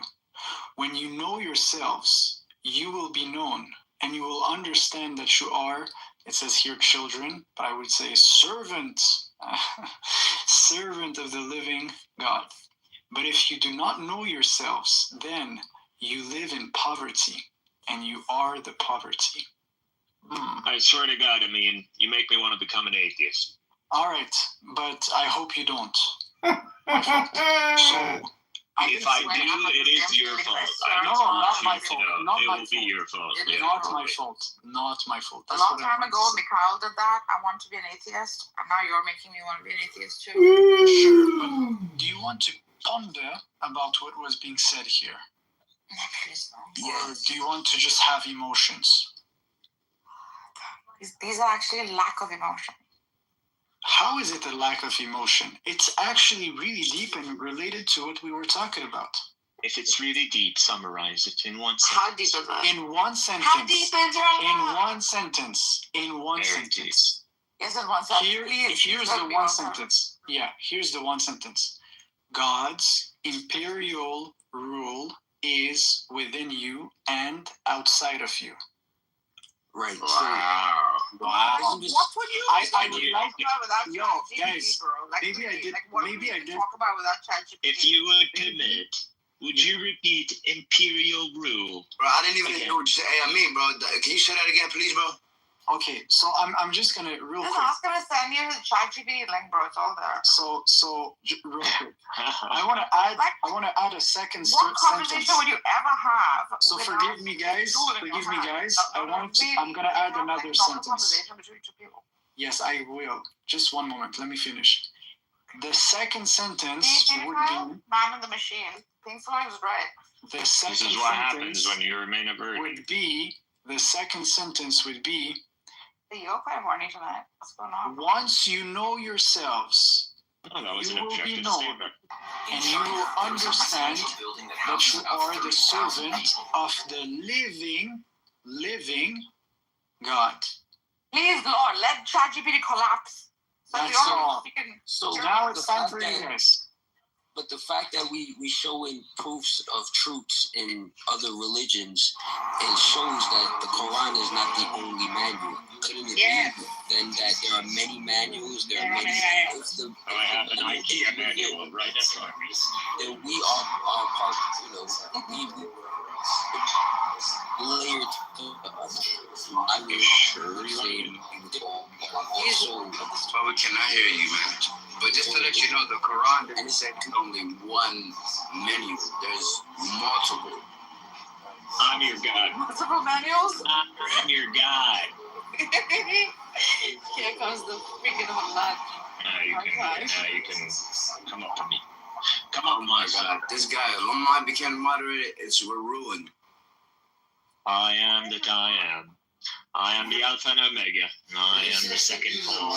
I am the hidden Imam. I am the third Adam. No way. Listen, guys, I don't know who did this. Mahdi. I don't have a grudge to you, but I'm just gonna say that. I don't know who did this, but actually, I'm gonna say this, right? See how you don't behave with me the same way I behave with you. Did I put you down? Never. You have put me down before. Bro, this guy, it's funny. In this entire room, I did not. What? It's okay. Come on, bro. Bring it back up. Give him the mod back, man. No, I don't care about mods. I love to be as I am right now. I mean, I want you to say Imperial Rule. Imperial Rule. Imperial. Said it, bro. Give him the mod. Attempt to say it as if you were swift in a sentence. Imperial rule. Imperial rule. No, swift. Imperial rule. Swift. There we go. Move. Oh, where's the? Come on, I'm outside through the manual word, man. Let me just find the. Imperial. It was funny. Come on. Is the topic in here? No. Topic is dumbness. No, there is a topic. The topic is why take somebody back to the audience. Why do we read scripts off of ChatGPT? I'm surprised Hero is awake. Why do we have phones? Hero doesn't live in the US, so obviously. I swear to God, some people just want to dumpster fire, and one of those people is Hero. Nergis. What's up, honey? Are you from India? No, bro. But I lived in India for quite a few years. If that's the accent you're catching. Unfortunately. Okay, Pakistan? No, bro. Where are you from? I said I lived in India for a few years, if that's the accent you're I'm asking you, where are you from? Me? Yeah. My place is the placeless. No trace for the traceless. I'm neither body nor soul. I belong to the beloved. Yeah, you're Indian. That's correct. Correct. What did you say? Hey, is it why do people in India, right? Yeah. Why do they make food like that? I was watching how their food is just all soggy. What makes the substance soggy? What makes the substance soggy? Yeah, like what makes the food substance soggy? Like everything that they make is soggy. Like Food substance soggy. Bro. I mean, from what I've been seeing the videos and 22 years has been torture living in America with low IQ. With low IQ, I have low IQ. Why food soggy? You're calling curry soggy. How do you know if I'm talking about curry? Well, what else is That's how you know you have low food IQ. that is so-called? That's how you know you have low IQ. Okay. You guys can make hot dogs and know what I'm talking. To scrap the old collection system before switching over to the new system in Soggy? No, my people don't make soggy food. My people at home are being killed, actually. Huh? My people at home How many ideas are there patriotic I think my people at the moment are probably being killed. Wow, that's something bad. By who? By my government. Are you serious? Yeah, man. Damn. Yes, in India, Modi is very crazy. He go and take Kashmir and he killed like 2,000 people. No. What was that? That sounded Chinese more. You used to do much better, Bombay. I could, yeah. Now the Holy Spirit and the tongue of the Queen is too powerful. I can't. It's just very compatible. Oh dear. Indeed, how many casualties have Maybe I should say California like the revolutionaries? I am from India. My name is. I'm pretty sure it's my going to name be is 60,000. Someone's going to tell me soon. What? The number? No. I think it stopped. Hey, yeah, why do you guys make food like with your feet in it? Like do they believe like it makes the food taste better? Oh my god. Yes, they do. What did I tell you? You know, in America, we use the term like, yeah, she put her foot in it. You know, just the term, but. Bro, please. I have one to leave. Look at my picture. For a while. Don't make it be. Look at my picture. Be gold. Show my picture. Alchemy's charisma. Alchemist. All right, so what's the topic?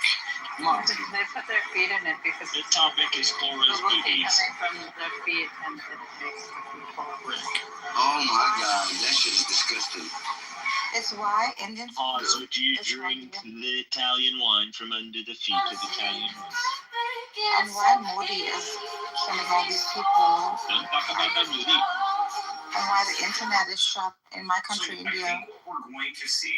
Yeah, they're fucked up. I hate Modi. Oh, you don't watch the news a lot, man. Huh? I don't know. Let's ask Alama. He probably knows everything. He probably knows everything.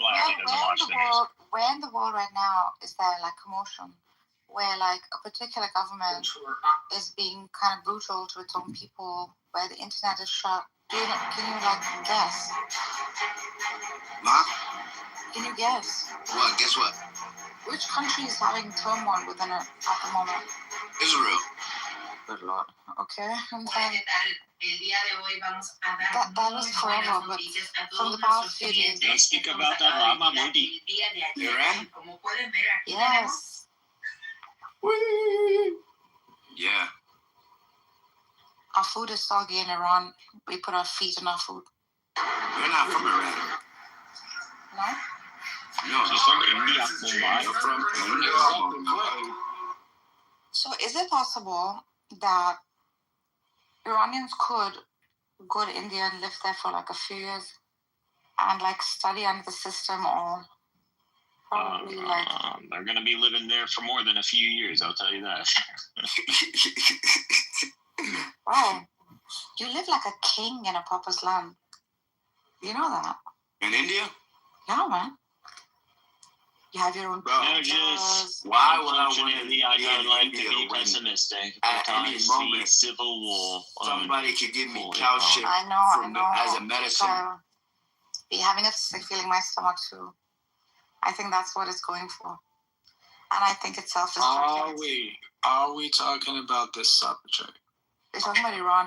Hey, Mikhail, Talking about the news. I mean, why don't you hop on the news and tell us the most Mikhail, do recent you news? really think so? Hey, I mean, you gave alumni a mod.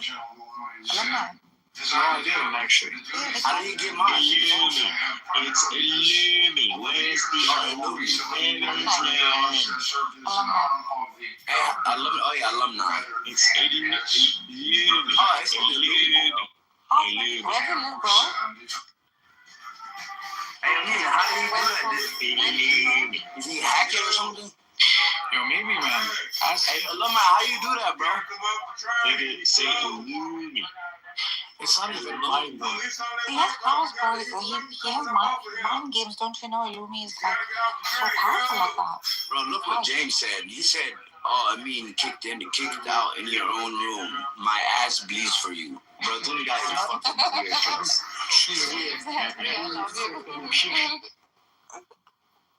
He's so funny. Yes, Nergis, apologize to your master right now and sit at my feet and wash my feet foot by foot. You will apologize. You know who the fuck I am. Apologize. I did not kick you out. So I will unblock you. Apologize nevertheless. The master has been... Hey, alumni, give me mod, bro, if you're not scared, bro. Give me mod, bro.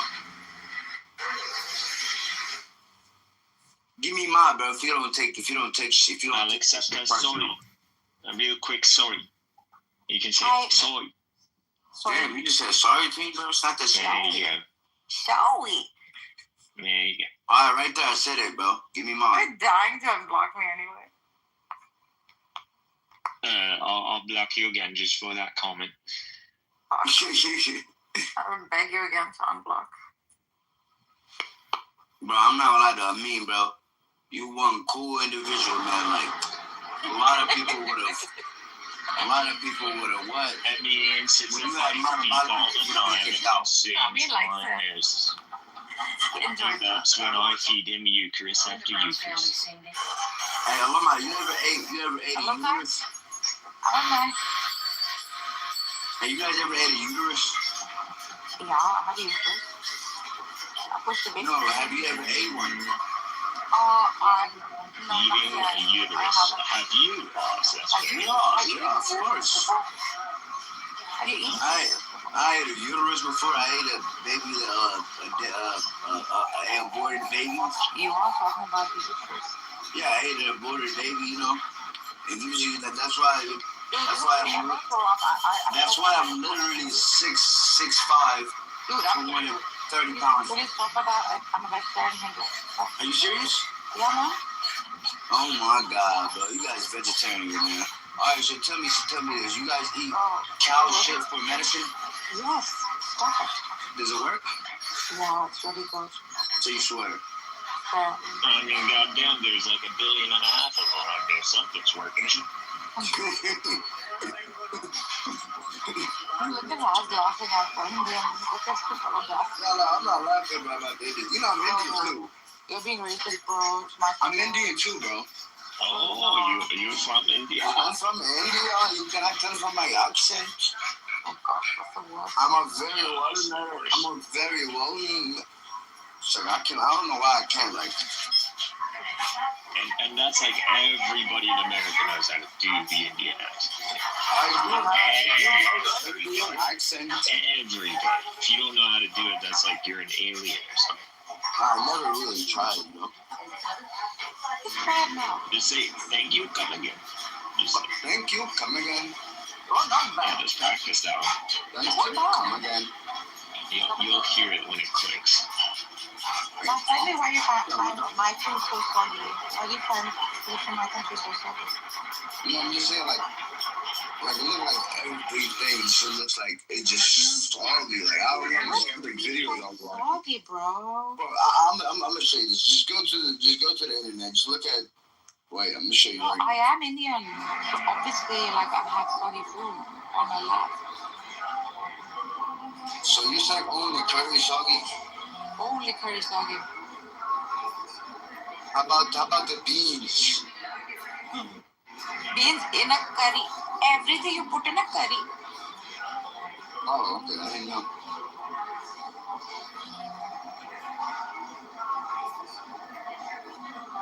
Yeah, actually, you're right. Not everything's soggy. Not everything is soggy. Like the bread is pretty dry. What's a new cuisine on the market? Remember when there was Talking about food, let me take some snacks. Sushiritos? There was always something. No, let me tell you this. You guys have to try this.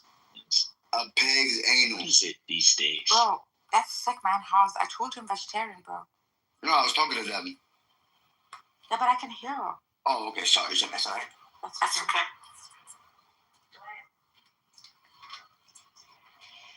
Wait, so are you vegetarian for moral reasons? Yeah, tomorrow. Wow. So I'm immoral if I eat meat. You see, like seriously. I won't judge you, but obviously you're fucking immoral. What? So you guys don't eat chickens? What's the logic? Because animals feel too. I feel like Plato among the Senate.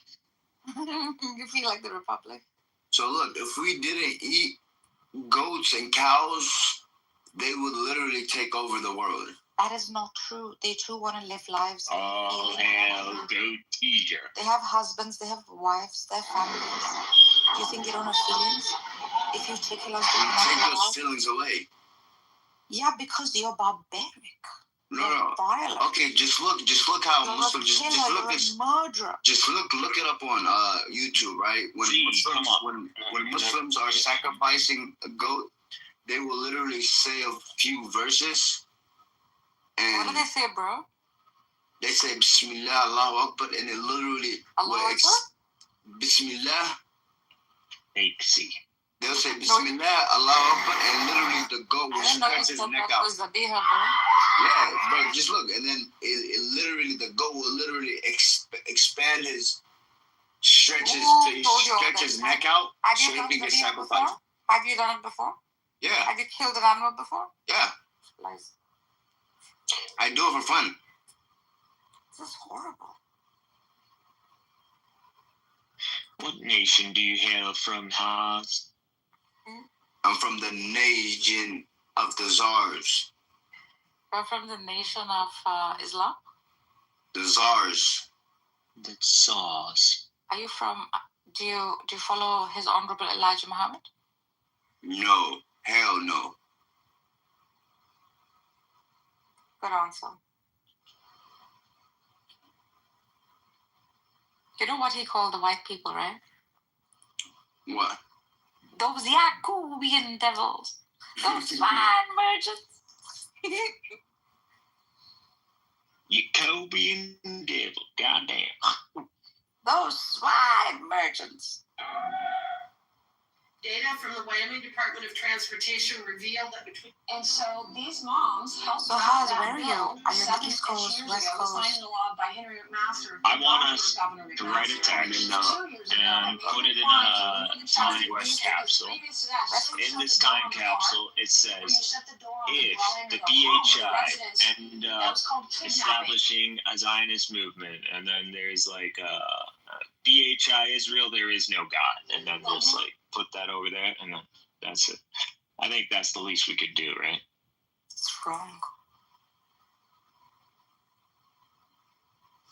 I swear to God, I have a feeling in like a few hundred years these guys will take over. So the BHIs put here the original Jews. It's like worth watching. And then they freaking go to Walmart with their costumes. They make it out of evil foam. With like swords and with like, Cora, you there? Probably see. Honestly, I'm not that scared of the BHF because, like, you hear the higher or the utters or the more of the preachers, they're not crazy. Like, they're not. It's all just spiritual. They're using archetypes. The Power Ranger outfits. So they make these like crowns. Yeah, I do. I did go look at it to see like where they sell their costumes. Is there a female one? Yeah, they wish to take over America and turn it into Morocco. Female BHI dress. No, that's the Moorish. No, female BHI gowns in Walmart. They didn't go to Walmart. Yeah, that's offensive. No, that's just the normal costume. That's right. And check out the crowns, bejeweled, with freaking like crystals. Oh, I looks like hate Moroccan. when people make their No, not really. Look their at the profile anonymous. They just yeah, listen. kind of like a kaftan. Wait, they took our clothes? Go check it out. And they have Hebrew Israelite female gowns or whatever dress. Yeah, looks like Moroccan. You see the swords and the freaking crowns. I'm so good dressed like that. With the crown and the sword. Dressed like your average Moroccan woman. It's not average Moroccan. Yeah, I'll show you. I have pictures of them incomplete. Stop eating my boots. I just want to know who's funding this movie. I don't think anyone. I don't Has to know. be someone. It's their believers. Like to what avail? For what? Like, what do you get out of this? It's not like Control. Yeah. Nothing is within control of the people. Y'all are all following whatever think tanks or deep states expected you to follow, or they've engineered society or American society to follow. That's all it is. They're clearly part of an agenda.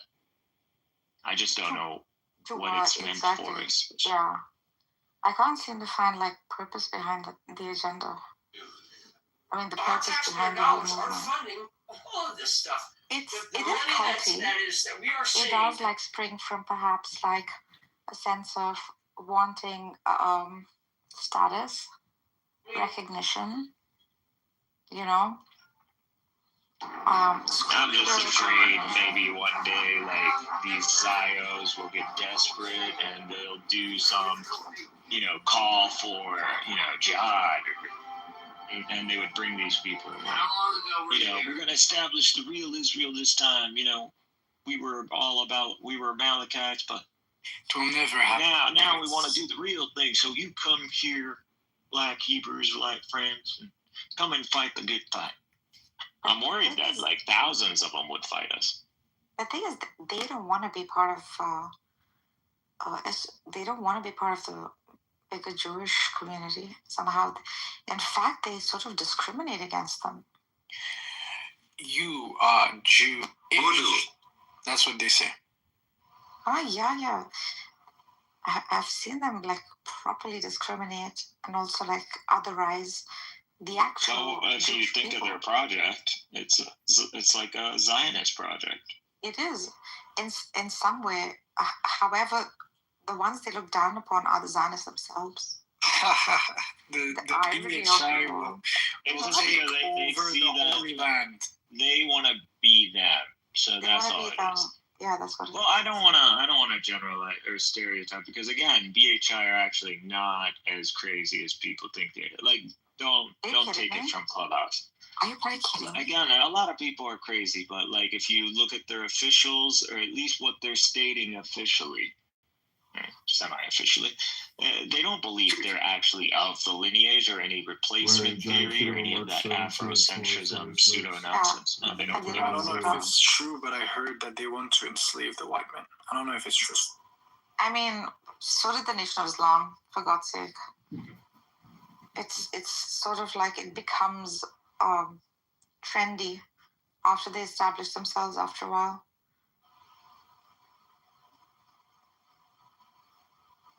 What is even the point? Well, I'll tell you this. If the West loses hegemony, the West ever loses hegemony, as in Europeans or Anglos, I bet you in the world to come, they would just all convert to Islam because they know that there's going to be all these demographics going to come to get them.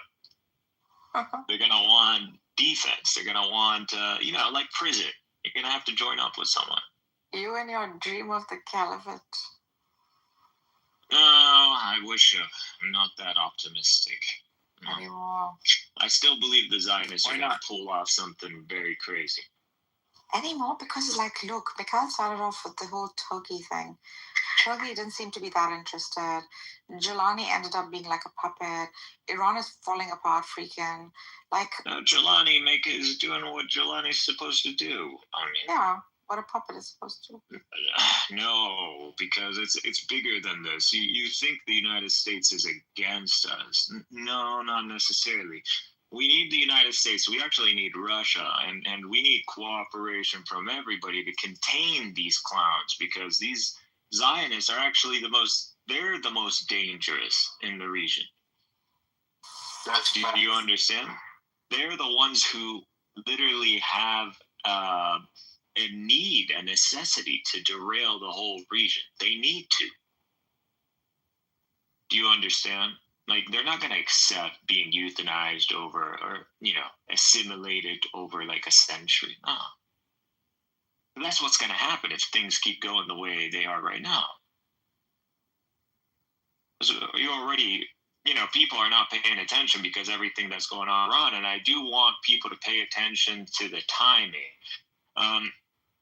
It's not a coincidence. So as we're going in, no one's hearing that we're now in phase 2 of the ceasefire.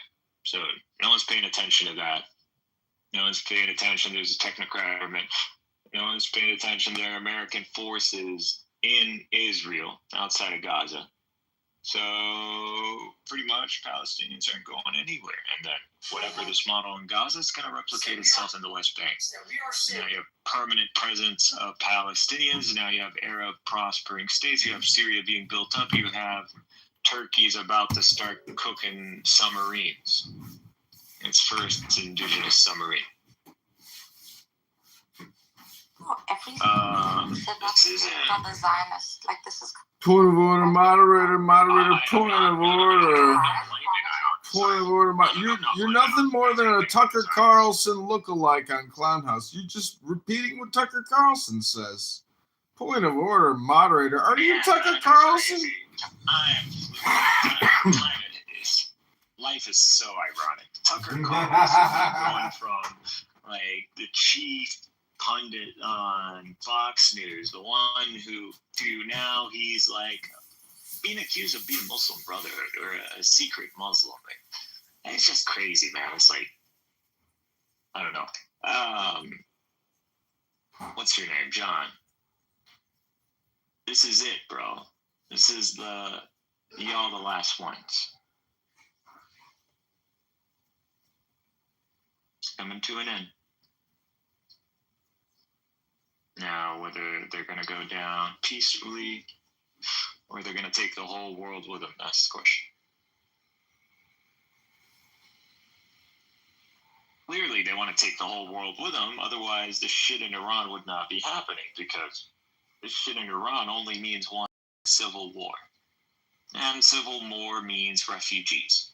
Refugees from Iran means Shia refugees. Refugees in the hundreds of thousands in Iraq and other places, going to lead to sectarian violence, which probably the Mossad is going to try to trigger. And boom, we went from Iran to Iraq to Syria, and the whole region is now, what do they call it? That's never going to happen. Hopefully, that's what the United States is supposed to ensure doesn't happen. That's the trouble in any case.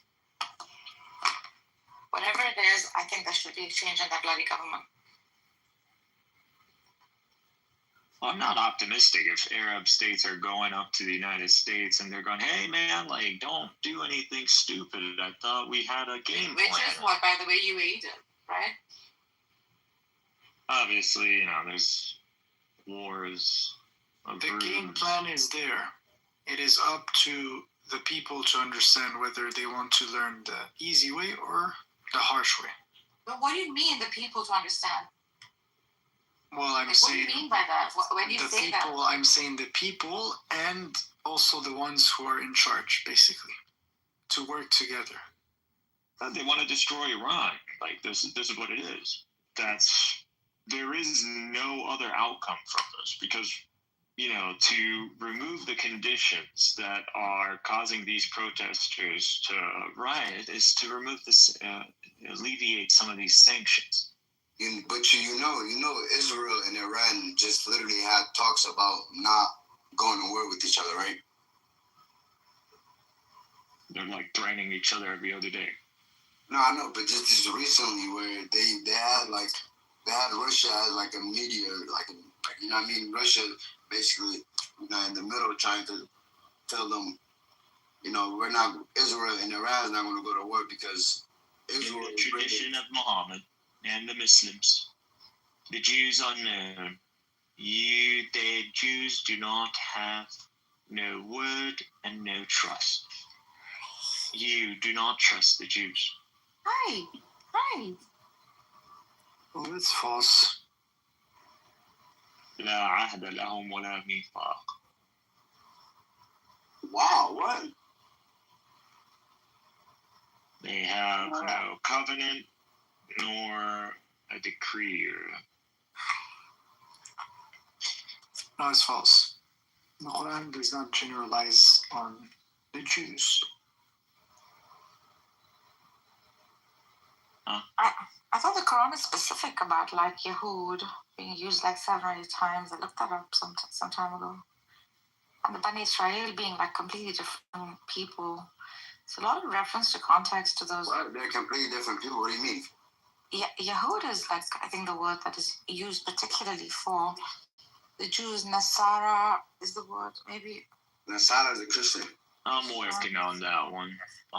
In الذين هادوا اليهود and Bani Israel and Al Imran 5 that I believe are terms that have clear distinction from one another. Israel, children of Israel, Yahud are Jews, but really it's not. I don't know how to. Need to properly find a translation to that one. Jews call Americans in America. There's also, I think, is it Qawm Musa or? No, the Quran is pretty clear. Yeah, it's distinct about these terminologies. But it's also very generalized.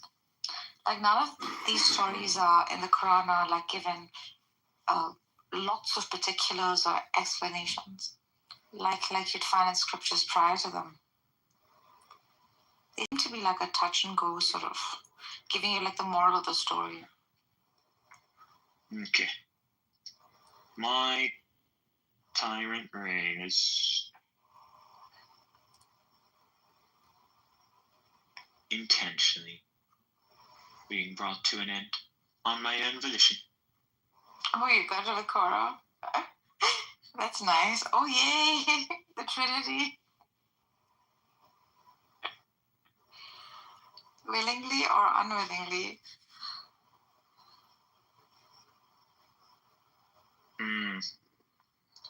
Yes, my disciple, learn my words. Consume them so you may experience the baptism of fire and cleanse that temple of yours. So may you be endowed with the Holy Spirit, so that Sakina may usher among you, and you may enter into holy union with the Logos, and manifest the Son of God. Huh? Do they also use the word Sakina? Yeah. Oh, wow. Yeah, no. Sakina's a big deal, yeah. Sakina's a big deal. What does Sakina mean? You know? Like peace or something. Like tranquility. Tranquility. Yeah. Or the holy presence. It also means like one who brings like peace to her father or something. Like with root words. No, and that's tranquility means. Sakina means that. I mean, Sakina means tranquility. What a beautiful name. Should I name my daughter that? He's among people with a suicidal ideology. Well, I'm pretty sure they do have suicide. Actually, that's the MO. That's the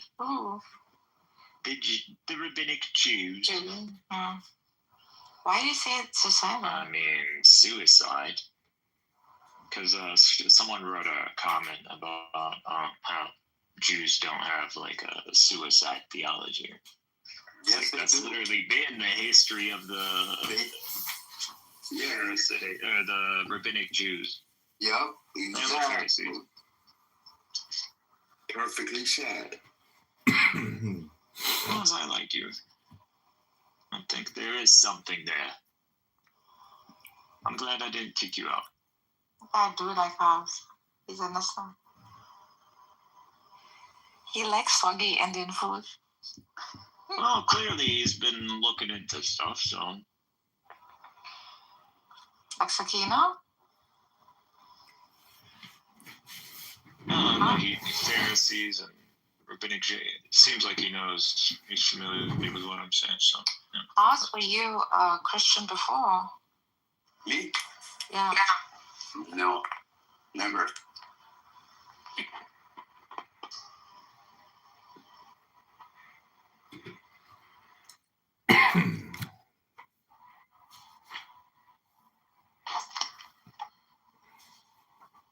I'm not hearing any updates. Honestly, I didn't turn on Al Jazeera yet.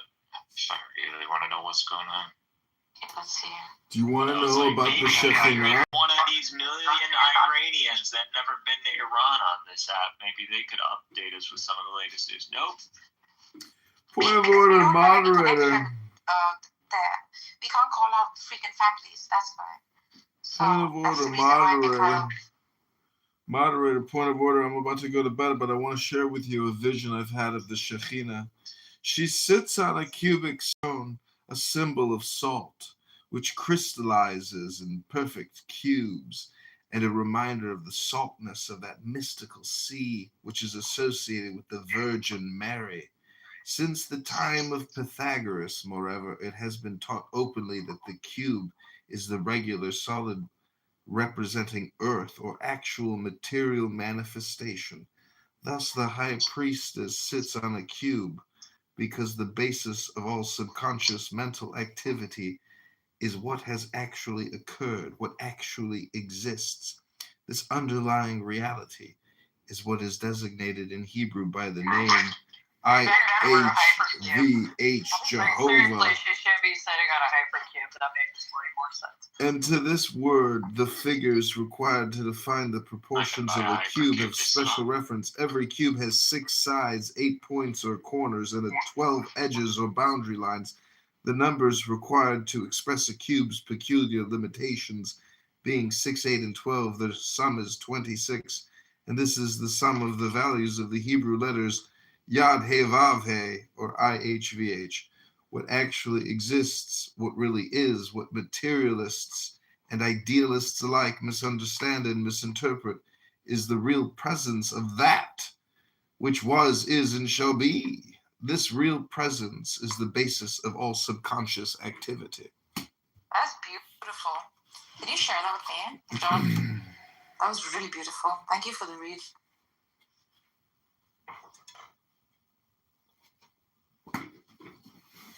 I still think it would be better if it were a hypercube.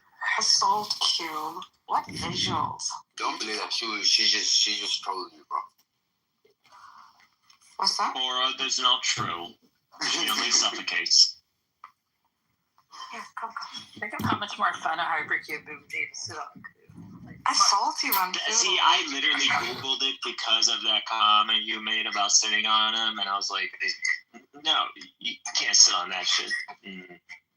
And I'm surprised these things in 4 dimensions. Come on. And another point, these things actually go up to $19,000, $20,000. That's fucking crazy. I want to see it. Can you show what is it called? Hypercube. I'm talking about an actual tesseract, like that hypercube. Yeah, you can buy one. There's $5,000, $15,000. What are they made of? A mother box. What is this? Some sort of mechanical. High-tech. Do you know what the solar logos is? This is beautiful. I want to. Illumi, do you know what the solar logos is? Yeah, my friend John, tell us what the solar logo. So it's an ancient Babylonian iconography or logo of a chicken head man. And it's basically a chicken body with a head projecting out of the chest of the chicken. So it represents,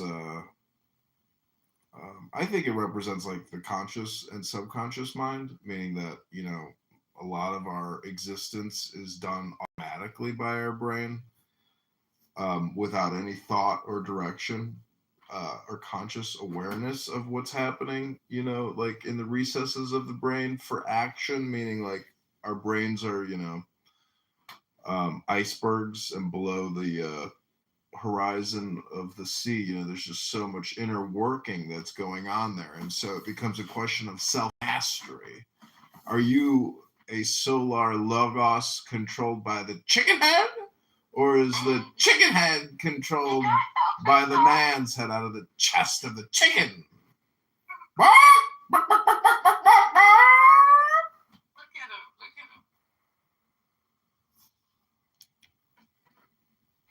There's something truly horrifying when you look into the eye of chicken.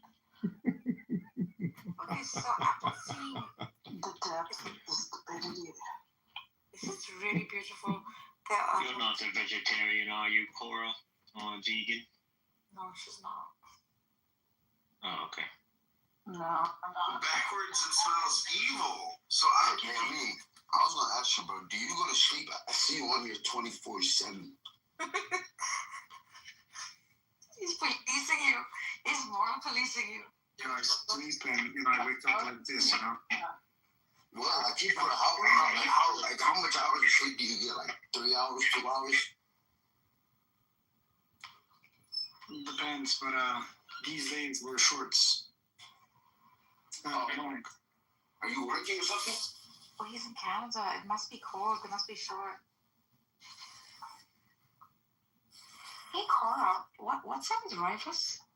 Why does he become like that sometimes? All I said was don't be cruel to, I mean... I think he's trying to hype himself up to go fuck his girlfriend, that's all. Yeah, that's what I thought. So wait, are you saying he's got to hype himself up because otherwise he wouldn't be able to get it up? Probably. I think Yeah, that could be the case. I mean, he intentionally crashes out on the app so she could hear it. Yeah. No, it's like method acting. It is acting. There's Don't say anything, John. She has certain predilections that he's able to accommodate, but is it necessarily his preference? If he pushes it to get a reaction. Yeah. And when you don't, he gets so upset. He has to get in a sort of humiliation headspace because that's what she did. Yeah, actually, when you guys were talking, who was talking about the Kaaba? Was it Black? The cube, the hypercube. Yeah, yo, bro, I swear, when I was like closing my eyes, I kind of like imagine, like I had this thought, imagine meditating inside the Kaaba. It would be cool. Ali was born in the Kaaba. It's kind of boring and plain. It's like just like a white room. Oh, It's like a moth closet. It's an interesting thing to entertain. Like it's imagine just sleeping. Imagine how many people direct some kind of freaking intention. I wouldn't like it. It's around the clock to the center. Like I can't even stand going to there's like a Catholic sort of like Stations of the Cross place with a grotto, and I can't even stand going up there. Like I'm talking about like every like second, perhaps. I know. Of the day, people are directing intention to the it's like central point. Can you imagine? Way too much. Yeah, I would have to like Level. I have to go full psychopath to like deal with that. I have to turn off all empathy. Like, if you see like humans as, you know, broad, deep universe in a sense, we're kind of like universes of our own, and there's a place where like bunch of humans are just interested in that place, and they just, you know, go around and pray. Heck yeah. Every freaking second of the day, someone's praying in that direction and intending gratitude. Like, it's so positive. If there is such a thing as, you know, like that midpoint of the perfect cube. Yeah, you know, it's not a coincidence. I think that, you know, I would be interested in knowing when was the Isra and the Mi'raj, because actually today, according to the Islamic calendar, yes, exactly. So it's today. It's tomorrow. So when we commemorate the Isra, right? Yeah, Mi'raj is and the Mi'raj. So the 5th of Shaban, right? I think it was today for us. I don't know about. 3rd of Shaban. Yeah, correct. 3rd of Shaban is Hossein Ali's birthday. I'm very good with dates and history of it. Studied it quite a bit. So the point would be this, right? I don't think it's a coincidence that the Prophet, when he ascended to heaven, he went from Masjid al-Haram. What is the date? Haram to al-Masjid al-Aqsa, yeah. What was because the date? These are central points of direction. Like, if you want to go upward, that's the location. I don't know, man. It's just to make sense. Using what?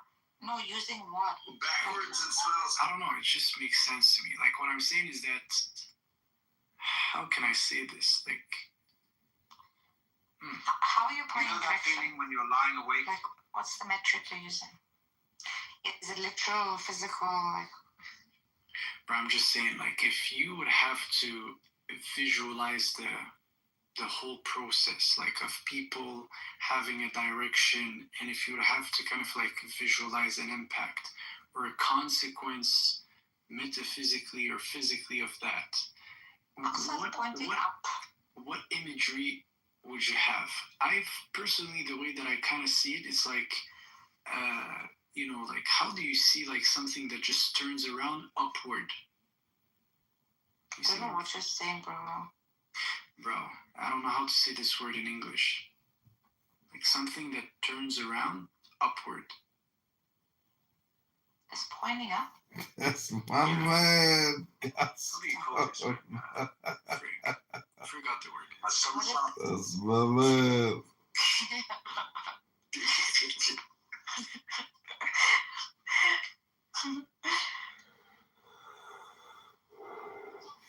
It's so funny. So, do you like the soggy food, Has? From India? Do you like eating the soggy food? I never actually tried it. What? What do you mean? Yeah. What do you mean? Would you make it for me? I would love to, you know? Oh, I've never cooked. I would love to taste it. But you could cook for me. Bro, I don't cook for anyone. You know, can you cook? There you go. Upward spiral. Upward spiral. Okay. I mean, that's what I was trying to get at. Yeah, poor thing. He's trying to explain it. Makes sense. I see your man, bro. I see your man, Sana. Are you from Africa? What? Are you from Africa? Why'd you say that? Because I thought I heard African. Swahili. Yeah, of course. I'm African American in America. Oh, okay. No, I'm just kidding. I'm African. Yeah, that's all. I can hear the undertones. Yeah. I was talking to this crazy girl. Mm-hmm. What was she saying? Go to sleep. Your girlfriend? She's actually she's like a ghost. Shut the heck up. What do you mean ghost? She's like a ghost figure. God, what are you eating? What are you eating?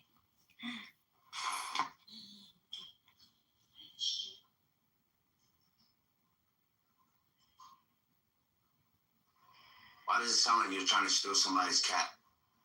It's my dog. What are you eating?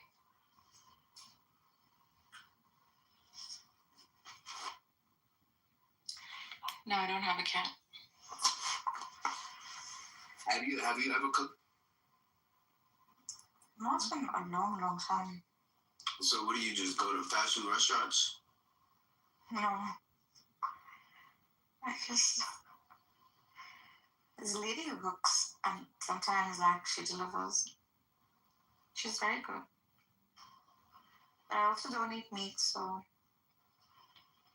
So how do you eat? Then there's other foods, like vegetables. Oh, I forgot you are plant-based. Yeah. So you can't even eat chicken. Bro, no. How about eggs? Yeah, I eat eggs. Oh my God, you're literally eating Shut up and stop. life. Are you serious? It's not life yet.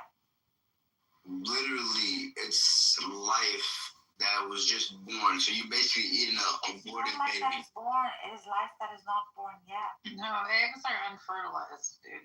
Like, chill. They're aborted animal. Now you. No, they're not, because the hens aren't fertilized. Oh my God! Why do you just chill? We joke here like that. You sound like why? You sound like a teacher. Like what? Because she is. Dude, I got 4 chickens in my yard. Oh, bag, bro. Every egg that comes out of their ass is not alive. It's just She's mommy. Literally She's mommy. You have chicken in your backyard?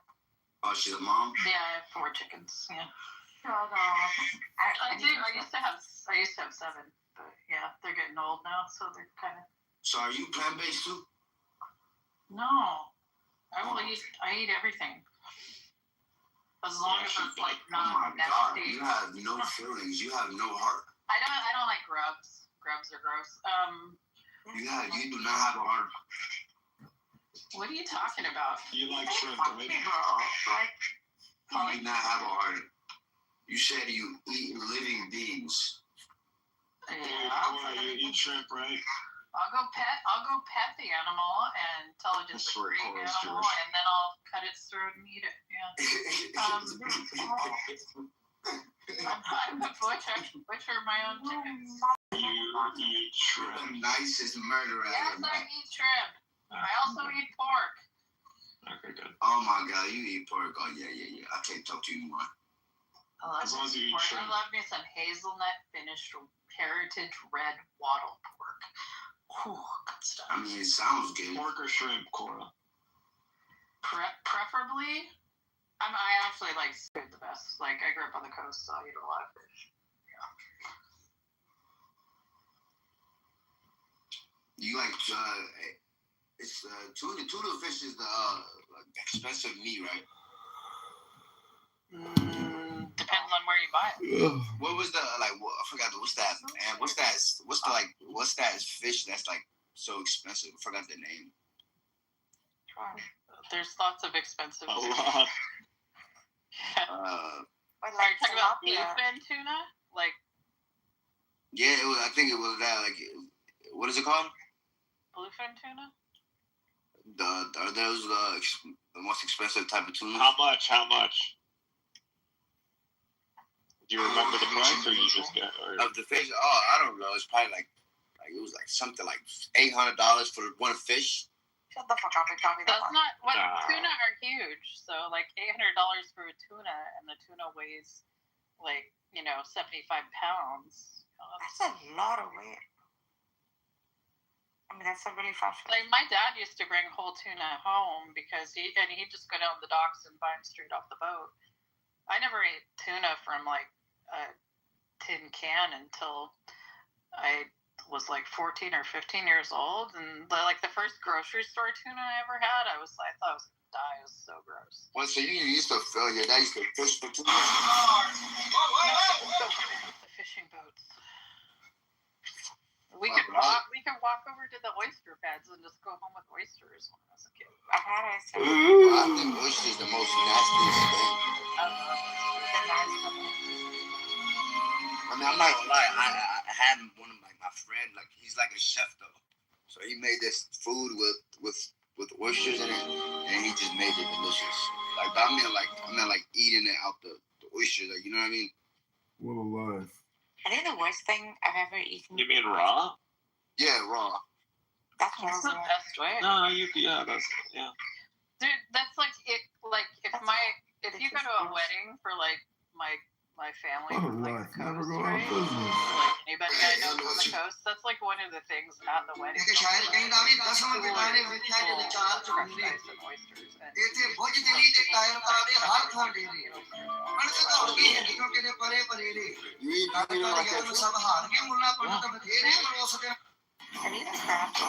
Salt, lemon, vinegar, whatever. Yeah. I don't know. It's just probably like the way that people eat it, like that slurping sound. It's gross, but it's delicious. Like if you just, it's an acquired taste. You said it was too expensive.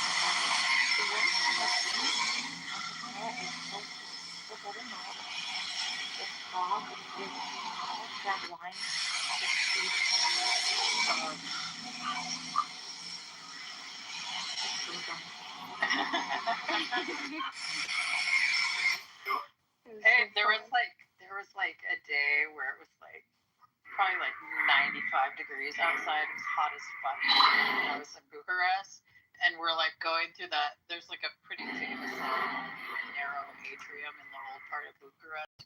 It's really beautiful, but a little lane that you walk down, and they have just like people like selling food out of like windows and doors. Yeah. And like there's just like it was kind of like, you know how when you go to Japan and there's like all the the tough guy businessmen like trying to slurp down the hottest fucking ramen, you know. Anyway, there was a window like all these all like sort of like beta dudes who like tried to act like window. And my friend Beth was like, "Oh, come!" And he goes up there and he fucking comes back with this fucking like hand pie. This hand pie and a fucking glass of right? And it was like what is kefir? Kefir is like a fermented type of milk beverage. Anyway, You ever know those yogurt drinks that you're gonna find like at Target or something? It's like that. But it's yogurt. Yeah, but probiotic. it generates a lot of butyrate. Anyway, it's kind of like if you're not. Anyway, but like this, and the flavored ones are good. I like the flavor. This is absolutely and like the stinkiest fucking that hand pie was just full of like the most smelling goat cheese I've ever smelled in my entire life. Like I like goat cheese. Yeah. I like goat cheese too. It was quite the experience. Yeah. It was like just getting a big like whiff of goat ass and then trying to wash it down with butyric acid, stomach acid. Like it was like, oh god, fuck.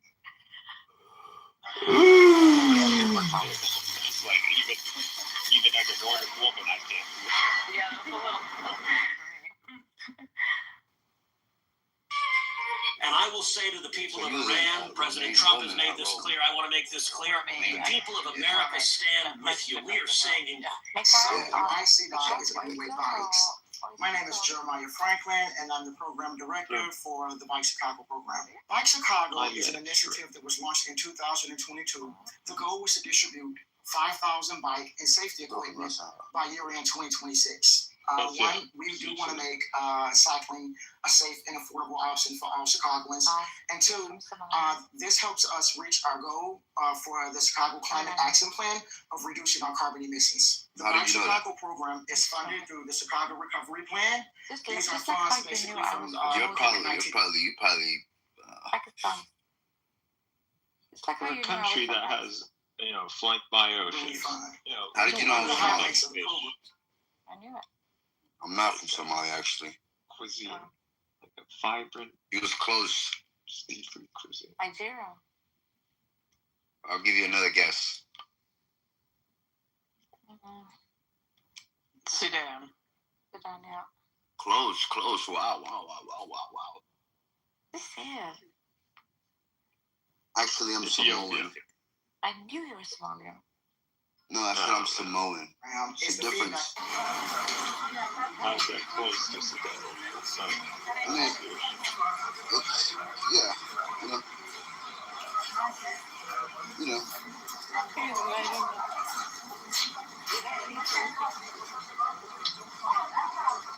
Like free everything. Actually, he does kind of sound like.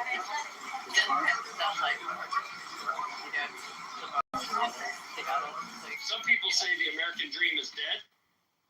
I can. He likes sushi. I think. Like how. I love sushi. Hey, which one of you guys ever had cow ass? I was in the Bay. I'm so tired of sushi. This is the last chance to go. 6 months Actually, I after said cow. bombing the U.S. Embassy, terrorists struck again at the heart of the multinational peacekeeping force. 241 American servicemen were killed when a suicide bomber drove a truck loaded with explosives into their barracks.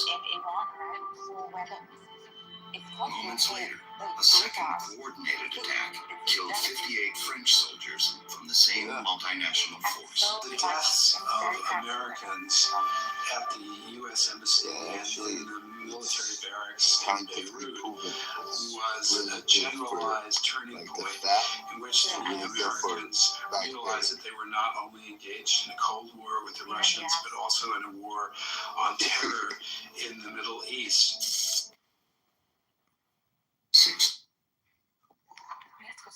months after bombing the It's Yes. It's called Didn't really U.S. have a Embassy. good conversation with you guys, though. The sleep a lot. Getting away, It was indeed a pleasure. It was a pleasure. Honestly. I'm about to leave you guys off with one more thing. What? I'm about to post a picture of what I was talking about. Ew. Better not be good ass. It's actually, I think, maybe 50%. If they were never there, they wouldn't have been attacked. Actually. If they had better intel, they would have prevented them. Terrorists. Feedback that we get from the public. Hearing how this program. I take that back. Dude, good shot, girl. This is so sick. Hearing how. I know Lamar for sure would date this. Go. Bro, what is this? Look at my PDR. Oh my god, that's so You see it?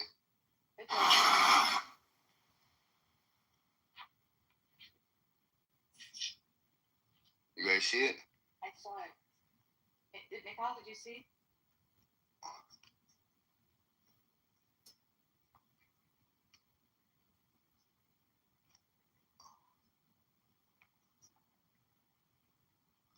Good night, my fellow brothers and sisters in humankind. Good night. Sleep well. Thank you.